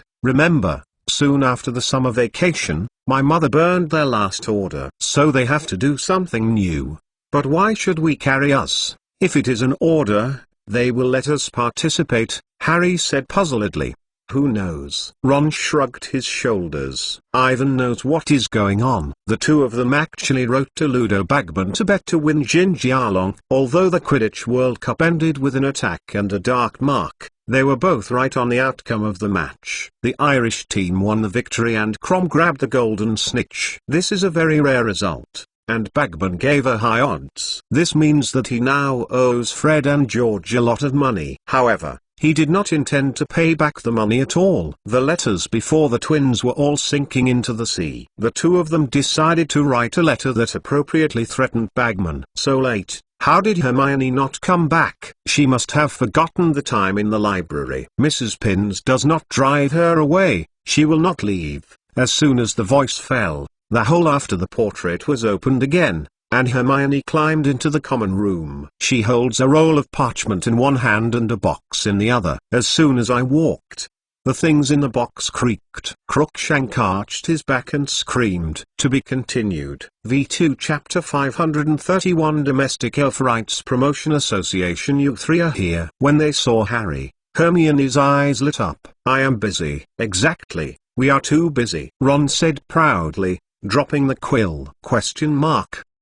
Hermione sat down and put the things in her hand on an empty chair, and pulled the prophecy written by Ivan to the front. "You can be unlucky this month, are you?" she said sarcastically. Crookshank curled up on her knees. "You know, this is in response to Professor Trelawney," Avon said, looking at the box that Hermione had brought back. Compared with Harry and Ron, the tragic prophecies he wrote are more subtle and less tragic. "No matter what happens, at least we get a warning in advance." Ron yawned. Hermione put down the prophecy of Avon and took Ron's share. "It's a good warning. You seem to drown twice." "Is it?" said Ron, hurrying down and watching his prophecy. "It better change one of them to be slashed by a eagle-headed horse with a rampage." "It can be seen at a glance that you made it out of thin air," said Hermione. "How dare you say that?" Ron pretended to be angry and said that he was busy for one night, and worked hard like a house elf. Hermione raised her eyebrows and looked at Ron dissatisfied. "I'm sorry, The wording is not right," Ron said quickly. Harry also put down the quill. He just finished the final prophecy and predicted that he would be beheaded at the end of the month. "Hermione, what is in the box?" Ivan hurriedly pointed at the box. He felt that it would be best not to let Hermione continue to talk about the 3 divination assignments. "I am going to tell you that this is something I have worked hard this week. We have to do something for the house elf," Hermione said with a smile. She uncovered the lid and showed them what was inside. The box has about 50 badges, each with a different color, with the same letters, SP, vomiting. Harry picked up a badge and looked at it carefully, wondering, what does this mean? "It's not vomiting," Hermione explained impatiently. "It's SP, meaning the Home Elf Rights Promotion Association." "I haven't heard of it," said Ron. "I haven't heard of it," added Harry. Ivan didn't talk. He knew what was going on. It seems that Hermione was not satisfied with writing articles for the newspaper, as she always said, to do something for the house elf. It turns out to be this. "Of course you haven't heard of it," Hermione said simply, "because this is what I just founded." "Ah?" Ron dragged his voice and asked with a little surprise. "How many members do you have?" "Well, if you 3 also participate, there are 4. Hermione said. "Participate? Do you think we are willing to walk around with a badge? And the badge also says vomiting," said Ron. "It's SP," Hermione said angrily. "I originally wanted to name the campaign to ban cruelly abuse our magical creatures and improve their legal status, but it was not appropriate, so I used this as the title of our association's declaration." She waved the roll of parchment to them, full of words. "This is our specific charter. I have been studying this issue in the library. The elf's slave status can be traced back to a century ago. I can't believe it. No one has taken any measures." "Hermione, you listened," Ron immediately said loudly. "They like it. They like to be slaves to others. Our short-term goal," Hermione said, standing up from the chair. The voice was bigger than Ron, as if she had never heard Ron's words. "It is to ensure that the house elves get reasonable wages and a good working environment. Our long-term goals include amending the law that does not use wands, and trying to get an elf into the Magical Animal Management Control Division, because the elves' interests are not fully reflected." "Don't be excited, Hermione." Ivan quickly let her sit down. Hermione looked angry and still staring at Ron dissatisfied, and Ron looked unhappy too. "Well, how can we do this?" Harry asked softly. "First, we want to show members," Hermione said with a high spirit. "I think participants have to pay 2 silver coins to buy badges. This income can be used for us to print flyers." "You are the financial controller, Ron. I prepared a piggy bank for you upstairs." "Harry, you are the secretary. You need to write down every sentence I have now, as a record of our first meeting." "As for Ivan, I think you are suitable as the president, because you are very famous in the magic world. It is good for us to promote. You have to deal with the Ministry of Magic. And I am the vice president of the promotion, mainly responsible for all daily affairs." "That is the case." For a time, no one spoke, and Hermione looked at them 3 with gusto. Ivan frowned at the charter of the promotion committee written by Hermione. It seems that Hermione did find a lot of information. Ron stared at Hermione with amazement, his eyes bulging out, and he forgot to close his mouth. Harry sat there, both annoyed by Hermione's performance and ridiculed by Ron's face. Time passed after a while, a moment of silence. A moment of silence before the storm. "I don't participate," Ron said directly, pushing the badge in front of him. "Ron?" Hermione's eyebrows rose again. "We are saving the house elves." "I said it. They like it. They like to be slaves of others." Ron stubbornly said, "I don't want to follow you into the kitchen. Mobilize them to stop working. I will never do it." "No one likes to be a slave." "This is extremely unfair to the house elves," Hermione said. "Whether it is a wizard or a house elf, everyone is born equal, and the wizards cannot build their own magical civilization above the efforts and squeezing of the house elves. We must stop this phenomenon." "You don't know the house elves at all, Hermione," said Ron. "Don't convince me to take part in your vomiting trick." "This is not a trick, nor is it vomiting. This is the interest of a house elf." When Hermione hadn't finished, Ron stood up from the chair and shouted in the loudest voice. In my opinion, it is vomiting. I don't want to be like a fool, hanging this badge on my chest. Others laughed. 2 people breathed in the air, and Ron's face turned red, and even the tip of his ear was red. Then, he violently picked up his prophecy homework and feather pen and rushed back into the bedroom, and the sound of closing the door was exceptionally loud. Don't blame Ron, he's been under too much pressure recently, and he made a tragic prophecy here, said Harry. He gave Avon a look and hurried back to the bedroom to persuade Ron. To be continued.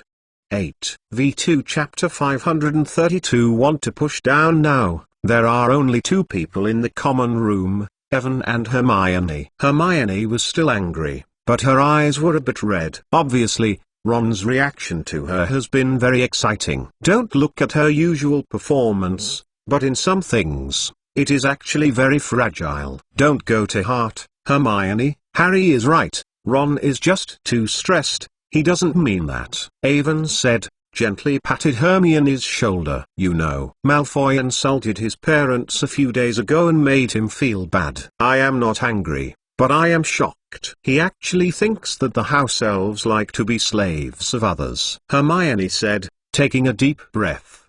Because everyone is this wrong concept. The interests of the elves can't get protection. Ron's concept represents the idea of most pure-blooded witches. This has been the case in the magic world. The relationship between the wizards and the house elves has been going on for a long time. Everyone can accept it. I don't think it has this. Nothing is wrong. No one will try to change anything. So, this is our job. And it is also the meaning of the existence of the House Elf Rights Promotion Club. Hermione turned and looked at Ivan, the beautiful brown eyes rebrightened. The house elf was enslaved for too long. They have forgotten to fight for their rights. Under the control of the Magic Animal Management and Control Division, they dare not do this. I have studied the existing laws. The laws enacted at the time are completely different from the present and have not continued. The value of implementation. Hermione apparently conducted in-depth research and found a lot of information. It is impossible to convince her in this regard. And apart from all the emotional factors and the inherent concept, Ivan thinks that Hermione has some truth. It's really unfair to crush slavery and raise elves like wizards and use magic to restrain them. As for Ron, the house elves like to be slaves to the wizards, and there is no reason at all. Ron's idea is purely pure blood theory and a thing that Voldemort and Death Eaters have always preached. They believe that pure blood wizards are born and noble, extremely rejecting muls, Mull-born wizards and other non-human intelligent creatures. They think that they are all inferior races, and they should be enslaved by pure-blood wizards. War. Although the wizards mostly opposed Voldemort, they did not recognize his pure-blood concept. But no one may have thought that they are treating the house elf in a similar way to Voldemort and the Death Eaters. If you want to say it, it is terrible. From the previous magical historical data, it can be seen that the domestic elf and the wizard are not as deformed as they are now. For centuries, the wizards fought against the house elves again and again, conquering and enslaving them. In the end, they completely destroyed the living environment of the house elf, making it a subordinate of the wizard and becoming a slave to the pure-blood wizard. Since then, every house elf has been trained to receive slavery after birth. The slaves who must serve the masters for generations cannot arbitrarily disobey the master's orders. If they disobey, they must punish themselves. For the family, their highest right is to obey the master's orders. They regard the lifelong service as the greatest glory. When you look at Krecher, you know that his biggest dream is to let his master cut his head, like his ancestors, after he has been old. The heads of the ancestors hung side by side on the walls of the Black family as decorations. This is absolutely incorrect and a concept of deformity. When Avon returned to Hogwarts 1,000 years ago, the relationship between Helga Hufflepuff and her domestic elves was not the same. They are not enslaved, and many are Hufflepuff's assistants and friends. She is also the first domestic elf of Hogwarts, the originator of all house elves. The slavery of the elves is not the tradition of Hogwarts. Hermione's concept is not wrong. and indeed someone should stand up and do something for the house elf. In particular, wizards such as Ivan, who are born in muggles, can understand the invisible discrimination that exists in the magic world. He thinks Hermione's approach is correct, but it is undoubtedly very difficult.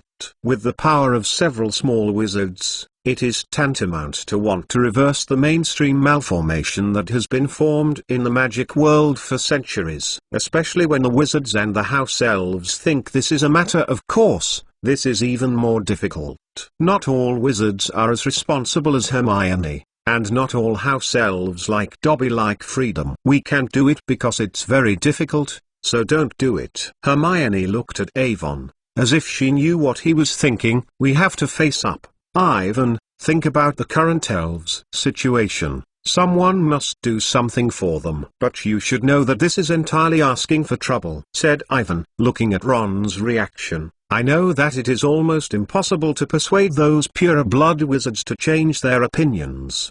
Domestic elves are not necessarily accepted, they are used to this life, and you may be opposed by everyone. There is someone going to do it, isn't it? Hermione whispered, staring at Evan. Her face has an unprecedented attachment and seriousness, as if she has made up her mind to do this. It is convenient for the entire magic world to be an enemy, which is convenient for all the pure-blood wizards to oppose. She also does not hesitate, because Hermione believes that she is right, and everyone else is wrong. She must stop this unfair slavery. Although Ivan feels that it is a silly behavior to inexplicably help the house elves to do things they do not want to be born, and to be against the mainstream concept of the magic world. But Hermione doesn't do that. She probably isn't Hermione. This is not a matter of success. It is not a stupid question, but a belief and concept of a person. Ivan knows that she spent so much experience and time to set up a house-raising elf rights promotion association. In essence, it may not even be because of the house elf, but to be worthy of their own heart. Hermione, now like this, is undoubtedly very attractive. This attraction does not mean the appearance, but the pure heart. This is the most precious treasure in the world. Candlelight looked at Hermione sitting beside her, and her handsome face was full of attachments. The strange feelings rose in the depths of my heart, and Ivan had an evil feeling, and he wanted to push such Hermione down. To be continued.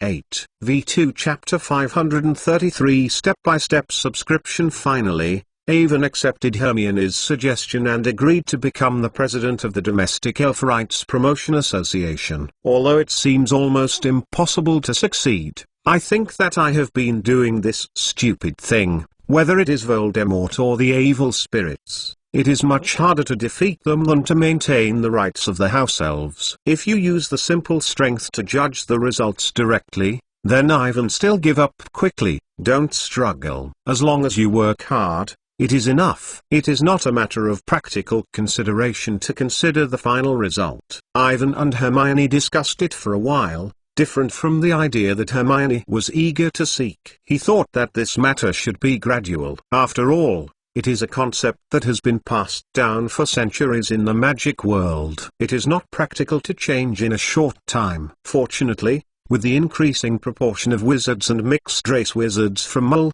many of the inherent concepts are changing. Hermione's point of view is not to have no supporters, but to represent the voices of some wizards. What the Family Elf Rights Promotion Association needs to do now is to develop members. Ivan helps her to modify the article and strive for more people's understanding and recognition. Looking at Hermione's thoughts, she seems to have other plans to prepare for herself to do something for the house elf. The next morning, the unpleasantness between Ron and Hermione quickly resolved. The two of them apologized to each other and thought that they were a little too excited last night. In the end, Harry and Ron also paid 2 silver coins as the entrance fee. Like Ivan, the dull school life continues to move forward, but it is not smooth to develop other small wizards to participate in the Home Elf Rights Promotion Association. Because they couldn't stand Hermione's constant persuasion and sullen anger, Colin, Ginny, and Neville also paid for the money. but they refused to wear the badge and participated in various promotional activities organized by the Promotion Association. It is to make the whole incident a joke. Everyone's negative attitude did not shake Hermione's determination to pursue fair treatment for the house elf. It is true that they paid 2 silver coins to buy the SP badge, but they did it just to make her shut up. However, everyone's yinxie was wasted, and Hermione not only did not calm down, but also made a louder fight. She has been stalking Avon, Harry, and Ron, asking them to wear badges and then asking them to explain what others are doing. She also developed a habit of stalking everyone in the Gryffindor common room every night, stalking others, holding a piggy bank and shaking them under the nose of others, asking them to pay for the badge, and join the Family Elf Rights Promotion Association. Although Hermione is so hard, everyone's interest in this is very low, and several meetings held are basically listening to Hermione reading the charters she wrote. Soon after, the Hogwarts Magic newspaper began to publish articles she wrote about defending the interests of domestic elves. This seems to have played a role, and readers continue to write to Hermione. Many people think that she is crazy. There will be ridiculous thoughts of paying the house elves, but there are still a few people who support her. They think Hermione's approach is correct, which gives Hermione great encouragement and the motivation to continue. As she often said with Ivan, this is a good start, and her badge and the Home Elf Rights Promotion Association are not limited to Hogwarts. In terms of the school's curriculum, Moody began to use the Imperious Curse for every little wizard in the Dark Arts defense class. At present, only one person in the school can completely break the spell. After many attempts, Harry and a small number of upper-class students can successfully resist and are not easily controlled by the Black Wizard. Ron is the worst performer in this respect, and he has no resistance to the Soul Curse. It may be because of the influence of the previous experience. His difficulty in dealing with this spell is much larger than others, and it is easy to be controlled. In the words of Professor Moody, Ron lacks strong willpower. This made Ron feel very dissatisfied, and every defense against the dark arts became a torture. He complained that Moody was like a paranoid, and no wonder people couldn't help but drive him out of the Ministry of Magic. Listening to what Moody said, it seems that at any time there may be people who come to school to attack them. But Ivan believes that it is necessary to learn to resist the Imperious Curse as soon as possible. Until now, he has not found traces of little Batty Crouch hiding in the dark. Either little Batty Crouch has not yet arrived at Hogwarts, or the map does not work. The former is very likely, and Carius said that this guy plans to start on the hegemony. By that time, Hogwarts Castle will lift most of the protection magic and the weakest defense. Moreover, there will be many outsiders coming in. Little Batty Crouch may be mixed in with these people, waiting for an opportunity to act. After confirming that he couldn't quickly find out Batty Crouch through the live map, Ivan put this matter aside. He now puts most of his energy into the study of ancient magic, and he also began to try to learn the language of mermaid. The third grade curriculum pressure is also significantly more than the second year grade, and Ivan is now very fulfilling every day. As for Harry, Ron, Hermione, they are even more busy, and the amount of homework to be done in the fourth grade is to breathe them. Because after entering the fifth grade next year, they will take the OLS General Wizard Level Test. In the words of Professor McGonagall, this is an important period for the wizards to enter the magic education, and must be given enough attention. However, everyone's performance obviously cannot satisfy the professors. Their homework is getting harder and harder, and the demands are getting higher and higher, which makes Harry and Ron's dissatisfaction continue to rise. The only thing that made them feel happy was that their homework scored high in the divination class. Although this sounds a bit funny, it is one of the few good news. In fact, Ivan was also praised. Professor Trelawney even read a lot of the parts of his prophecy in class, praised him for being brave enough to accept the terrible things that are going to happen. Hagrid's protection of magical animals was still a mess, and he suggested that they go to his cabin every other day to observe the fried snails, and record their unusual behavior as part of the project. These fried-tailed snails grow so fast, even though no one knows what they like to eat. Hagrid has placed them in separate boxes, and his cabin is filled with hundreds of wooden boxes that are constantly shaking. It won't be long before these fragile snails may break out of the box. It is foreseeable that no one will dare to approach them except Hagrid. To be continued. V2 Chapter 534 Additional After School Tutoring Subscription. In a few weeks, these fragile snails have grown a greyish, bright, armor-like thing. These armor are covered with hard thorns and gradually cover the whole body. They look between huge scorpions and elongated crabs and still squirt from the tail. A flame explosion will push them a few yards in the opposite direction and burn the careless student. Ivan secretly tested that the snail's magic resistance is very strong, and the carapace can resist many low-level spells. These characteristics are inherited from the lion's body, and they also inherit the aggressiveness of the lion's body. Referring to the human lion body,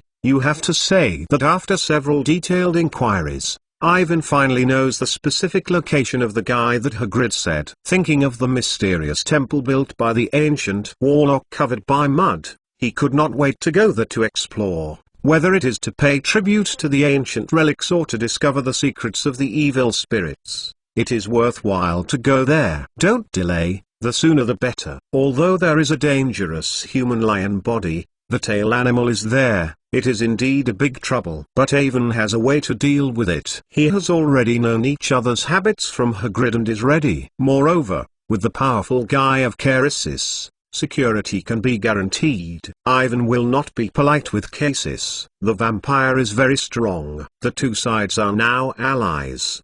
He keeps secrets for each other, does not expose his fake Moody mixed into Hogwarts, and helps Carlisle. Scythe completes Voldemort's mission. In return, this guy should be able to help Ivan deal with a magical animal. Caeresis is a free bodyguard. No need to use it. Before becoming an ally, Ivan didn't dare to do this, taking a dangerous vampire to explore. He must not want to be careful when he is facing a dangerous monster. But now there is no scruples, not that Ivan believes in the other's assurance, but believes in the power of magic. After an in-depth communication that day, Ivan and Caeresis concluded an equal allies magic contract. If you violate the above, Caeresis will pay a great price. On the weekend of the third week after school, Ivan arrived early on the edge of the Forbidden Forest. After another half an hour, Moody bowed and limped over, holding a parcel in his hand. He was very alert, the magical eyes swiftly rotating to make sure no one was tracking himself. "Kids, we'd better meet less now," Moody said with a rough voice,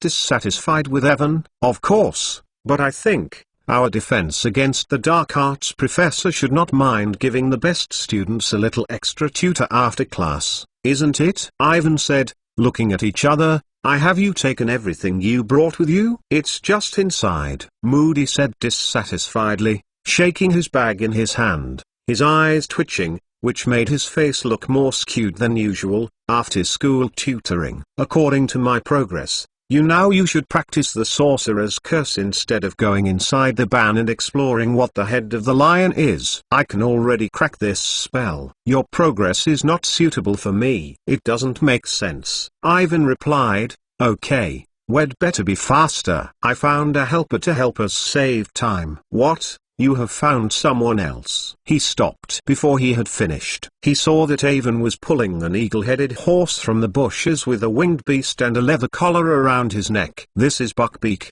you know it," Ivan said easily. Buckbeak turned his big, pointed head, and the raging orange eyes glared at the fake Moody of Caeresis. After Ivan saved Buckbeak in the last semester, Hagrid kept raising it around his hut. As one of the additional conditions for the acquittal of Buckbeak, the Committee on the Handling of Dangerous Biology requires Hagrid to ensure that Buckbeak is not injuring. Therefore, he left the eagle-headed horse with a winged beast. It can be seen that Hagrid is actually very willing to do so. Buckbeak is now very good with Avon, and Evan once rode it to the eight-eye spider. The swamps deep in the Forbidden Forest are far from here, and Avon and Caeresis can't leave the castle for too long, so as not to attract the attention of others. The help of Buckbeak is naturally not a problem, and it can be reached in about half an hour. At the urging of Avon, Carisus reluctantly communicated with Buckbeak and then turned over and sat on its back. He had not taken the compound decoction for an hour, just sat up and changed. The scar on his face gradually disappeared and the skin became pale and smooth. The broken nose is long and narrow, and the long grey hair is shortened and turned black. Suddenly, when the slamming sound, the wooden legs fell to the side, and a real leg grew out. Then, the magical eyeball jumped out of the eye socket, and a burgundy real eye replaced its position. The magical eyes fell into the hands of Casus, and they were still tumbling. He has now changed back to the image in Ivan's memory, and the pale and beautiful face has a hint of evil. There is a little contempt in the eyes, and there is tremendous power between the gestures. "Hurry up," Carisus urged. "If it's found here, it's really stupid." Evan hurriedly climbed up and sat in front of Carisus. Buckbeak's 12-foot wings were opened beside them and flew high. The wings are constantly agitating, and countless green foliage are rapidly retreating backwards, and Hogwarts Castle is rapidly shrinking. Buckbeak flew very quickly, and after passing through the vast sea of trees, Avon quickly saw the Mar tribes on the hills. Because the last time it was late at night, Ivan was the first to see the whole picture of the Mar tribe. Rows of low-rise cabins are arranged in a regular arrangement, extending from all directions to the huge moon temple in the center. Buckbeak did not cross the Malay tribe, where magical magic was guarding it, preventing all flying creatures from approaching. Ivan knows that it is the great magic engraved on the top of the Temple of the Moon. That magic can absorb the power of the stars and operate as a magic supplement to protect the entire temple. Buckbeak screamed low, bypassing the Matrican tribe, and turned in one direction, flying over the other side of the hill. Below, the trees are getting sparse and sparse, replaced by a large swamp wetland that doesn't end. The swamp's surface and subsurface soil are excessively moist, producing many unique wetland plants and swamp plants. Although it is still in the daytime, the thin mist does not know where to rise. They permeated the swamp, adding a mystery to the place. To be continued. V2 Chapter 535 Everglades Subscription Genius. Remember to provide you with wonderful reading. According to the information he got from Hagrid, Awin directed Buckbeak to fly deep into the swamp. They flew in the white mist and watched the ground closely. Despite the beauty of the water in this place, the creatures living in the forest rarely come here. There are many places in this swamp that are bottomless and dangerous. It looks no different from the ordinary ground, but accidentally falls into it and can only wait for death in the struggle of despair. Only the most experienced explorers like Hagrid can find a road through the depths of the swamp in the years of exploration. Although the animals in the forest are rarely close, this does not mean that there are no other creatures in this swamp. The facts are just the opposite. Without the invasion of forest species, in the unique environment of the vast swamp, there are many rare special living organisms. They interact to form a complete ecosystem. In the process of rushing, Ivan saw a piece of mandela grass. Mandela grass, also known as mandela grass root, is a powerful recovery agent. It is also an important part of most antidotes to restore the deformed person or the person who has the curse to the original state. A few days ago, in the herbal class of Professor Sprout, Ivan changed the pot of Mandela seedling. In the vicinity of Mandela grass, he also saw dozens of magical animals like a piece of wood. They have claws, fins on their claws, and very sharp teeth that slide in the swamp. These magical animals are swamp diggers that feed on small mammals and plants. They can cause serious damage to the ankles of pedestrians, but the favorite food is the roots of Mandela. The rhizome of Mandela grass is an ugly baby image that can make a harsh cry. The swamp digs feed on these roots. When they have eaten, they pull out the Mandela and they will see a mess of tangled things. The roots of Mandela's grass are not looked like by the swamps, and they can no longer cry. In addition to the swamp dig, Ivan also saw two Xink Punk. They hid in the puddles on the side of the road. Only the lanterns hanging from the front feet were exposed to the outside with a faint glow. In this always foggy swamp, This light can lure travelers or passing animals to follow. Kink Punk will give the wrong instructions and lead them to deliberately go to the bottomless swamp area or the puddle. Wait until the traveler dies, feeding on their decaying bodies. Moving on, next to a large reed, Ivan also saw a creature like a firefly that was magnified. Its tail glows in a reddish or yellow mist with a sharp spike. It floats a few feet high on the water and captures the plankton. However, before he flew out, he was eaten by a big fish that was covered with green scales and sharp fangs. In addition, there are a few round grey meatworms crawling slowly in a swampy mushroom-like swamp. This creature has a huge mouth and constantly swallows the mushroom in front. Behind its body is also a hole that spills out of the green mucus. Ivan is like entering a new magical world, and the sights they see are completely different from the usual ones.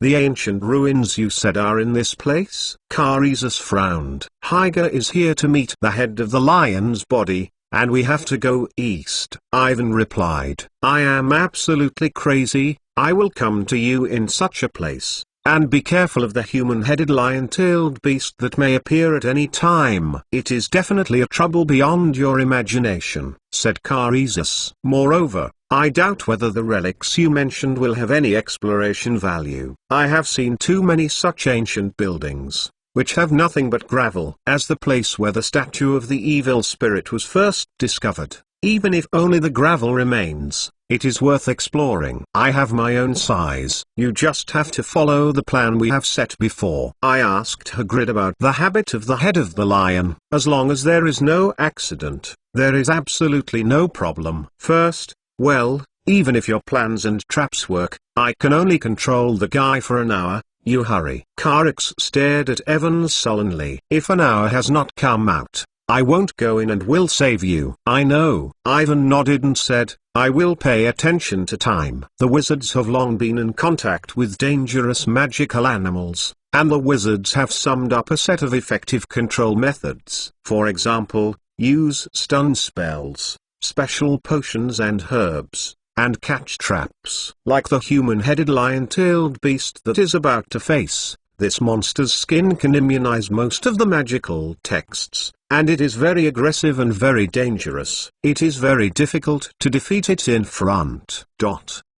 Ivan is not sure if Karisus can do it, but it will definitely cost a lot. Fortunately, they are not here to beat the head of the lion. Only if you can trap this guy for a while, it is enough for Ivan to complete the exploration of the remains. After consulting the relevant materials, Ivan chose a trap tool that meets his own requirements. He asked Sirius to help him get this trap and send it to Moody's office, a magical item that specializes in dealing with dangerous and magical animals. As soon as it is triggered, you can quickly extend a few chains to entangle the magical animals trapped in the trap. Under the control of the wizard, the chain is hard to break free, and the duration is related to the magic of the wizard who controls the trap. With the strength of Garrux, it is more than enough to control the head of the lion. Of course, he was dissatisfied with being asked to do this kind of thing, but he couldn't help it. The current situation is that regardless of what Ivan asks,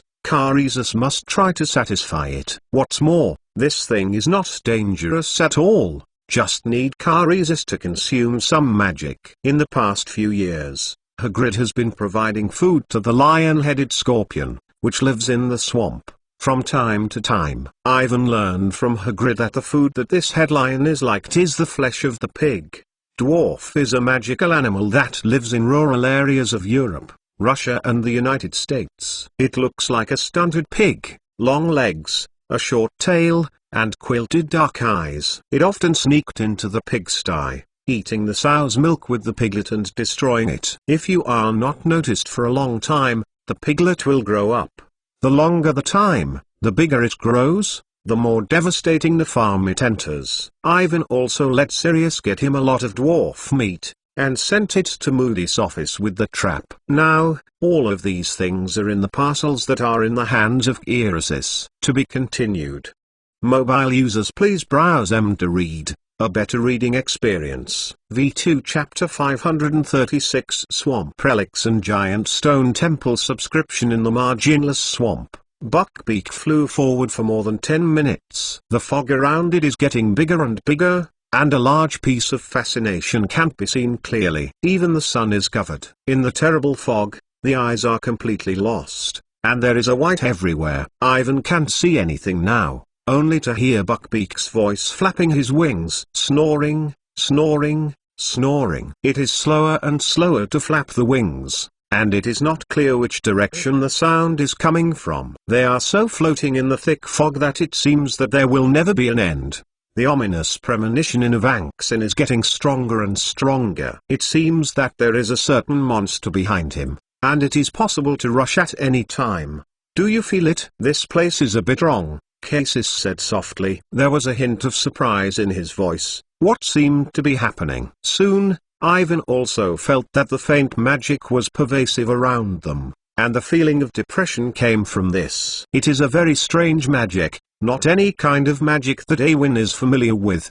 They have a repulsive effect on other magical powers and are suppressing the power of Avon. Fluorescent flashing. He yelled, and the end of the wand began to shimmer. Ivan stretched his arm and lifted his wand, and the light became stronger and stronger, blocking the thick fog around him. In the daytime, he saw a huge dome plant. Each of these exotic plants is hundreds of feet high and stands quietly in the fog. They enveloped a large swamp area like an umbrella, and they were like mushrooms that were magnified many times. Unfamiliar magic comes from these plants, and it seems that all the magic in the surrounding air is inhaled and swallowed. Obviously, they don't grow so naturally, but they become so sized under the catalysis of some mysterious magic. Perhaps it is the magic that permeates the ruins of the Annihilation, and they have obvious rejection and engulfing effects on other forces. Hagrid said that the lair of the head of the lion was in the vicinity. This is where Hagrid said. Ivan said to Carius a little more carefully. This place makes me feel uncomfortable and fights in thick fog. The head of the lion is better than us, said Carius. He then lifted his wand up and read a spell. In the next second, centering on them, a hurricane suddenly burst and the thick fog around them was blown away. For the powerful strength that Carax suddenly showed, Ivan was surprised. Although this magic is simple, but wants to blow away the fog of such a large area, if you do not use the magic stone, he cannot do this. In this way, this awkward vampire must have retained strength in the last match. This guy is really a dangerous person who has to be mentally motivated and always be careful. Although he is now an ally with Ivan, Voldemort is also his ally. As long as it suits his own interests, this guy seems to have nothing to sell. It's really tiring to deal with this guy, and Ivan doesn't want to be sold one day, but also helps the other person count down the money. The wind blew and the fog became lighter and weaker. After about a minute, the fog was all gone, and Ivan finally saw the sights around him. They are flying over a lake that has dried up, and the lake presents an irregular outward spread. The soil inside is not bright black, as if it has been corroded by anything, and has lost all its vitality. It's not like the lively big swamp that I saw before. Only a large, disproportionate dome plant is scattered around, and the top is a strange reddish brown. In front of them is a huge triangular stone building. Its main body has been sunk and dumped in black mud, leaving only a few parts exposed. Only the exposed part is already as large as the Moon Temple, which shows the overall size of the building. The white stone walls have been eroded, and they are faintly able to recognize the glory of the past. Unlike Avon, who saw the remains of the fallen ancient horses, there were no exaggerated statues, stone carvings and murals. Instead of complex magic lines and simple decorations, it is low yet atmospheric. Unbelievable. It is a relic left in the ancient warlock period. Carexis stared at the building carefully for a long time, and was surprised. To say, I did not expect that there will be this near Hogwarts kind of things. How? Do you want to go in and have a look? No interest. You'd better stay away from this place. Carius said in a low voice. Do you know the giant stone temple in Malta? It is also a relic left by an ancient warlock. In history, there used to be tens of powerful sorcerers entered at the same time and wanted to explore the secrets of the ruins. But in the end they all died in it, and no one lived. From a few centuries ago, that place was listed as a restricted area, forbidden. Everyone is close. Ivan knows this, and he has read the relevant records in the book. The Maltese region, known as the Mediterranean Heart, is very old in history. The megalithic temple that Carux said is also known as the Temple of the Megalithic Culture of Malta, the group of buildings left by the Stone Age. Its history is even older than the pyramids of Egypt. It is the largest Stone Age temple in Europe and is also very famous in Muls. There are currently 8 ruins of the giant stone temple that have been discovered, 7 of which have been destroyed. In the long history, the protection magic that the ancient warlocks left in it gradually lost its effect. The original construction of the 7 megalithic temples is unclear. After the loss of magic protection, it has been corroded and turned into an ordinary building. It has thus become the most famous tourist attraction in the world. People who have been there often marvel at the incredible miracle and look at the magnificent buildings piled up with countless pieces of tens of tons of megaliths with awe. I sigh how the ancients used the original tools to do this. The wizards who understand their history know that these buildings are the remains of ancient warlocks, especially the well-preserved one. The magic and powerful magic inside is amazingly powerful. As of today, the hidden secrets have not been cracked. The speculation about the interior of the megalithic temple has never stopped, and there are many magic books in this area. But as Karius just said, the wizards who dared to enter it all died, and no one knew what was the. Maybe it's a powerful curse or attacking magic, or a dangerous monster. It's possible. The power of the ancient warlocks is entirely beyond the understanding of today's wizards, and it is impossible to speculate on the existing magic theory. Like the megalithic temple, since the ruins in front of him are also left by the Gudda warlocks, they have to be careful. Give you a piece of advice, Ivan: don't feel free to touch the power you don't understand at all. Otherwise the trouble you will get will be your imagination. Karius said, looking at him, it is obviously taboo to the power of ancient warlocks. To be continued. 8. V2 Chapter 537 Enter the Ruins. Subscription. With the strength of Karius, it is enough to prove how powerful the ancient warlocks are. Obviously, no matter what treasures may be hidden in the ruins, he is not going to investigate. From a rational point of view, his cautious view is absolutely correct. In the face of powerful unknown forces beyond their ability, the best thing to do is to hide far. Instead of casually contacting, you may not know how to die even if you die. But there is a premise in this matter. If Ivan has not touched the evil spirit, if Voldemort does not take away the statue of the evil spirit, he should follow the advice of Keresis and leave here. But now there is no other choice. The core object of this temple, the statue of the evil spirit, has been taken away. There should be no danger in it. From the memories of the Mazu ancestor Ugd, it can be seen that he did not encounter any obstacles inside the building. He went to the center of the relics very smoothly at that time, and even the lion's body and tail animal did not touch. In addition, there is one more point that makes Ivan firmly believe in entering. Gryffindor himself must know this thing. Since he showed you get this memory to himself in the illusion, he hoped that he would come to this place. This ancient relic may have defeated the evil spirits.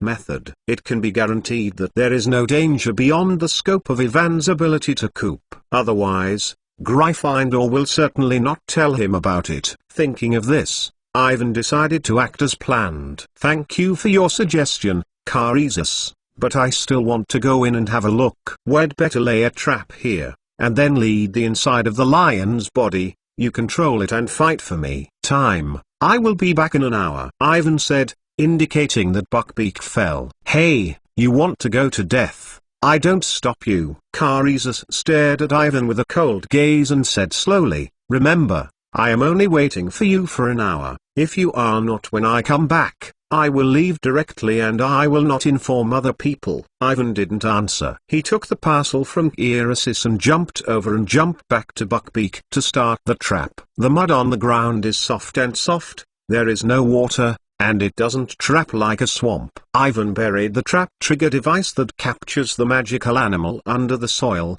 and then piled the meat of the dwarf pig on it. He also sprinkled a lot of potions in them, and these potions have a certain anesthetic effect. Although I don't know if it will work for the lion's body, it is not a bad thing to try. The lion's body is very rich in emotion and has a superb language ability.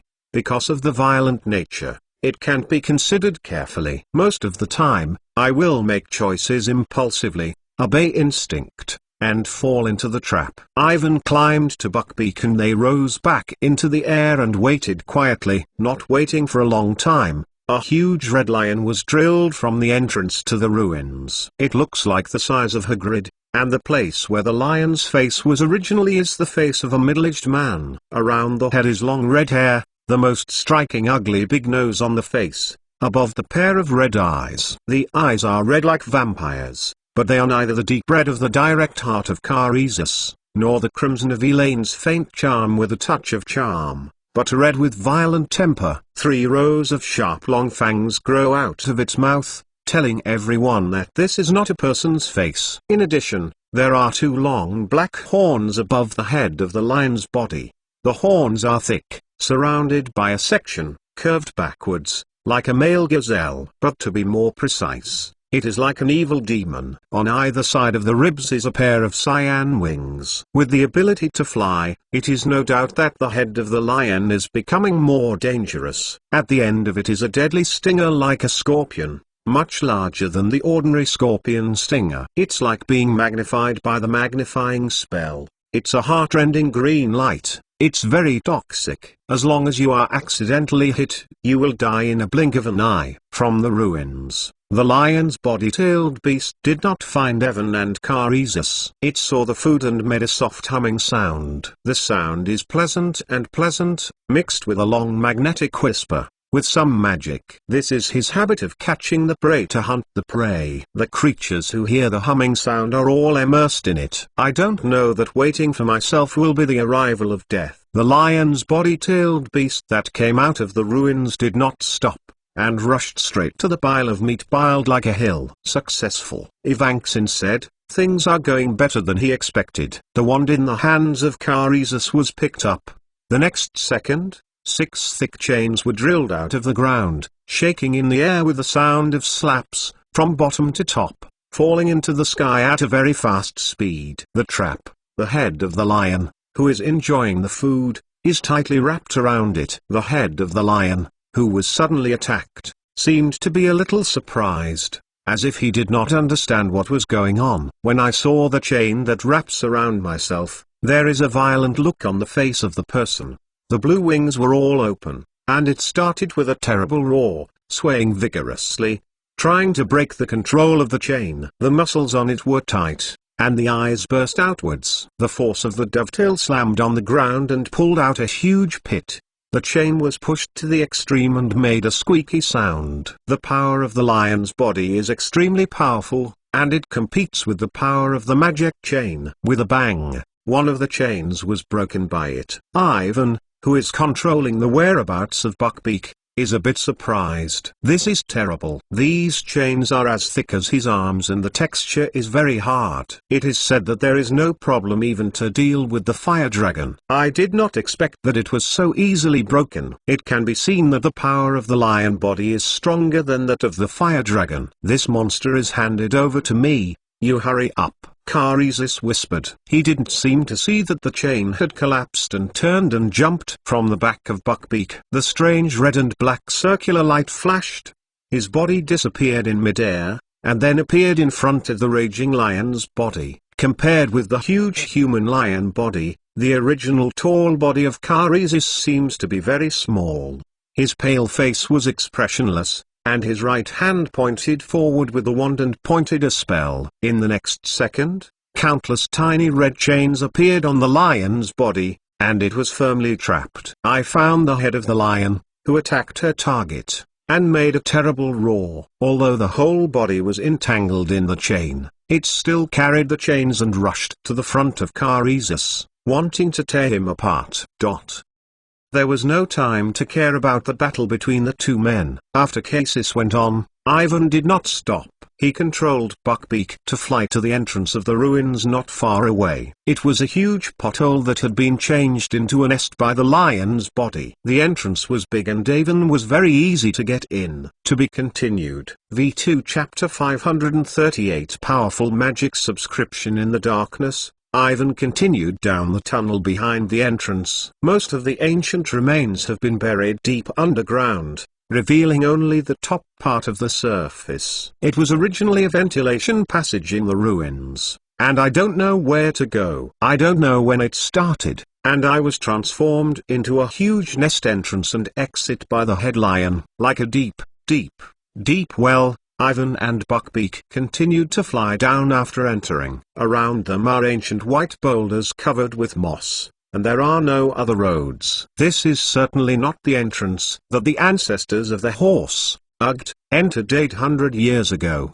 The horses do not fly like the eagle-headed horses. However, from the size of this ruin, he should have entered from other places. Of course, it is also possible that the horrible evil deliberately directed him to come here and find the statue. In the long years, the magic left by the ancient warlocks became weaker and weaker, and the evil spirits gradually broke away from the power of the seal. It can influence the creatures around through the statue and make them fall into their own servants. The nearby intelligent creatures, except for the sorcerers of Hogwarts, belong to the Malay tribe in the banned forest with the largest number and the strongest strength. It is a matter of course for the evil spirits to choose them as targets, to help them collect flesh and blood, and to complete summoning magic. Needless to say, the Sorcerer's Stone, which is preserved in the Malay tribe, is the source of power it needs to come to the world. Reminiscent of the legends of the evil spirits and the ancient warlocks, Ivan did not dare to carefully looked around. The end of his wand glows brightly, dispelling the darkness around him. Buckbeak's whereabouts fell quickly, but they still flew down for 5 minutes before coming to the end. This is a square huge room, no accident. It is the nest of the lion's body. The floor of the room was buried by the bones of countless creatures, all of which were the prey of the lion's body. These cheekbones are stacked like hills, and the bones of various creatures are there. Fortunately, Ivan did not see the human skeleton in it, which indirectly proves that the remains have not been discovered by the outside world. Due to the proximity to Hogwarts, there are very few foreign wizards visiting this area. This dangerous swamp in the depths of the Forbidden Forest is even more inaccessible. I don't know how long it has been. As for the only visitor, Hagrid, there are probably only magical animals in his eyes, and he does not care about other things at all. Ivan let Buckbeak land on the bones, and there are a lot of sounds of countless bones being crushed. To be honest, looking at the piles under the feet, I don't know the bones of any creatures. This feeling is very bad. This is simply a human purgatory. If you change to another small wizard, you may have fainted. Buckbeak bowed his head and slammed the gimmick left by an unknown creature, making a dull sound and resounding in the room. Forced to suppress the discomfort of the heart, Ivan climbed from the back of Buckbeak. Now is not a time to sigh. He must hurry to complete the exploration and leave here in an hour. Moving on, it is no longer suitable to ride Buckbeak. It must be done by himself. A door that was buried in the majority of the bones was located in the corner of the right side of the room. Ivan walked there and walked over the bones. It was an unforgettable experience. He just walked 2 steps and heard the sound of screaming below, as if something was going to be drilled out. Ivan suddenly stopped and pointed to the place with his wand. Deep in the bones, a group of red light flashed, and the heat wave hit the surface. Ivan took a half step back and saw a few sea turtles with shells inlaid with colored gemstones crawling out of the bones. They are red and fire, waving a huge crab claw that is out of proportion to the body. The other one is slightly smaller, but more sharp. They stared at Ivan tightly, and the crab claws screamed in a threatening voice, constantly ejecting flames from behind the buttocks. These things are fire crabs, and the lions and tails are breeding with them to breed the snails. From the place where the fire crab was drilled, Ivan saw a lot of fried snails. which were densely parasitic in the middle of the bone mountain. The head-headed lion-tailed beast seems to have given them food and is raising their own monster descendants. Fortunately, these fried snails did not grow up, and the character of the fire crabs was milder. As long as Ivan does not provoke them, they will not take the initiative to attack. Bypassing the fire crabs and frying snails, Ivan came to the buried door. He gently waved his wand, and all the nearby skeletons flew into the air and landed somewhere else. After simply clearing out a passage for him to bend over, Ivan went down the gentle made up of bones. Just out, he felt a powerful magical pressure coming from all directions. It's like the magic of the strange domes outside, but it's more intense. The magic in Ivan's body was quickly suppressed and lost. The light at the end of his wand flashed in his hand and eventually disappeared. In this area, all magic is not working. This is a field of forbidden magic. Ivan blinked and looked around in horror. After the light of the wand was extinguished, he thought that there would be darkness in front of him, but it was not. At this time, in front of him is an ancient huge corridor. On the side close to the inside is a white marble wall, and on the other side is a hollow garden. It was full of weird plants that Evan had never seen, and the ground was covered with mushrooms that glowed orange. The faint fluorescence converges on everything and illuminates everything here. Even without the light of the Avon wand, you can clearly see the surrounding scene. Ivan stood in the same place for a while, and did not enter it immediately. His body is tight,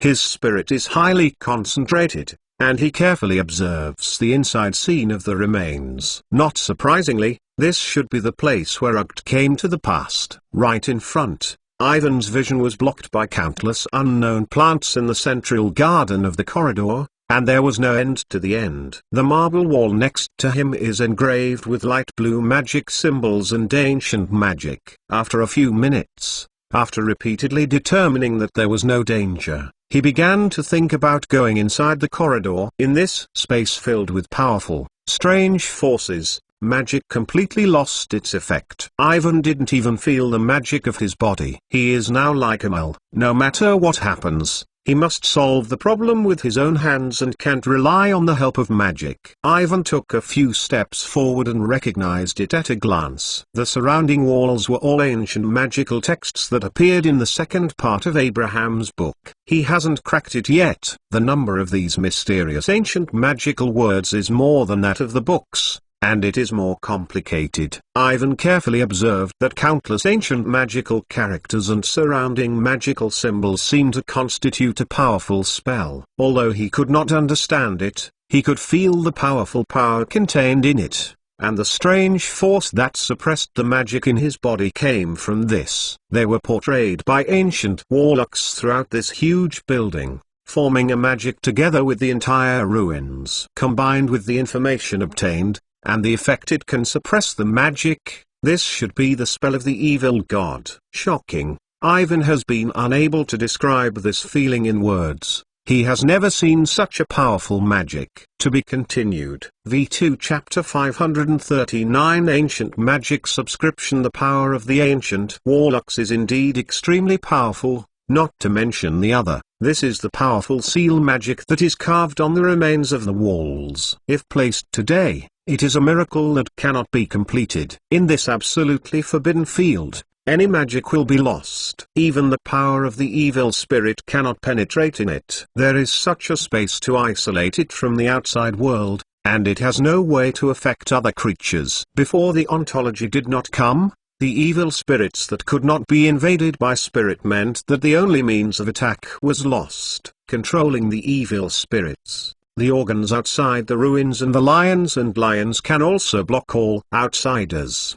The ancient warlocks who built the temple were originally designed very well, and they intended to seal the statue of the evil forever. Unfortunately, they probably did not think that after the millennium, the surrounding environment will undergo such earth-shaking changes. The ancient warlocks who used to be strong have all become history and disappeared into the process of human civilization. This area has also turned into a large swamp, and the entire ruins have sank to the depths of the ground. Many places were destroyed as the building sank and naturally weathered. The powerful seal magic that was originally engraved on the wall was thus cracked and gradually lost its original role. The powerful power that permeates the hall now may not be less than 1/10 of the heyday. The power of the evil spirits came back again, and its statue was brought back to the Malay tribe Ugd. Only this temple is quietly immersed in the depths of the swamp, as well as the meaningless caretaker. Evan's fingers gently glided over the marble, and after the powerful power of the ancient magic and magic symbols on the wall, he was able to clearly feel the vicissitudes of history. He walked forward for more than 10 minutes and did not completely complete the entire side of the corridor. The space inside this ruin is beyond imagination, and it may take several hours to walk back and forth inside. 1 hour left by Ivan and Kari's. This was not enough to continue. He originally intended to record all the ancient magical characters engraved on the wall and those magical symbols, and go back and study slowly. It seems that I can only find time again. He decided to go to the middle position, take a look at the place where the evil statue was found, and then go back. This exploration allowed him to see the power of ancient warlocks, a powerful force beyond the level of modern magic. The more he came into contact, the more I realized that the magic knowledge he had acquired was insignificant. Think about it too. When he first entered school, he was as excited as a small wizard to cast a spell for himself. He once thought that the power of Dumbledore and Voldemort was already the limit that wizards could reach. Later, with his research on various magical literatures and exposure to the remains of the four giants and other ancient wizards, Ivan gradually realized that the power that once was strong in his own eyes may be just the beginning. When he saw the power of the evil spirits and the ancient warlocks, he suddenly discovered that a brand new door opened in front of himself. There are many mysteries in the magical world that he did not understand. There is a lot of knowledge he needs to learn. In awe, Ivan crossed the cloister and walked into the lush garden. The plants in it are all he didn't know. With a touch of magic, it looks nothing special. Looking at a column of purple eucalyptus trees,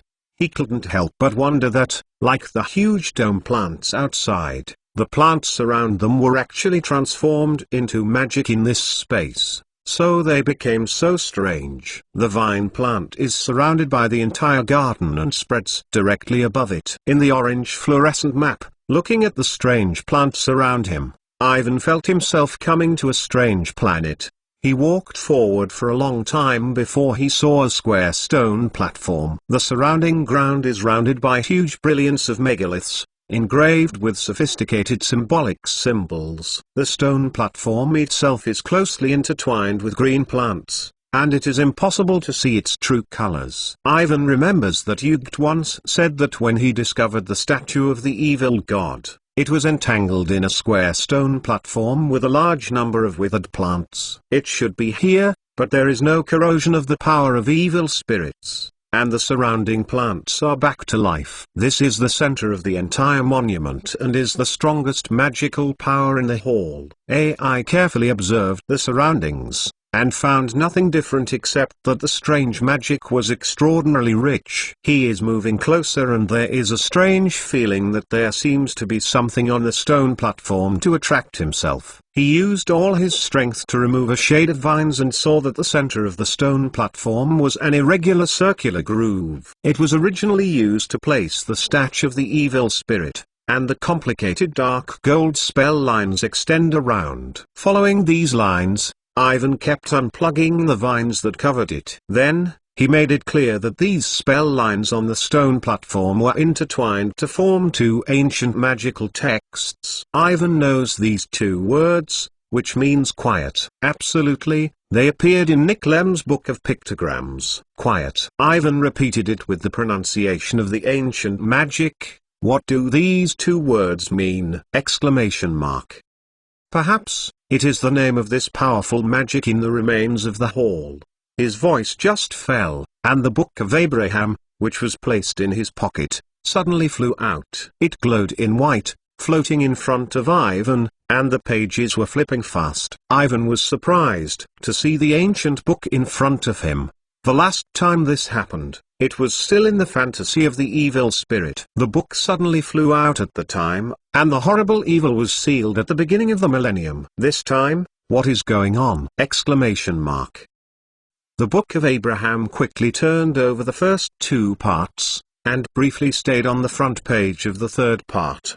The above ink, only the foot of the previous evil spirit can be displayed. Soon, the page flipped back a few pages and stopped immediately. On the original blank page, texts with blue light quickly appeared. At the top is the two ancient magical words "silent" that Ivan saw on the stone platform. Below are the incomprehensible magic symbols and ancient magical characters engraved on the remains of the ruins. Under the invisible power, they are quickly documented. Ivan felt that the rest of the entire hall was gathering here. He looked up and saw the light shining around the surrounding walls, and the content of the above floated into a pale blue mist. Focusing on their location, these lights and fog quickly come together to form a huge whirlpool. They rolled over and eventually merged into the Book of Abraham to form the words recorded on it. I haven't waited until Awen figured out what was going on. He heard the slight squeaking sound from Shitai. These dreamy halos suddenly disappeared,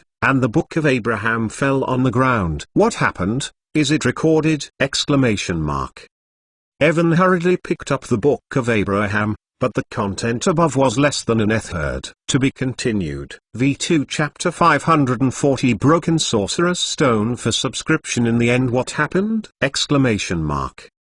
Ivan looked carefully at the page in front of him. Except for the words "silence" at the top, the following are all the ancient magic characters and complex magic symbols that they don't know. They flash with light blue light, but only occupy an third of the pages of the book. Obviously, the Book of Abraham did not record the magic. Ivan was confused about the situation at hand, and his mind was full of doubts. His research on this book was only a fur. The only certainty is that the Book of Abraham must be related to evil spirits and ancient warlocks. The third page of the front page, in addition to the appearance of the empty shop of evil spirits, the other positions are still blocked by thick black ink.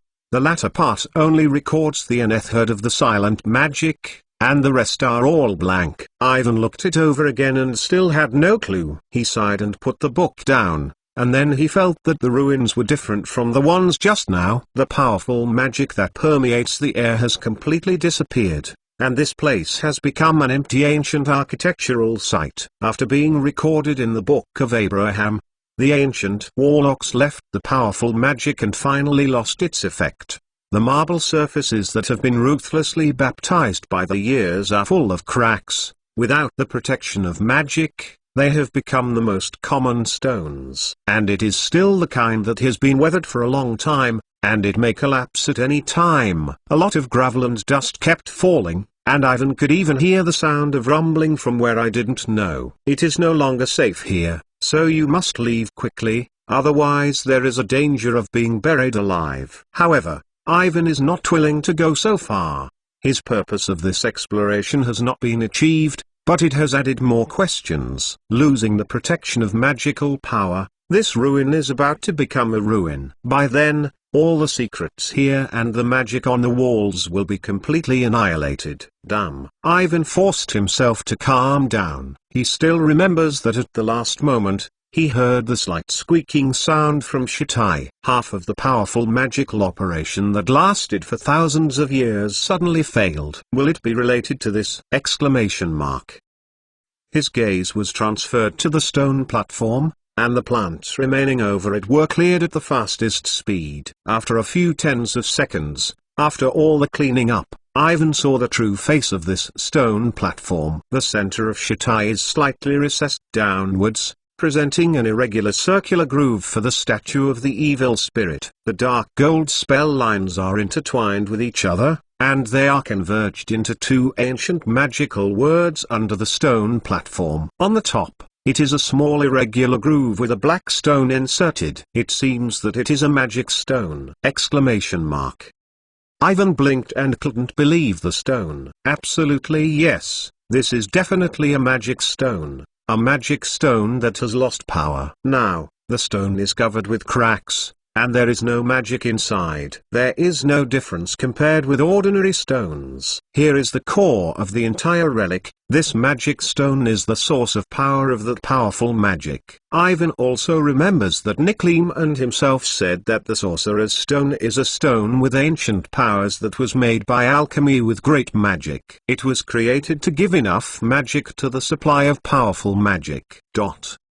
He knows such a magic, that is, the magic used to summon the evil spirits will use the magic stone. I didn't think that the magic in this ruined relic was just that level. From this point of view, the crisp sound must have been the rupture of this magic stone. It has exhausted all the magic. When Evan's hand just touched its surface, the broken sorcerer's stone turned into countless powder crystals, and it disappeared. Looking at the empty groove, he suddenly thought that he could put his own magic stone into it. Obviously, because of the lack of power, the Book of Abraham has not recorded this ancient magic. Just replace it with a new sorcerer's stone and add it to it. But Awen was hesitant, and he didn't know what would happen if he put the magic stone into it. Whether it is the Book of Abraham or the magic in the ruins, it is beyond his understanding. He does not even know what the magic called silence is, and there is less than a 1/10 of the magical power, sufficient to suppress all magic,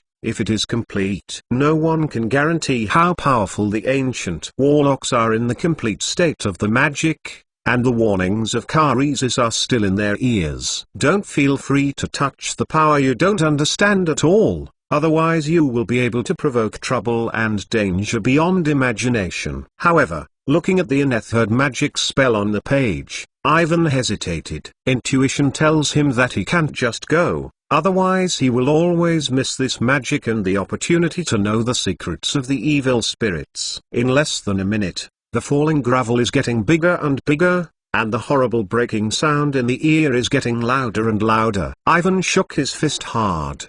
He knew that he had no choice but to take a chance. He made up his mind to quickly take out the magic stone placed in the lockbox and place it in the groove above the stone bench. Although the shape of the sorcerer's stone is very different, it is exactly the same as the groove on the stone platform. Ivan held his breath and watched the magic stone in his hand nervously, gently putting it into the groove. Hey! The magic stone and the groove collide together. Ivan looked at the stone with anticipation. But nothing happened. Did it fail? Exclamation mark.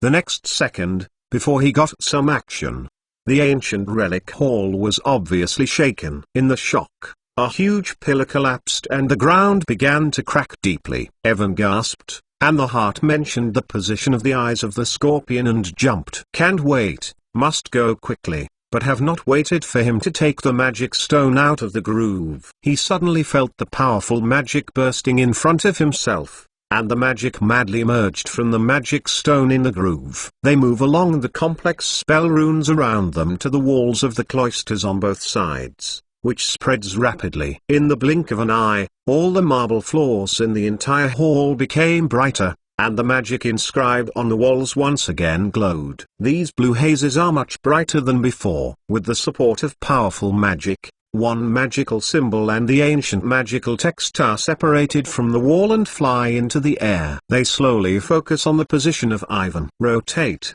The ancient magic of the millennium was relaunched, and the powerful magic filled the space. From the middle, Ivan felt the powerful power of the existence of the ancient times, and the power of the evil spirits. The collapse of the entire hall suddenly stopped, everything became quiet, and Ivan found himself floating upwards. He seems to have lost gravity and his body floats up quickly. In front of him is the Book of Abraham, which also floats up with himself, the blue magic vortex tumbling and gathering. The complex ancient text above is quickly recorded. In a few seconds, it was half full, and it continued to go down. Not far away, it is the stone platform, and the magic stone above the magic stone is also shining red. In addition, the lush vegetation in the garden floats, even the dust and dirt particles on the ground.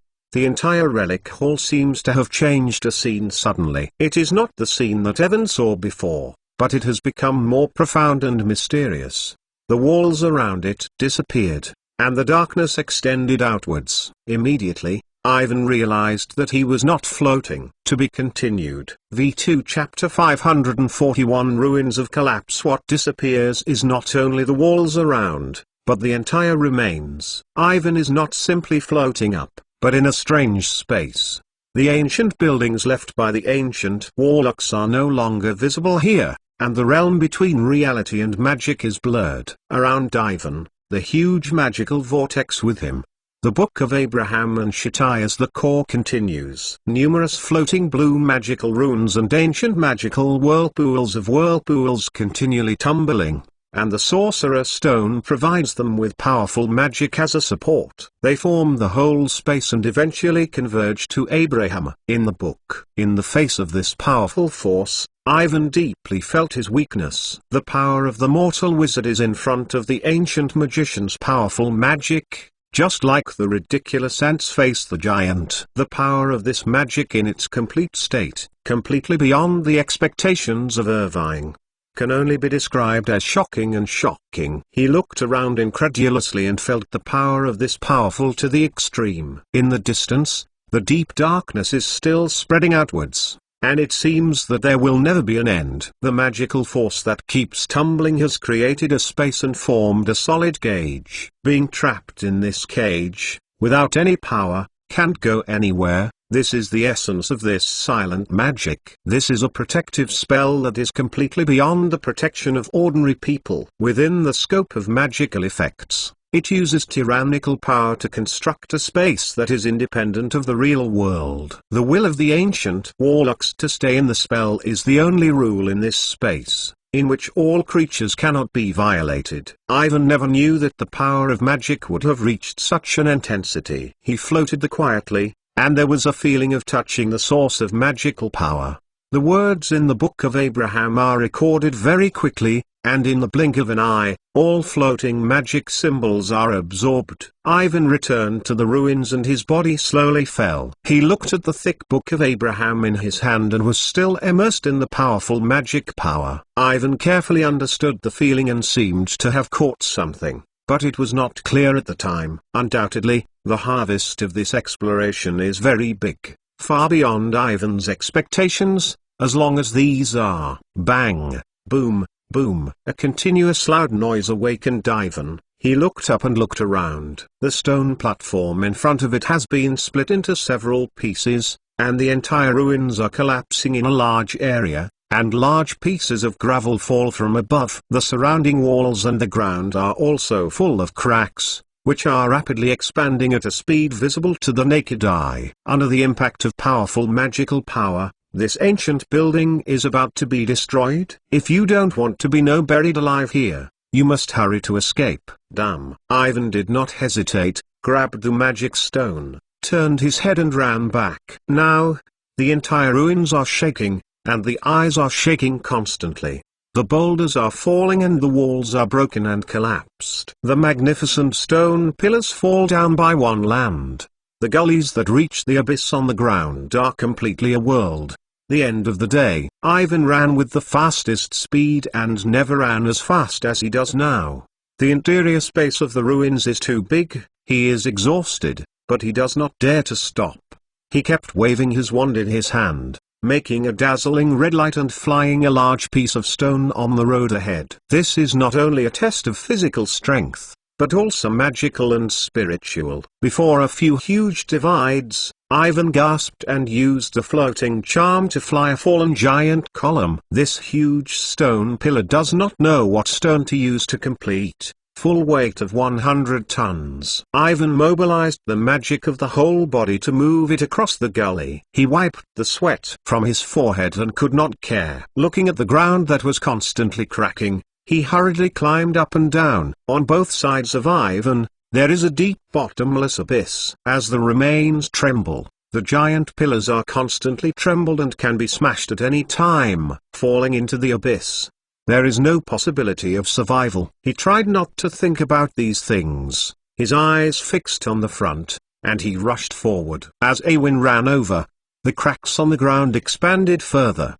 His heart turned around and the stone pillar behind him fell into the abyss, sending out a series of horrible noises. A few minutes later, When he gasped into the hut that was used as a nest by the head lion, the buckbeak was standing on a pile of bones, constantly flapping his wings. Fire crabs and frying tails. The snails all ran out, and the restlessness was tumultuous. There is no such thing as the collapse of the hall in this place, but the cracks on the walls are also very obvious. Ivan rolled over and climbed to Buckbeak, squatting directly on it, and no strength at all. He felt like he was back to the ground with Buckbeak, and the light was bright again.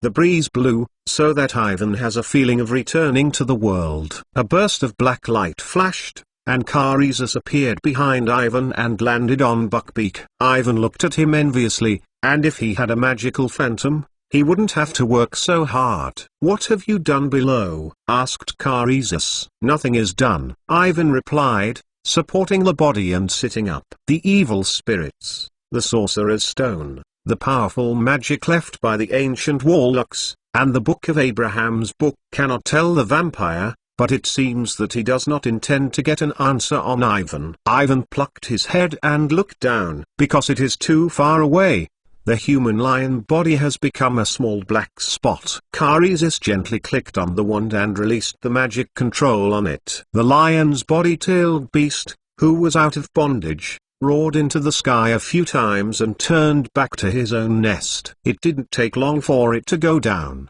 and there was a huge resounding horror, boom! Exclamation mark.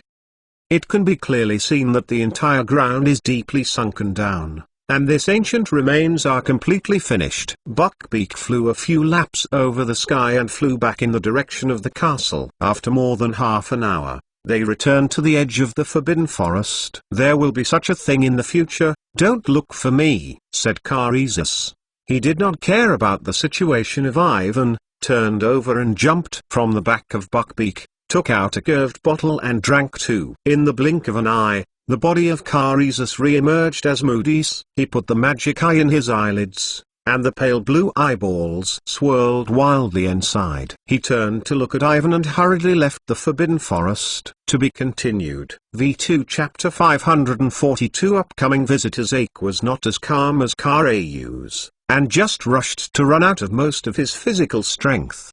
He slipped slowly from Buckbeak's back and felt his knees tremble. He is now sore in muscles, and even his breathing is generally painful. Buckbeak turned his head, and the big amber eyes looked at AI, who was holding his body. AI smiled and let Buckbeak leave. He slowly walked to Hague Lodge, and although he was tired, the harvest of this adventure was beyond imagination. After seeing the powerful magic, AI decided to change his research direction. Focus on the ancient magic and the magic recorded in the Book of Abraham, and quickly understand the magic theory involved. AI sat in Hagrid for more than an hour, drinking tea and discussing issues related to the feeding of fried snails. He didn't know how the fried snails inside the ruins, the fire crabs, and the final ending of the lion's tail scorpion, but in such a large-scale collapse, they must have followed. If Hagrid knows this, he will definitely cry a little more. When the time was nearly 5 o'clock, when the setting sun slowly fell, AI was dragging his tired body back to the castle. He had just walked into the foyer of the castle and saw a large group of students huddled around a big reminder erected at the foot of the marble staircase. "What happened?" AI asked. Next to him was Ernie Macmillan of Hufflepuff College. He squeezed out from the crowd and his eyes sparkled. "Only a week," Ernie said excitedly. "What is only a week?" "3 strong competitions," Ernie quickly replied, because the whole person was shaking slightly. The school just posted the notice. Representatives of Booth Barton and Dimstrom will be on Friday, October 30th. Arrive at the end of the day. The afternoon of the course will be completed half an hour earlier, when the students are asked to send the bag and textbook back to the dormitory, gather in front of the castle, greet our guests, and then attend the welcome banquet. "Oh, is Buzz Barton and Dimstrom coming?" AI ran. "The time is almost the same." He received a letter from Gabri recently, and she told AI that the students in Booth Barton are ready to leave. Not surprisingly, Her sister Furong performed very well in the school's internal primaries, and was very optimistic about Mrs. Maxim. Gabri also became the only junior student of Booth Barton who had the opportunity to visit Hogwarts. AI, you are here. I haven't seen you all day.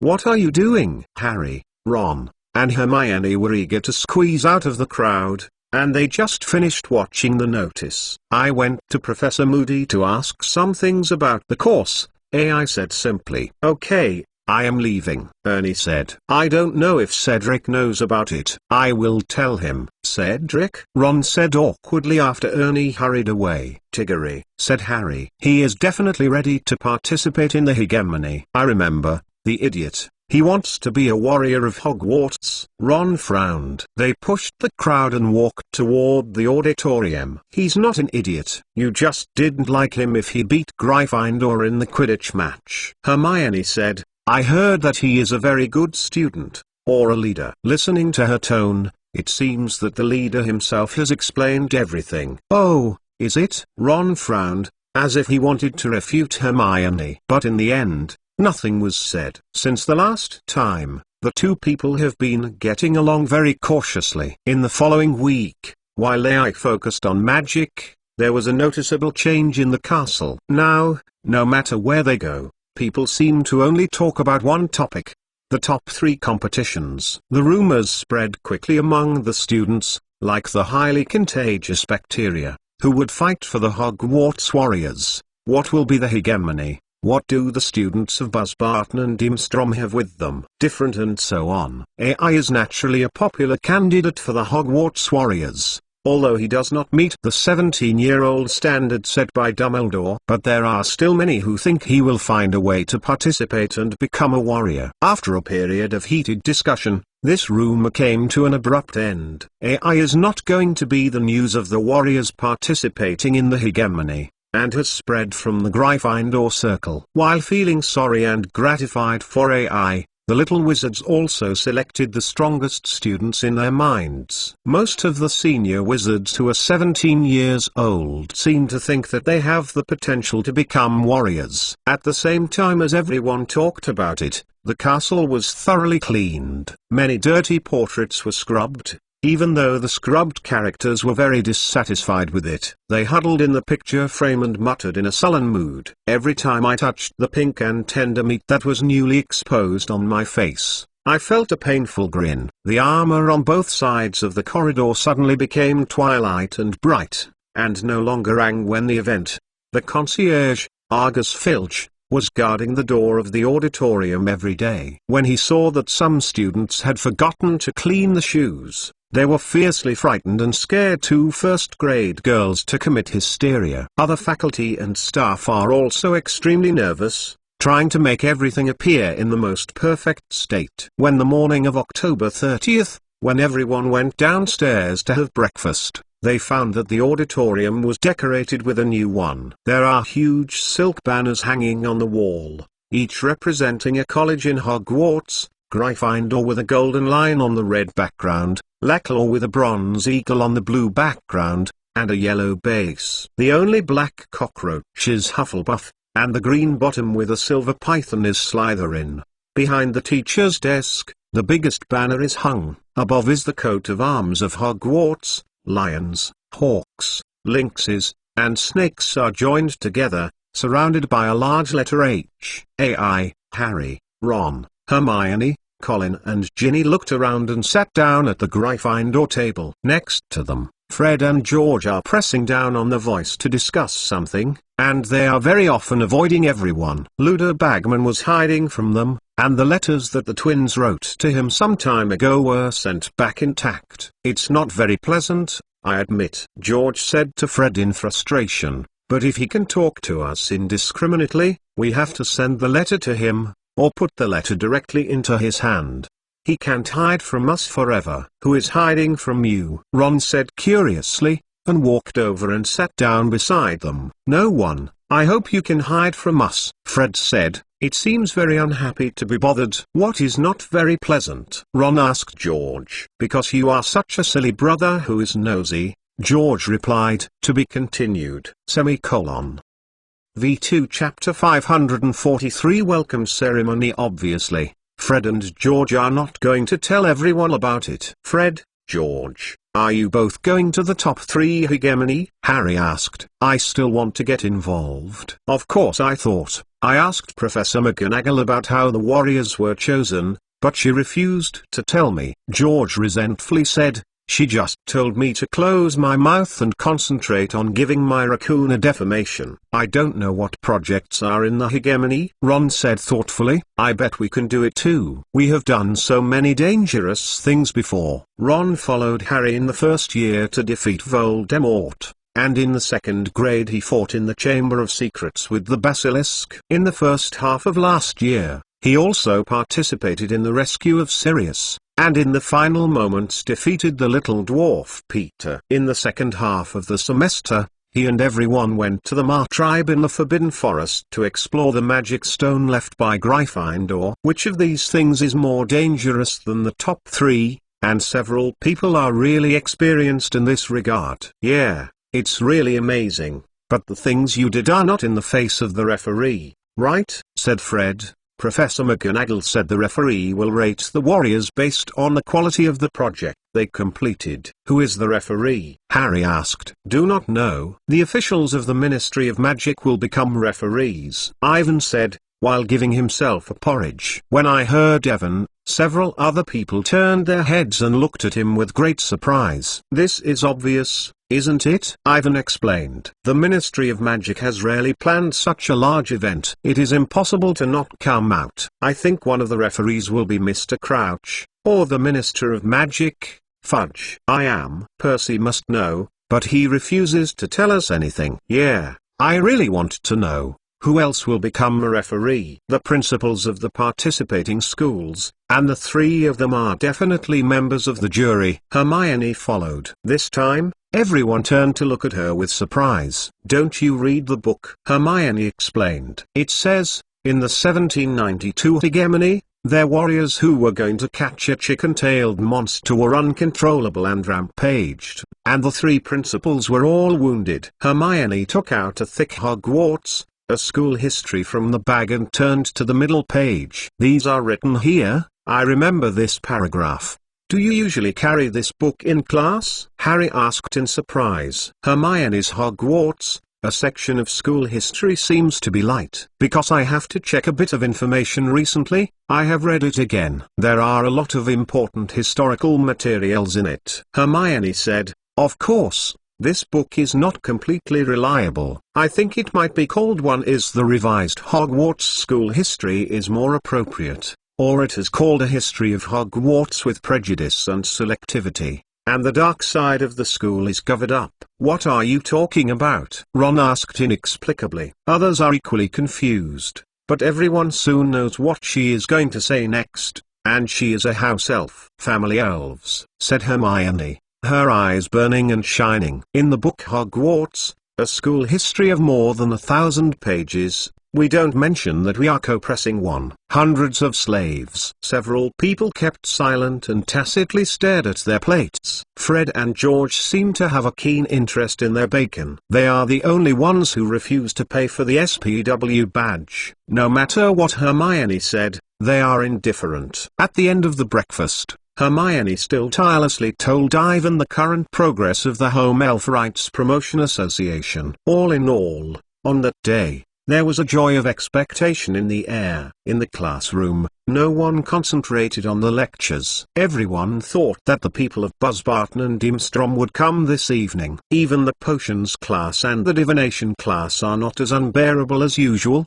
because they have to go to class half an hour in advance. When the ringing sounds early, Evan and Colin and Ginny rushed to the Gryffindor Tower. They found that Harry, Ron, Hermione, and other little wizards had already returned, and everyone changed. The cloak, 3 steps and 2 steps down the stairs, came to the foyer. At this point, the deans of the colleges are ordering their students to line up. Weasley, wear the hat. Kerry, put the shirt inside the pants. Professor McGonagall said to Ron sternly, and you, Miss Petty, put the ridiculous hair on the hair. Things are taken off. Parvati frowned unhappily and took a large butterfly headdress from the tip. "Okay, please come with me," Professor McGonagall said. "The first-year classmates are in front. Don't be crowded." They ran down the steps and lined up in front of the castle. It was a cold, fresh air evening. The night was coming, and a white,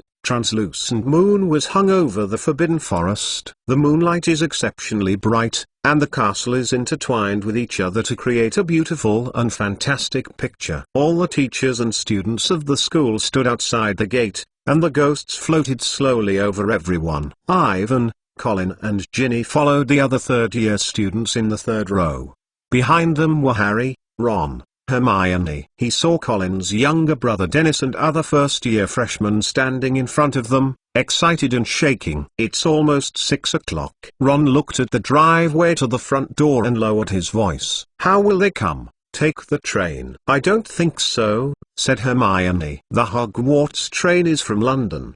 They can't go there together." "How come?" "Fly broom," Harry guessed, looking up at the starry sky. Colin was looking forward to raising his head when he heard him. "They won't do that, from that far away." "Maybe it's the door key," Ron continued, guessing. "Or it's a phantom, maybe there, and people under the age of 17 will allow the apparition." "Ron, how many times have I said that there is no phantom in the Hogwarts venue?" Hermione said impatiently. The little wizards glanced excitedly at the sight that was getting dark, but there was no movement at all. "Everything is quiet, and peace is no different." The uncontrollable arguments gradually rang from the crowd, and everyone was cold and hungry. Just as everyone was about to endure, Dumbledore, standing in the back row with other teachers, suddenly shouted, "Ah, if I am not mistaken, the representative of Booth Barton is here." "Where?" many students eagerly asked, looking in different directions. "There," a sixth grader shouted, pointing to the ban on the forest. "A behemoth is much larger than a flying broom, or 100 flying brooms." Under the silver moonlight, you can see that it is rapidly passing over the deep blue sky, flying towards the castle, gradually getting bigger and bigger. To be continued. V2 Chapter 544 Booth Barton God, what is that? "It's a dragon," a freshman screamed, excited to know what to do. "Don't say stupid things. A house is flying," Dennis said.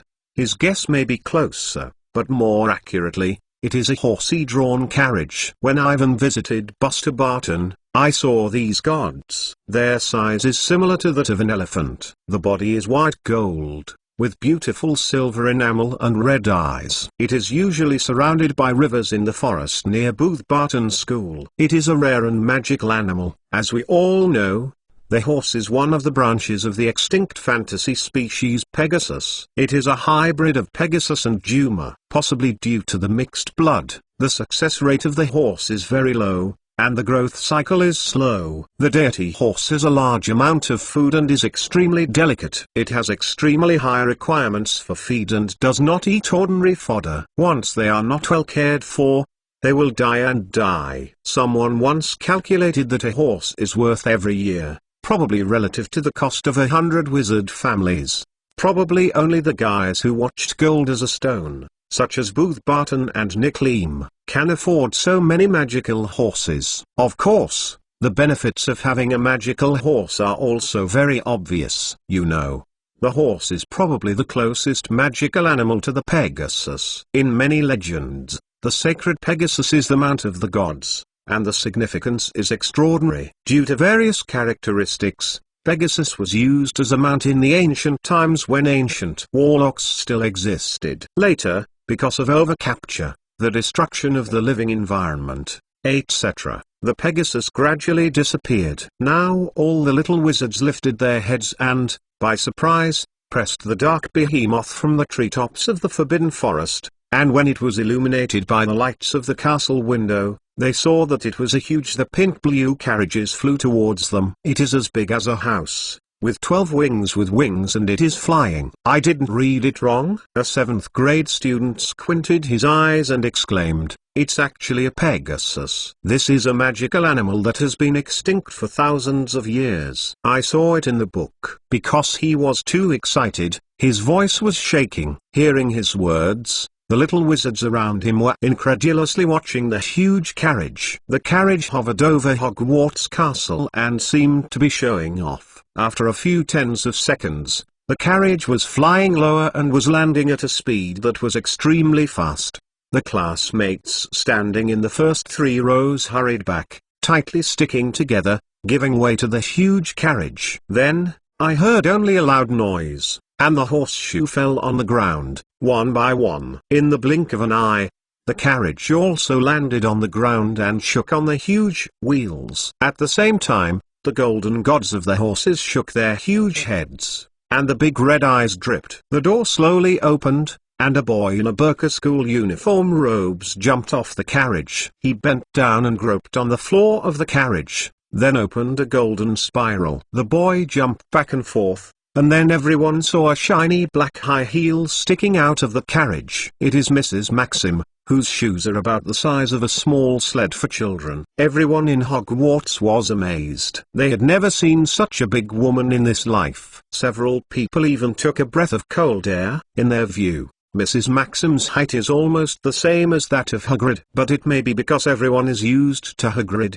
so she seems to be even more bizarre. At this moment, Mrs. Maxim has walked under the steps and turned to look at the crowd waiting for her eyes. When she walked into the light from the hall, everyone found that she had a handsome olive face, a pair of black, watery eyes, and a sharp nose. Her hair combed after the brain. A shiny bun is formed at the base of the neck. She wore a black wrought iron dress from head to toe, and many precious opals sparkled on her neck and her thick fingers. Just as the little wizards stared at her, Dumbledore began applauding. Soon the classmates also slapped their hands, and many of them were on tiptoe, trying to see Mrs. Maxim more clearly. Her face relaxed and opened an elegant smile, reaching out with a gleaming hand and heading for Dumbledore. Although Dumbledore is also tall, he barely bends when he kisses this hand. "Dear Mrs. Maxim," he said with a smile, "welcome to Hogwarts." "Dumbledore," Mrs. Maxim replied in a low voice. "I haven't seen it for a few months. I heard about something. I hope that everything is fine." "Very good, thank you," said Dumbledore. "These are my students." Mrs. Maxim nodded, and the huge hand waved intently behind her. At this time, everyone seems to notice that about 12 or 3 male and female students have come down from the carriage. At the moment, they are standing behind Mrs. Maxim, in the huge shadow she cast. From their appearance, the age is about 18 or 9 years old, and each one is shaking slightly. This is not surprising, because the robes on them seem to be made of fine silk. Moreover, no one wears a cloak, and most girls use their scarves or headscarves to wrap their heads. Only Gabriel did not do this. Her little head excitedly looked around, and the hibiscus next to her whispered in French. When they just got down from the carriage, Ivan saw this gimmick. This guy seems to be a little too excited, and there is no girl's restraint. Ivan heard that there were a lot of boys around him who said that Gabriel was beautiful. Although she has not yet opened,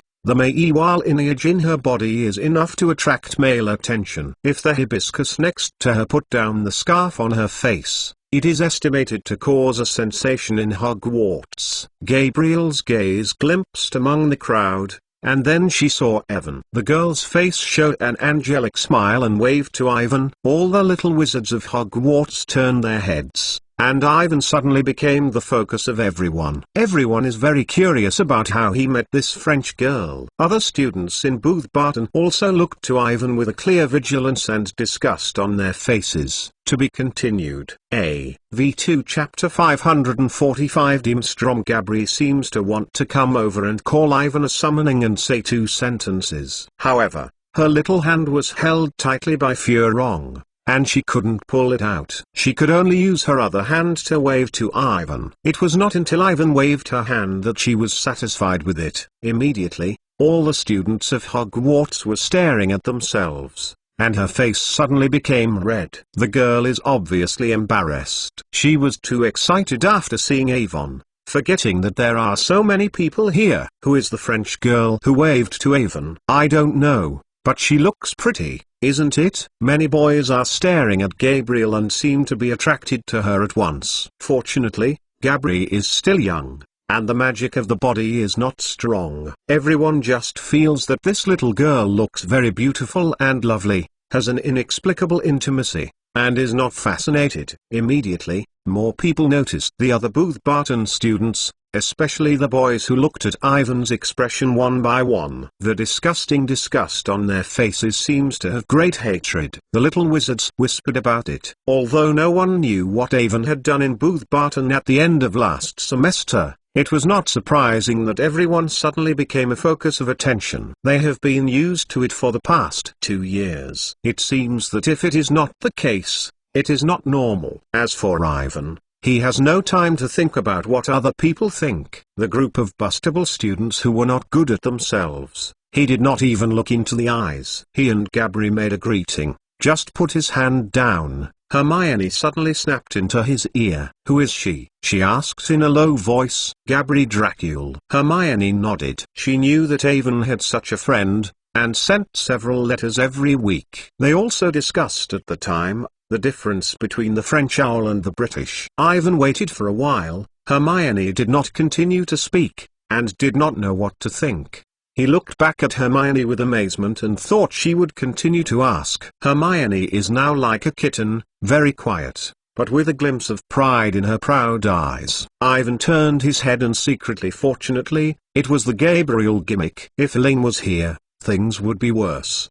The brief turmoil in front of the castle was not mentioned, and the conversation in the foyer, Dumbledore and Mrs. Maxim continued.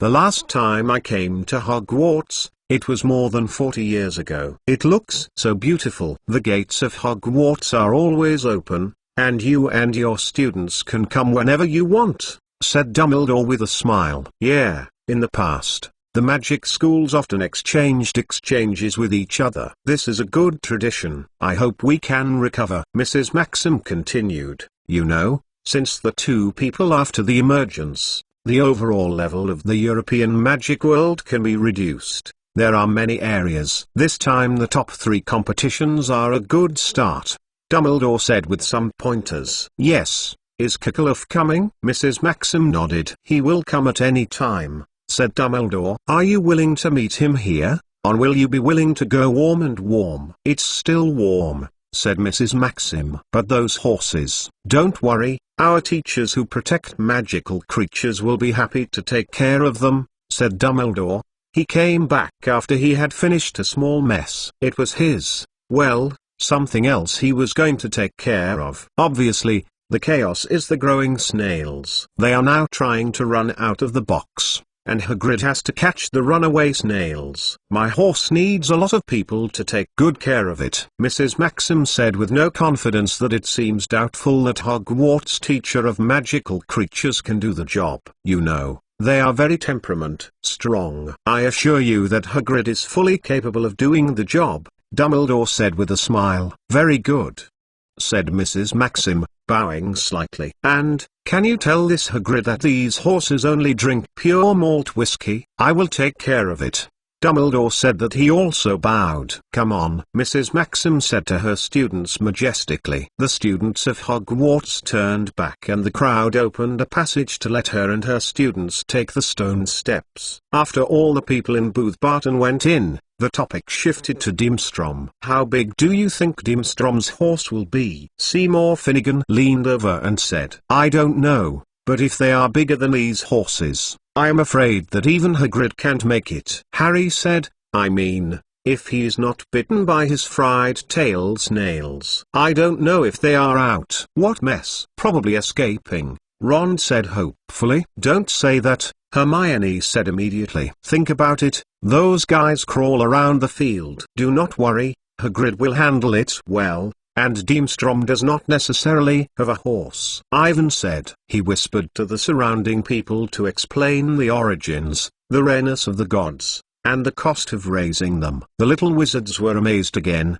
and they always thought that these horses were the legendary Pegasus. Everyone stood there waiting for the arrival of the Dimstrand delegation. Time has passed for more than 20 minutes. And everyone has shivered slightly. Most people looked up at the sky with their eyes open. For a time, there was silence.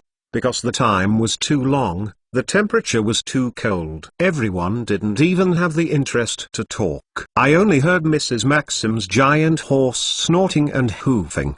The sound of. Suddenly, Colin asked, "Have you heard anything?" Followed by, Ivan also heard, a very loud and strange sound floating from the darkness. It was a suppressed rumble and sucking sound, like a huge vacuum cleaner moving along the riverbed. "In the lake," Lee Jordan yelled and pointed at the lake. "Look at the lake." They stood on the lawn overlooking the ground and could clearly see the calm, dark water. The water suddenly became no longer calm. The water in the middle of the lake was turbulent. The huge water was turned up on the water, the waves rushed to the wet lake shore, and then, in the middle of the lake, there was a big whirlpool. It seems like a huge plug suddenly pulled out from the bottom of the lake. A black long pole-like thing rises slowly from the whirlpool, followed by a sail rigging to be continued. V2 Chapter 546 Sick Crum. What is that? It's a mast. It's a big ship. In front of everyone, slowly and arrogantly, the big ship rose out of the water and shone in the moonlight. It looks very weird, like the same cockroach, as if it were a shipwreck that had just been salvaged. The porthole shimmers with a dim, foggy green shimmer that looks like a ghostly eye. Finally, with the splash of water, the big ship completely emerged. It bumped on the undulating waters and began to sail towards the shore of the lake. After a while, I only heard a plop, and an iron anchor was thrown into the shallow water. Then, another bang. A piece of wood boarded on the shore of the lake. The people on board are coming ashore and can see the silhouette of them as they pass through the porthole lights. It was amazing. I didn't expect Dimstrom to have this kind of baby. Ivan can feel the magical power of the ship and the whimsical manufacturing process. The ship has been given powerful magic. As long as there is water, you can reach. In the case of Ivan, there are still many traces of dark magic, which really fits the style of Dimstrom. Look at those people, they are really tall. Hearing Dennis's sigh, Ivan's gaze shifted from the exaggerated boat image to the figure that was coming ashore. They are Dimstrom's students, and their bodies are similar to Crabbe and Goyle. As they approached and walked down the lawn into the light from the foyer, everyone was so big that they were wearing a fur cloak with tangled fur. However, the man who led them to the castle had another kind of fur, silver-white, soft and slippery, much like his head. "Dumbledore," the man shouted enthusiastically as he walked up the slope.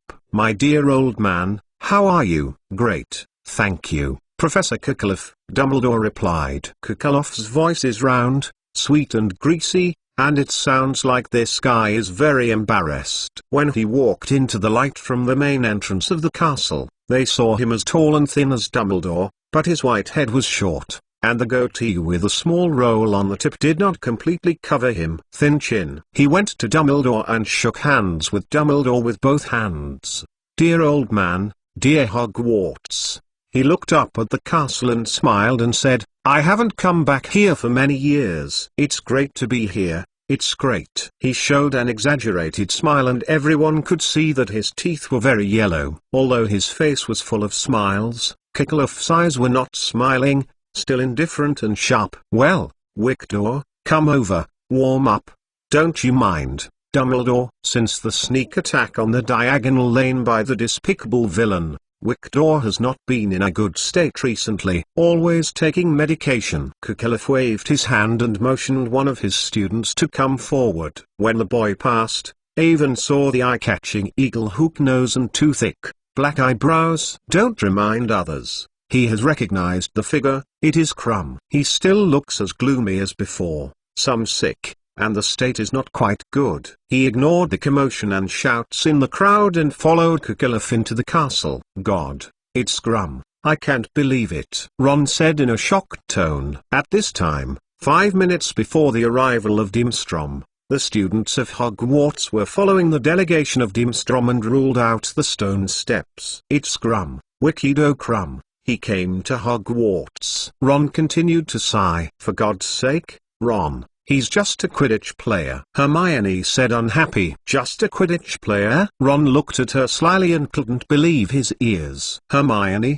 he is one of the best players in the world, and he was last I saved us in the World Cup. I know that everyone is very grateful to him, but this is not the reason you hang it over and repeat it for 5 minutes. After seeing Crum, there are only a handful of people who are calm like Hermione. When Dimstrom's students and the other students of Hogwarts walked through the hall again and walked toward the auditorium, many people pushed hard and Lee Jordan jumped up and down. I want to see Crum's back more clearly. A few 6th grade girls walked around and frantically looked for something in their pockets. Oh, I can't believe how a feather pen on my body didn't take it. You said, will he use lipstick to sign my hat? It's ridiculous, said Hermione proudly. She frowned at everyone and walked past the girls who had quarreled for a lipstick. If possible, I want to get his signature photo. Ron said, who do you have a quill? No, it's all upstairs in my bag, said Harry. I have it here. Ivan found the paper and pen from the bag and handed it to Ron. Thank you. I will come when I go. You will wait for me, Ron said excitedly. Like the girls, he rushed toward the Dimstrom crowd. He is crazy. We saw the guy last time. It's amazing that Ron's admiration for Crum has reached an unparalleled level. 5 people from Avon, Harry, Hermione, Colin, and Ginny walked into the auditorium and sat down at the table at Gryffindor. It was still a mess at the door, because Crum and his alumni of Dimstrom also gathered there. They seemed to be unsure where they should be sitting, as well as the little wizards who are waiting in front of the mess to wait for Crum's signature. The students of Booth Barton who had stepped in early had already chosen the seat at the Ravenclaw table. After they sat down, they looked at the auditorium with a look of sullen expression on their faces. The 3 girls still used tight scarves and headscarves wrapped in the head. Among them is hibiscus, which seems to be not particularly satisfactory for Hogwarts architectural style. Compared with the luxurious and beautiful buildings of Booth Barton, Hogwarts is too rough here. Furong looked around and looked at Ivan and turned his head proudly. Instead, Gabri and her said a few words, and hurriedly ran over, completely disregarding the surprise of others around. Hello, Avon, Gabri said with a smile, naturally sitting in an empty position beside Ivan. Hello, Gabriel, said Ivan, introducing several other people to the other side. To be continued. 8v2 Chapter 547 Crum and Seremban. Gabri quickly greeted everyone and said to Ivan, I can come over and sit. She looked very nervous and looked forward to watching Evan. A person left Booth Barton and everyone ran here. Even Gabri himself did not expect that he would be so bold. In fact, this question does not need to be answered by Ivan. Gryffindor expressed his welcome to Gabri with practical actions. Everyone came up with unimaginable enthusiasm and got up and talked with Gabriel, shook hands, and introduced themselves. Among the 4 colleges in Hogwarts, Gryffindor is one of the most dynamic. Gabri did not seem to think that she would be so popular, and while she was relieved, she also hurriedly smiled and returned. Her character is much better than her sister Furong, and she quickly won the favor of everyone. A short contact makes everyone like this cute angelic girl. Even Hermione took Gabri to beside herself. The 2 people laughed and didn't know what to say. Evan looked at them both and found that they couldn't speak at all. 5 minutes passed, and the auditorium was still in a mess, and the teachers were all gone. At the door, Dimstrom's students have not yet chosen where to sit. As for the worshippers of Crum, they are all surrounded by shouting the name of Crum. It was not until Professor McGonagall appeared that they had to spread out and return to their seats. Look, Crum signed me. Ron's face turned red. I want to cherish it. He just ran back, holding a piece of parchment to show off in front of everyone, excited to death. Crum remembers me. He only signed me a name, he said proudly. I dare say. Ron hadn't finished, and suddenly stood up and waved to the Dimstrand gang. Here, come here and sit here, he said in a hoarse voice. Here, Avon, Hermione, you move a little and make room. But Malfoy stood up one step ahead, and he walked over and whispered a few words with Crum. Dimstrom's people were seated next to the Slytherin table, as if they hadn't heard what Ron was saying. Ron, what are you doing? Hermione said dissatisfied. He just stood up and moved too much, and the table swayed. The cups in front of Avon, Harry, Hermione, and Gabriel were almost knocked down. Fortunately, there was nothing in it. "Look, Malfoy is tying him in Bal." Ron did not answer Hermione's question, but said sharply, "I bet." Crum looked at what he was looking at. "I dare say, crew." Wherever he went, there were people who would please him and flatter him. "You said, where would they sleep?" "We can give him a bed in our dormitory, Harry." "I am willing to give my bed to sleep. I sleep on the marching bed." No one answered Ron's question, and Hermione's nose snorted and expressed her dissatisfaction. Beside her, Gabri also curiously looked at Crum and Dimstrom. "Why don't they wear a cloak?" Harry asked. "It's not that cold here, because Crum is ill. I just asked him," said Ron. "Since being attacked, his recent state has not been very good, and the old wounds accumulated during the Quidditch practice treatment. The teacher gave him supplemental nutrition and physical medicine. He needs to take it on time." It seems that in order to verify Ron's words, Crum took a sip from a small bottle of thick fur cloak. When Evan looked at Crum with sorrow, this guy didn't look so weak. After everyone found their seat, Dimstrom's classmates took off their students' fur cloaks and looked up at the dark, star-studded ceiling with interest. Two of them picked up. The golden plates and goblets are carefully, and are obviously very interesting. At the desk of the faculty over there, the gatekeeper Filch is adding a few chairs. For today's grand scene, he put on the moldy old tuxedo. Filch added 4 chairs and added 2 on each side of Dumbledore, Harry said in surprise. "But there are only 2 more people tonight." "Why does Filch have 4 chairs? Who else will come?" Ron replied vaguely. He still stared at Crum, not even noticed Gabriel not far from him.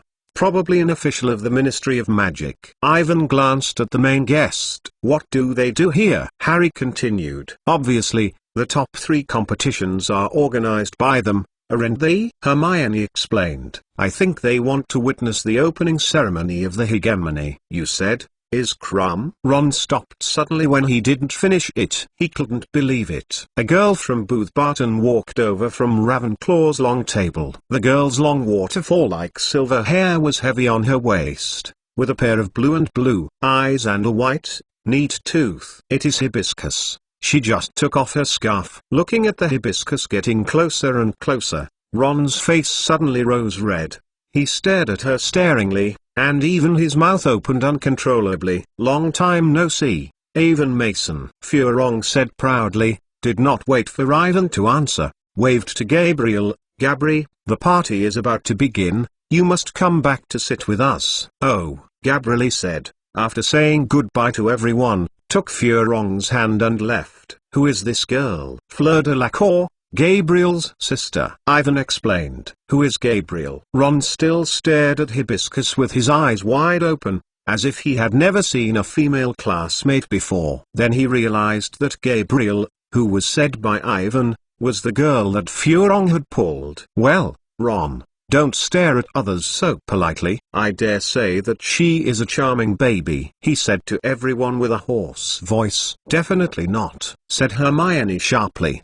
"Besides you, I didn't see others licking her like an idiot." She was not completely correct. When Furong walked through the auditorium, many boys turned their heads and looked at her. Some of them seemed to be unable to speak for a time, just like Ron. In fact, they have a quarter of Mayewell's blood, and Furong and Gabriel's grandmother is a charming baby. Ivan said. "Look at what I said. The girl is really not ordinary," said Ron, while he leaned over so that he could still see hibiscus clearly. "Hogwarts has no such person." "The girls at Hogwarts are also good," Harry said without thinking. His eyes followed Furong to the long side of Ravenclaw, and the place where Kujang sat was sitting in a few seats next to Furong. "Yes, Hogwarts also has a good girl." Ivan nodded and looked at Hermione. Seeing that Evan was so bold, Hermione was a little reddish and glanced at him. To be continued. V2 Chapter 548. Will it be him? Although he looked at Evan, Hermione didn't seem to be angry. "Well, wait until a few of you have taken your eyes back," she said bluntly. "You will find that Dumbledore has come in and the party is about to begin." Hermione was right. and Avon turned to see the professors walking into the auditorium and strolling to the main table to sit down. At the end are Professors Dumbledore, Professor Cuckoff and Mrs. Maxim, the principals of the 3 magic schools. As soon as the students of Booth Barton saw their principal appear, they quickly stood up. Many of Hogwarts students couldn't help but snicker about their behavior, but the representatives of Booth Barton were not at all embarrassed until Mrs. Maxim sat down on the left-hand side of Dumbledore. Sit back again. Ivan knows that Bus Barton is very strict in management compared to the more relaxed environment of Hogwarts. All the professors sat down, Dumbledore stood still, and the auditorium gradually calmed down. Good evening, ladies, gentlemen, ghosts, and, especially, our VIPs, said Dumbledore, looking at the foreign students with a smile. I welcome you with great joy, Hogwarts. I hope and believe that you will feel comfortable and happy here. Hearing the words of Dumbledore, a woman from Booth Barton made a sneer that was undoubtedly ridiculous.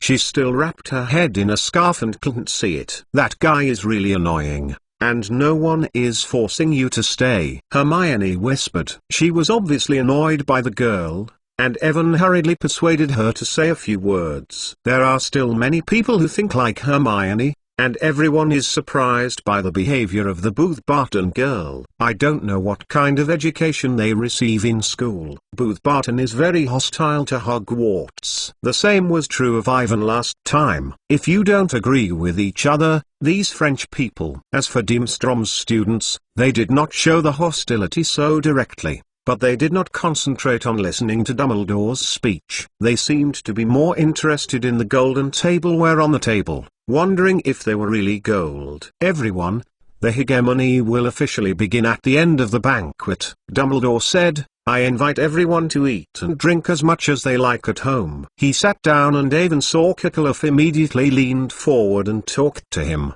The next second, the plates in front of them were filled with food as usual. The house elves in the kitchen seemed to have tried their best. Everyone has never seen such a rich dish, and they are placed in front of them in a variety of ways, some of which are definitely foreign. What is this? Colin asked. He pointed to a large dish next to the chunky steak pudding, which looked like a seafood hodgepodge. French fish soup, said Hermione. It's French. I ate it during my summer vacation last year. It tastes delicious. Everyone tried to give herself a little bit of hearing of her. Only Ron hasn't moved yet. She has been staring at Furong and can't keep her eyes on it. Hurry and eat, Ron. It will be cold for a while. Harry pulled him. Oh, Ron replied, reluctant to regain his gaze, and gave himself some black pudding. I don't know why. The auditorium seems to be crowded more than usual, even though there are fewer than 20 students. Perhaps it is because their uniform color uniforms are particularly prominent compared to Hogwarts' black robes. Booth Barton's school uniform robes are sky blue, and Deemstrom is under the fur cloak, wearing a blood-red robes.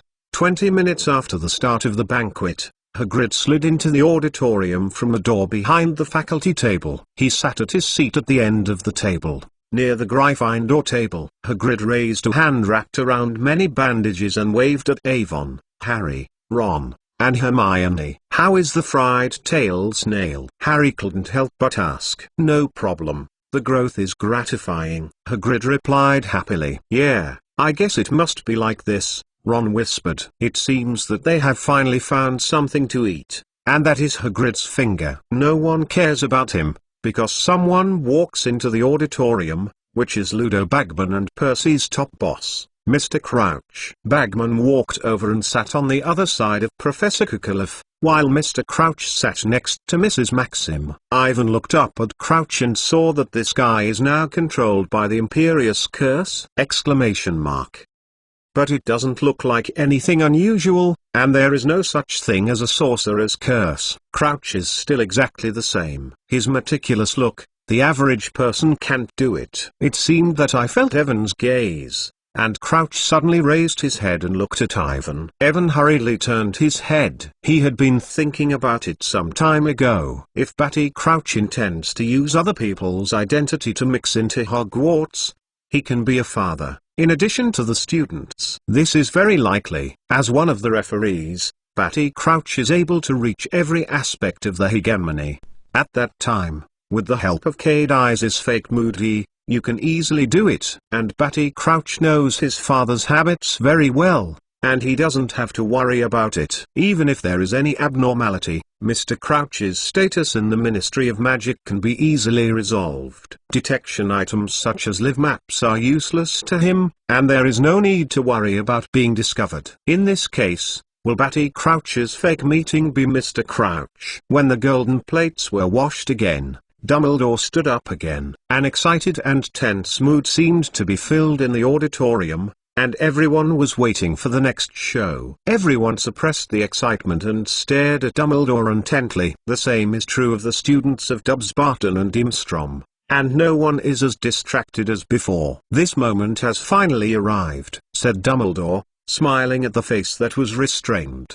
"The 3 strong competitions are about to begin. I want to explain a few words before I bring the box in." "What do you bring in?" Harry whispered. "Do not know." Everyone was amazed except for Ivan, who knew that it was a flame cup. "I want to explain the procedures for our school year, but first let me introduce 2 guests, because some people don't know them." This is Mr. Barty Crouch, Director of the International Cooperation Department of the Ministry of Magic. There was a lot of applause in the auditorium, and many people didn't know Barty Crouch. This is Mr. Ludo Bagman, Director of the Sports Department of the Ministry of Magic. The applause for Bagman is much louder than that for Crouch, perhaps because he is known as a batter, perhaps just as much as he looks. He stood up happily and waved his hand to express his gratitude. You know, when he introduced the name of Barty Crouch, Crouch did not smile or wave. To be continued. V2 Chapter 549 Goblet Cup. Crouch is really unusual,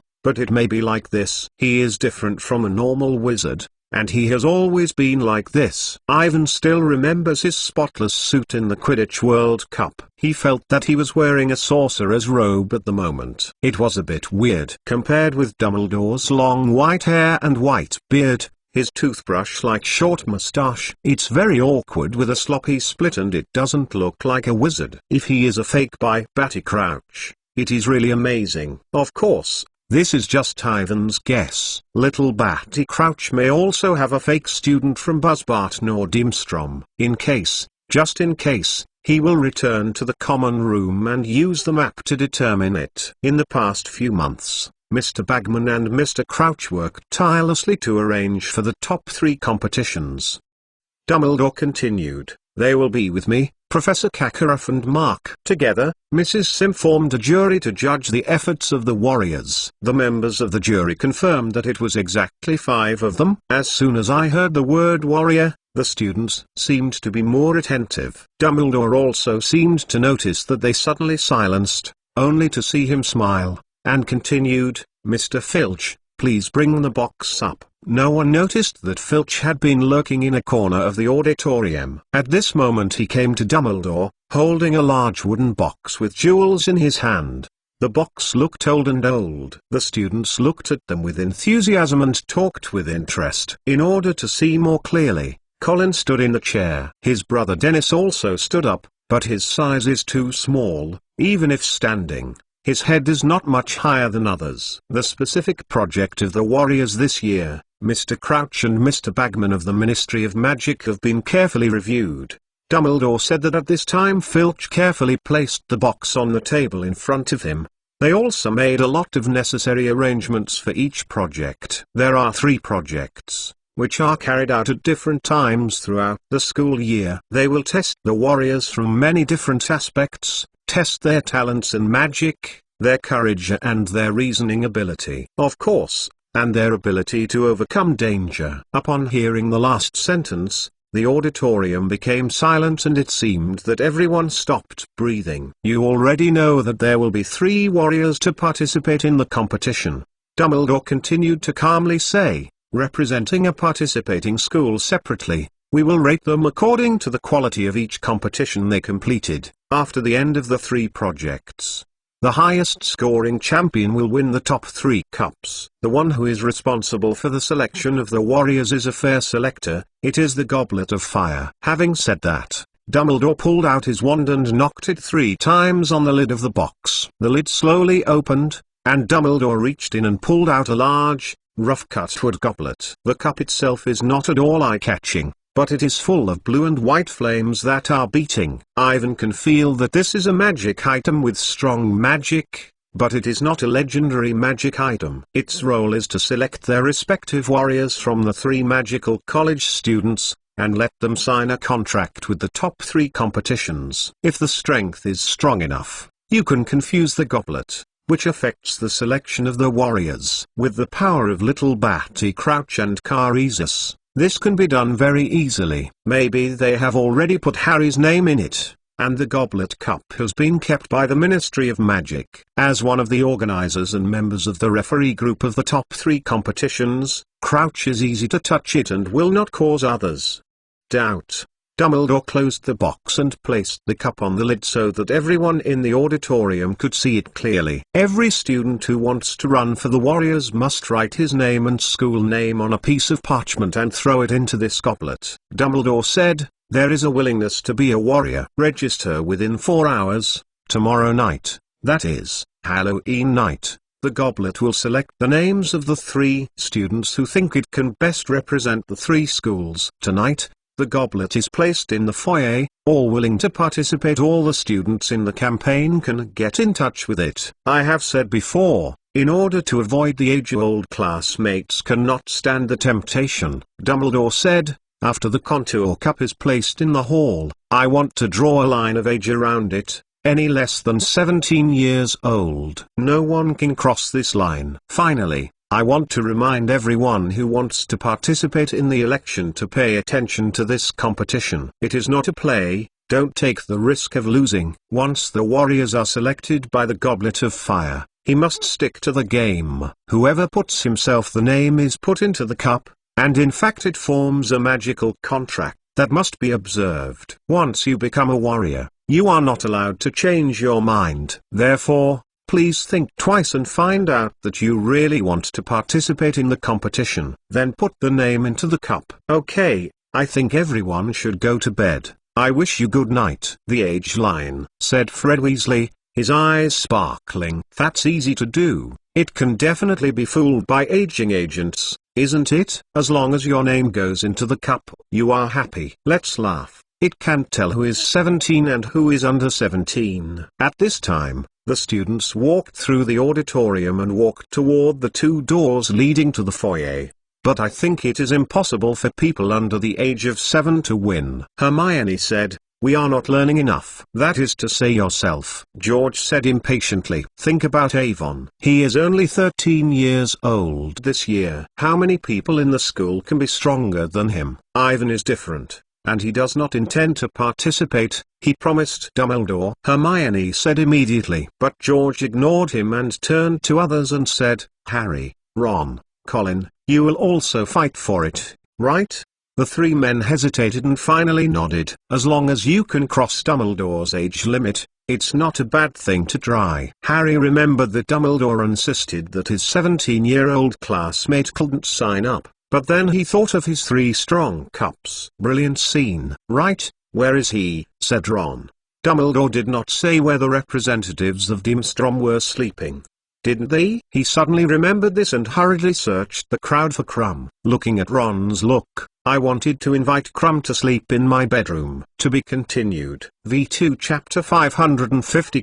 Ron looked around and looked for Crum, and the question was answered almost immediately. At this time, they had already reached the table of Slytherin, only to see Cuckoldf rushing to his students. "Well, go back to the boat," he said. "Victor, how do you feel? Take the medicine on time? Are you full? Do you want me to send some heated wine from the kitchen?" Crum shook his head in a gloomy face and put the fur cape back on. "Professor, I want to drink some wine," another male of Dimstrom said eloquently. "I didn't ask you," Paliak Cuckoldf said sternly. His gentle expression of his father disappeared. "I noticed that you poured the food on your robes again. Hurry and get clean, you nasty boy." Kakarot turned and led his students to the door. They happened to walk to the door with AI, Harry, Ron, Hermione, Colin, Ginny, Fred, and George. Everyone stopped and let Kakalaf go first. "Thank you," Kakalaf said casually, glanced at them. Suddenly, Kakalaf was completely stunned and his eyes stopped on Harry. He turned his head back to Harry and stared at him as if he didn't believe his eyes. Dimstrom's students followed the headmaster and stopped. Kakalaf's gaze slowly moved to Harry's face and stared at the scar. Dimstrom's students also looked at Harry curiously, and they could see a few people's faces with a sense of enlightenment. The boy who was covered with soup stains on his chest licked the girl next to him and pointed Harry's forehead without any disguise. Crum also looked at Harry with his gaze,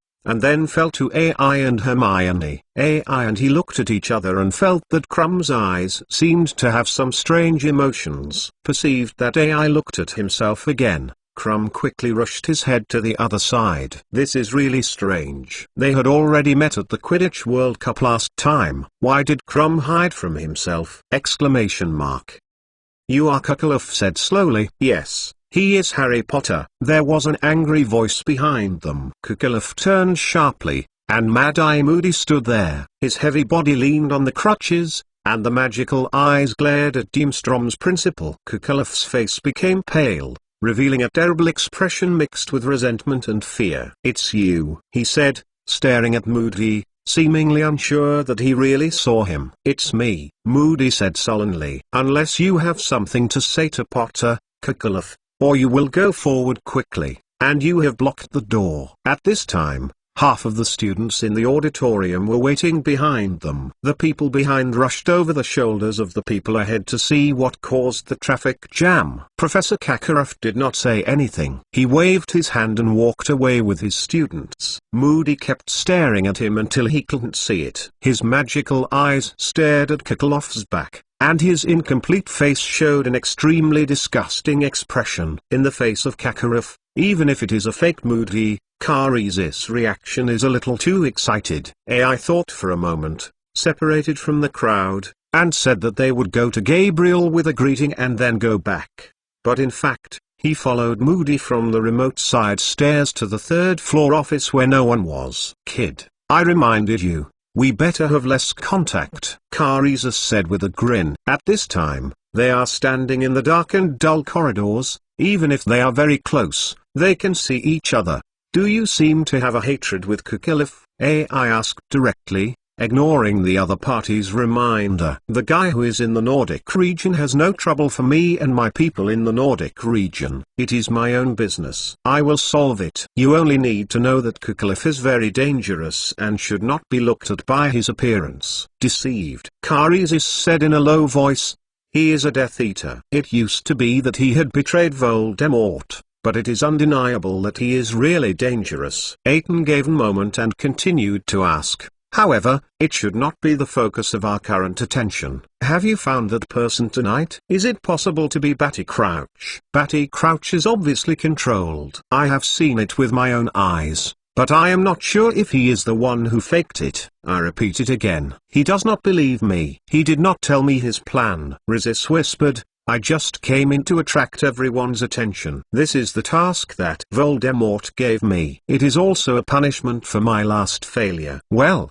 if you don't want me to be discovered immediately, then quickly leave. Here, go back to sleep." AI turned and left. It seems that Kari's knows no more than him. When AI returned to the common room, the little wizards gathered all there to discuss the Goblet of Fire. Fred and George are marketing their aging agents, and a bunch of people are around them. It seems that if the aging agent does work after tomorrow's verification, they seem to be planning. Hermione ignored them, holding thick books in her hands, and kept recording what was going on. AI called a greeting and went back to his bedroom alone. He took out the map of the live point, laid it on it, and tapped it with a wand. AI quickly searched for the name of little Batty Crouch. At the Dumbledore office, he saw Dumbledore, Kakarot, Maxim, and Batty Crouch, Ludo Bar G-Man is there. The five of them seem to be talking about it, because little Batty Crouch and his father's name are repeated,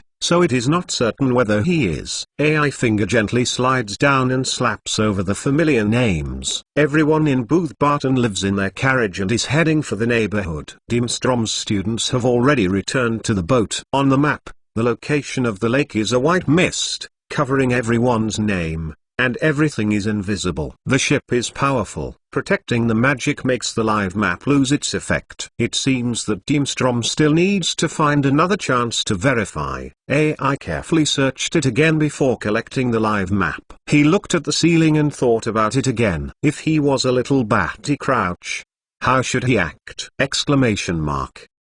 Voldemort, Garax, Cuculef, little Batty Crouch. Batty Crouch. The faces of several people kept spinning in his mind. He had a feeling that this incident seemed to it will not develop in the direction of its own expectations to be continued.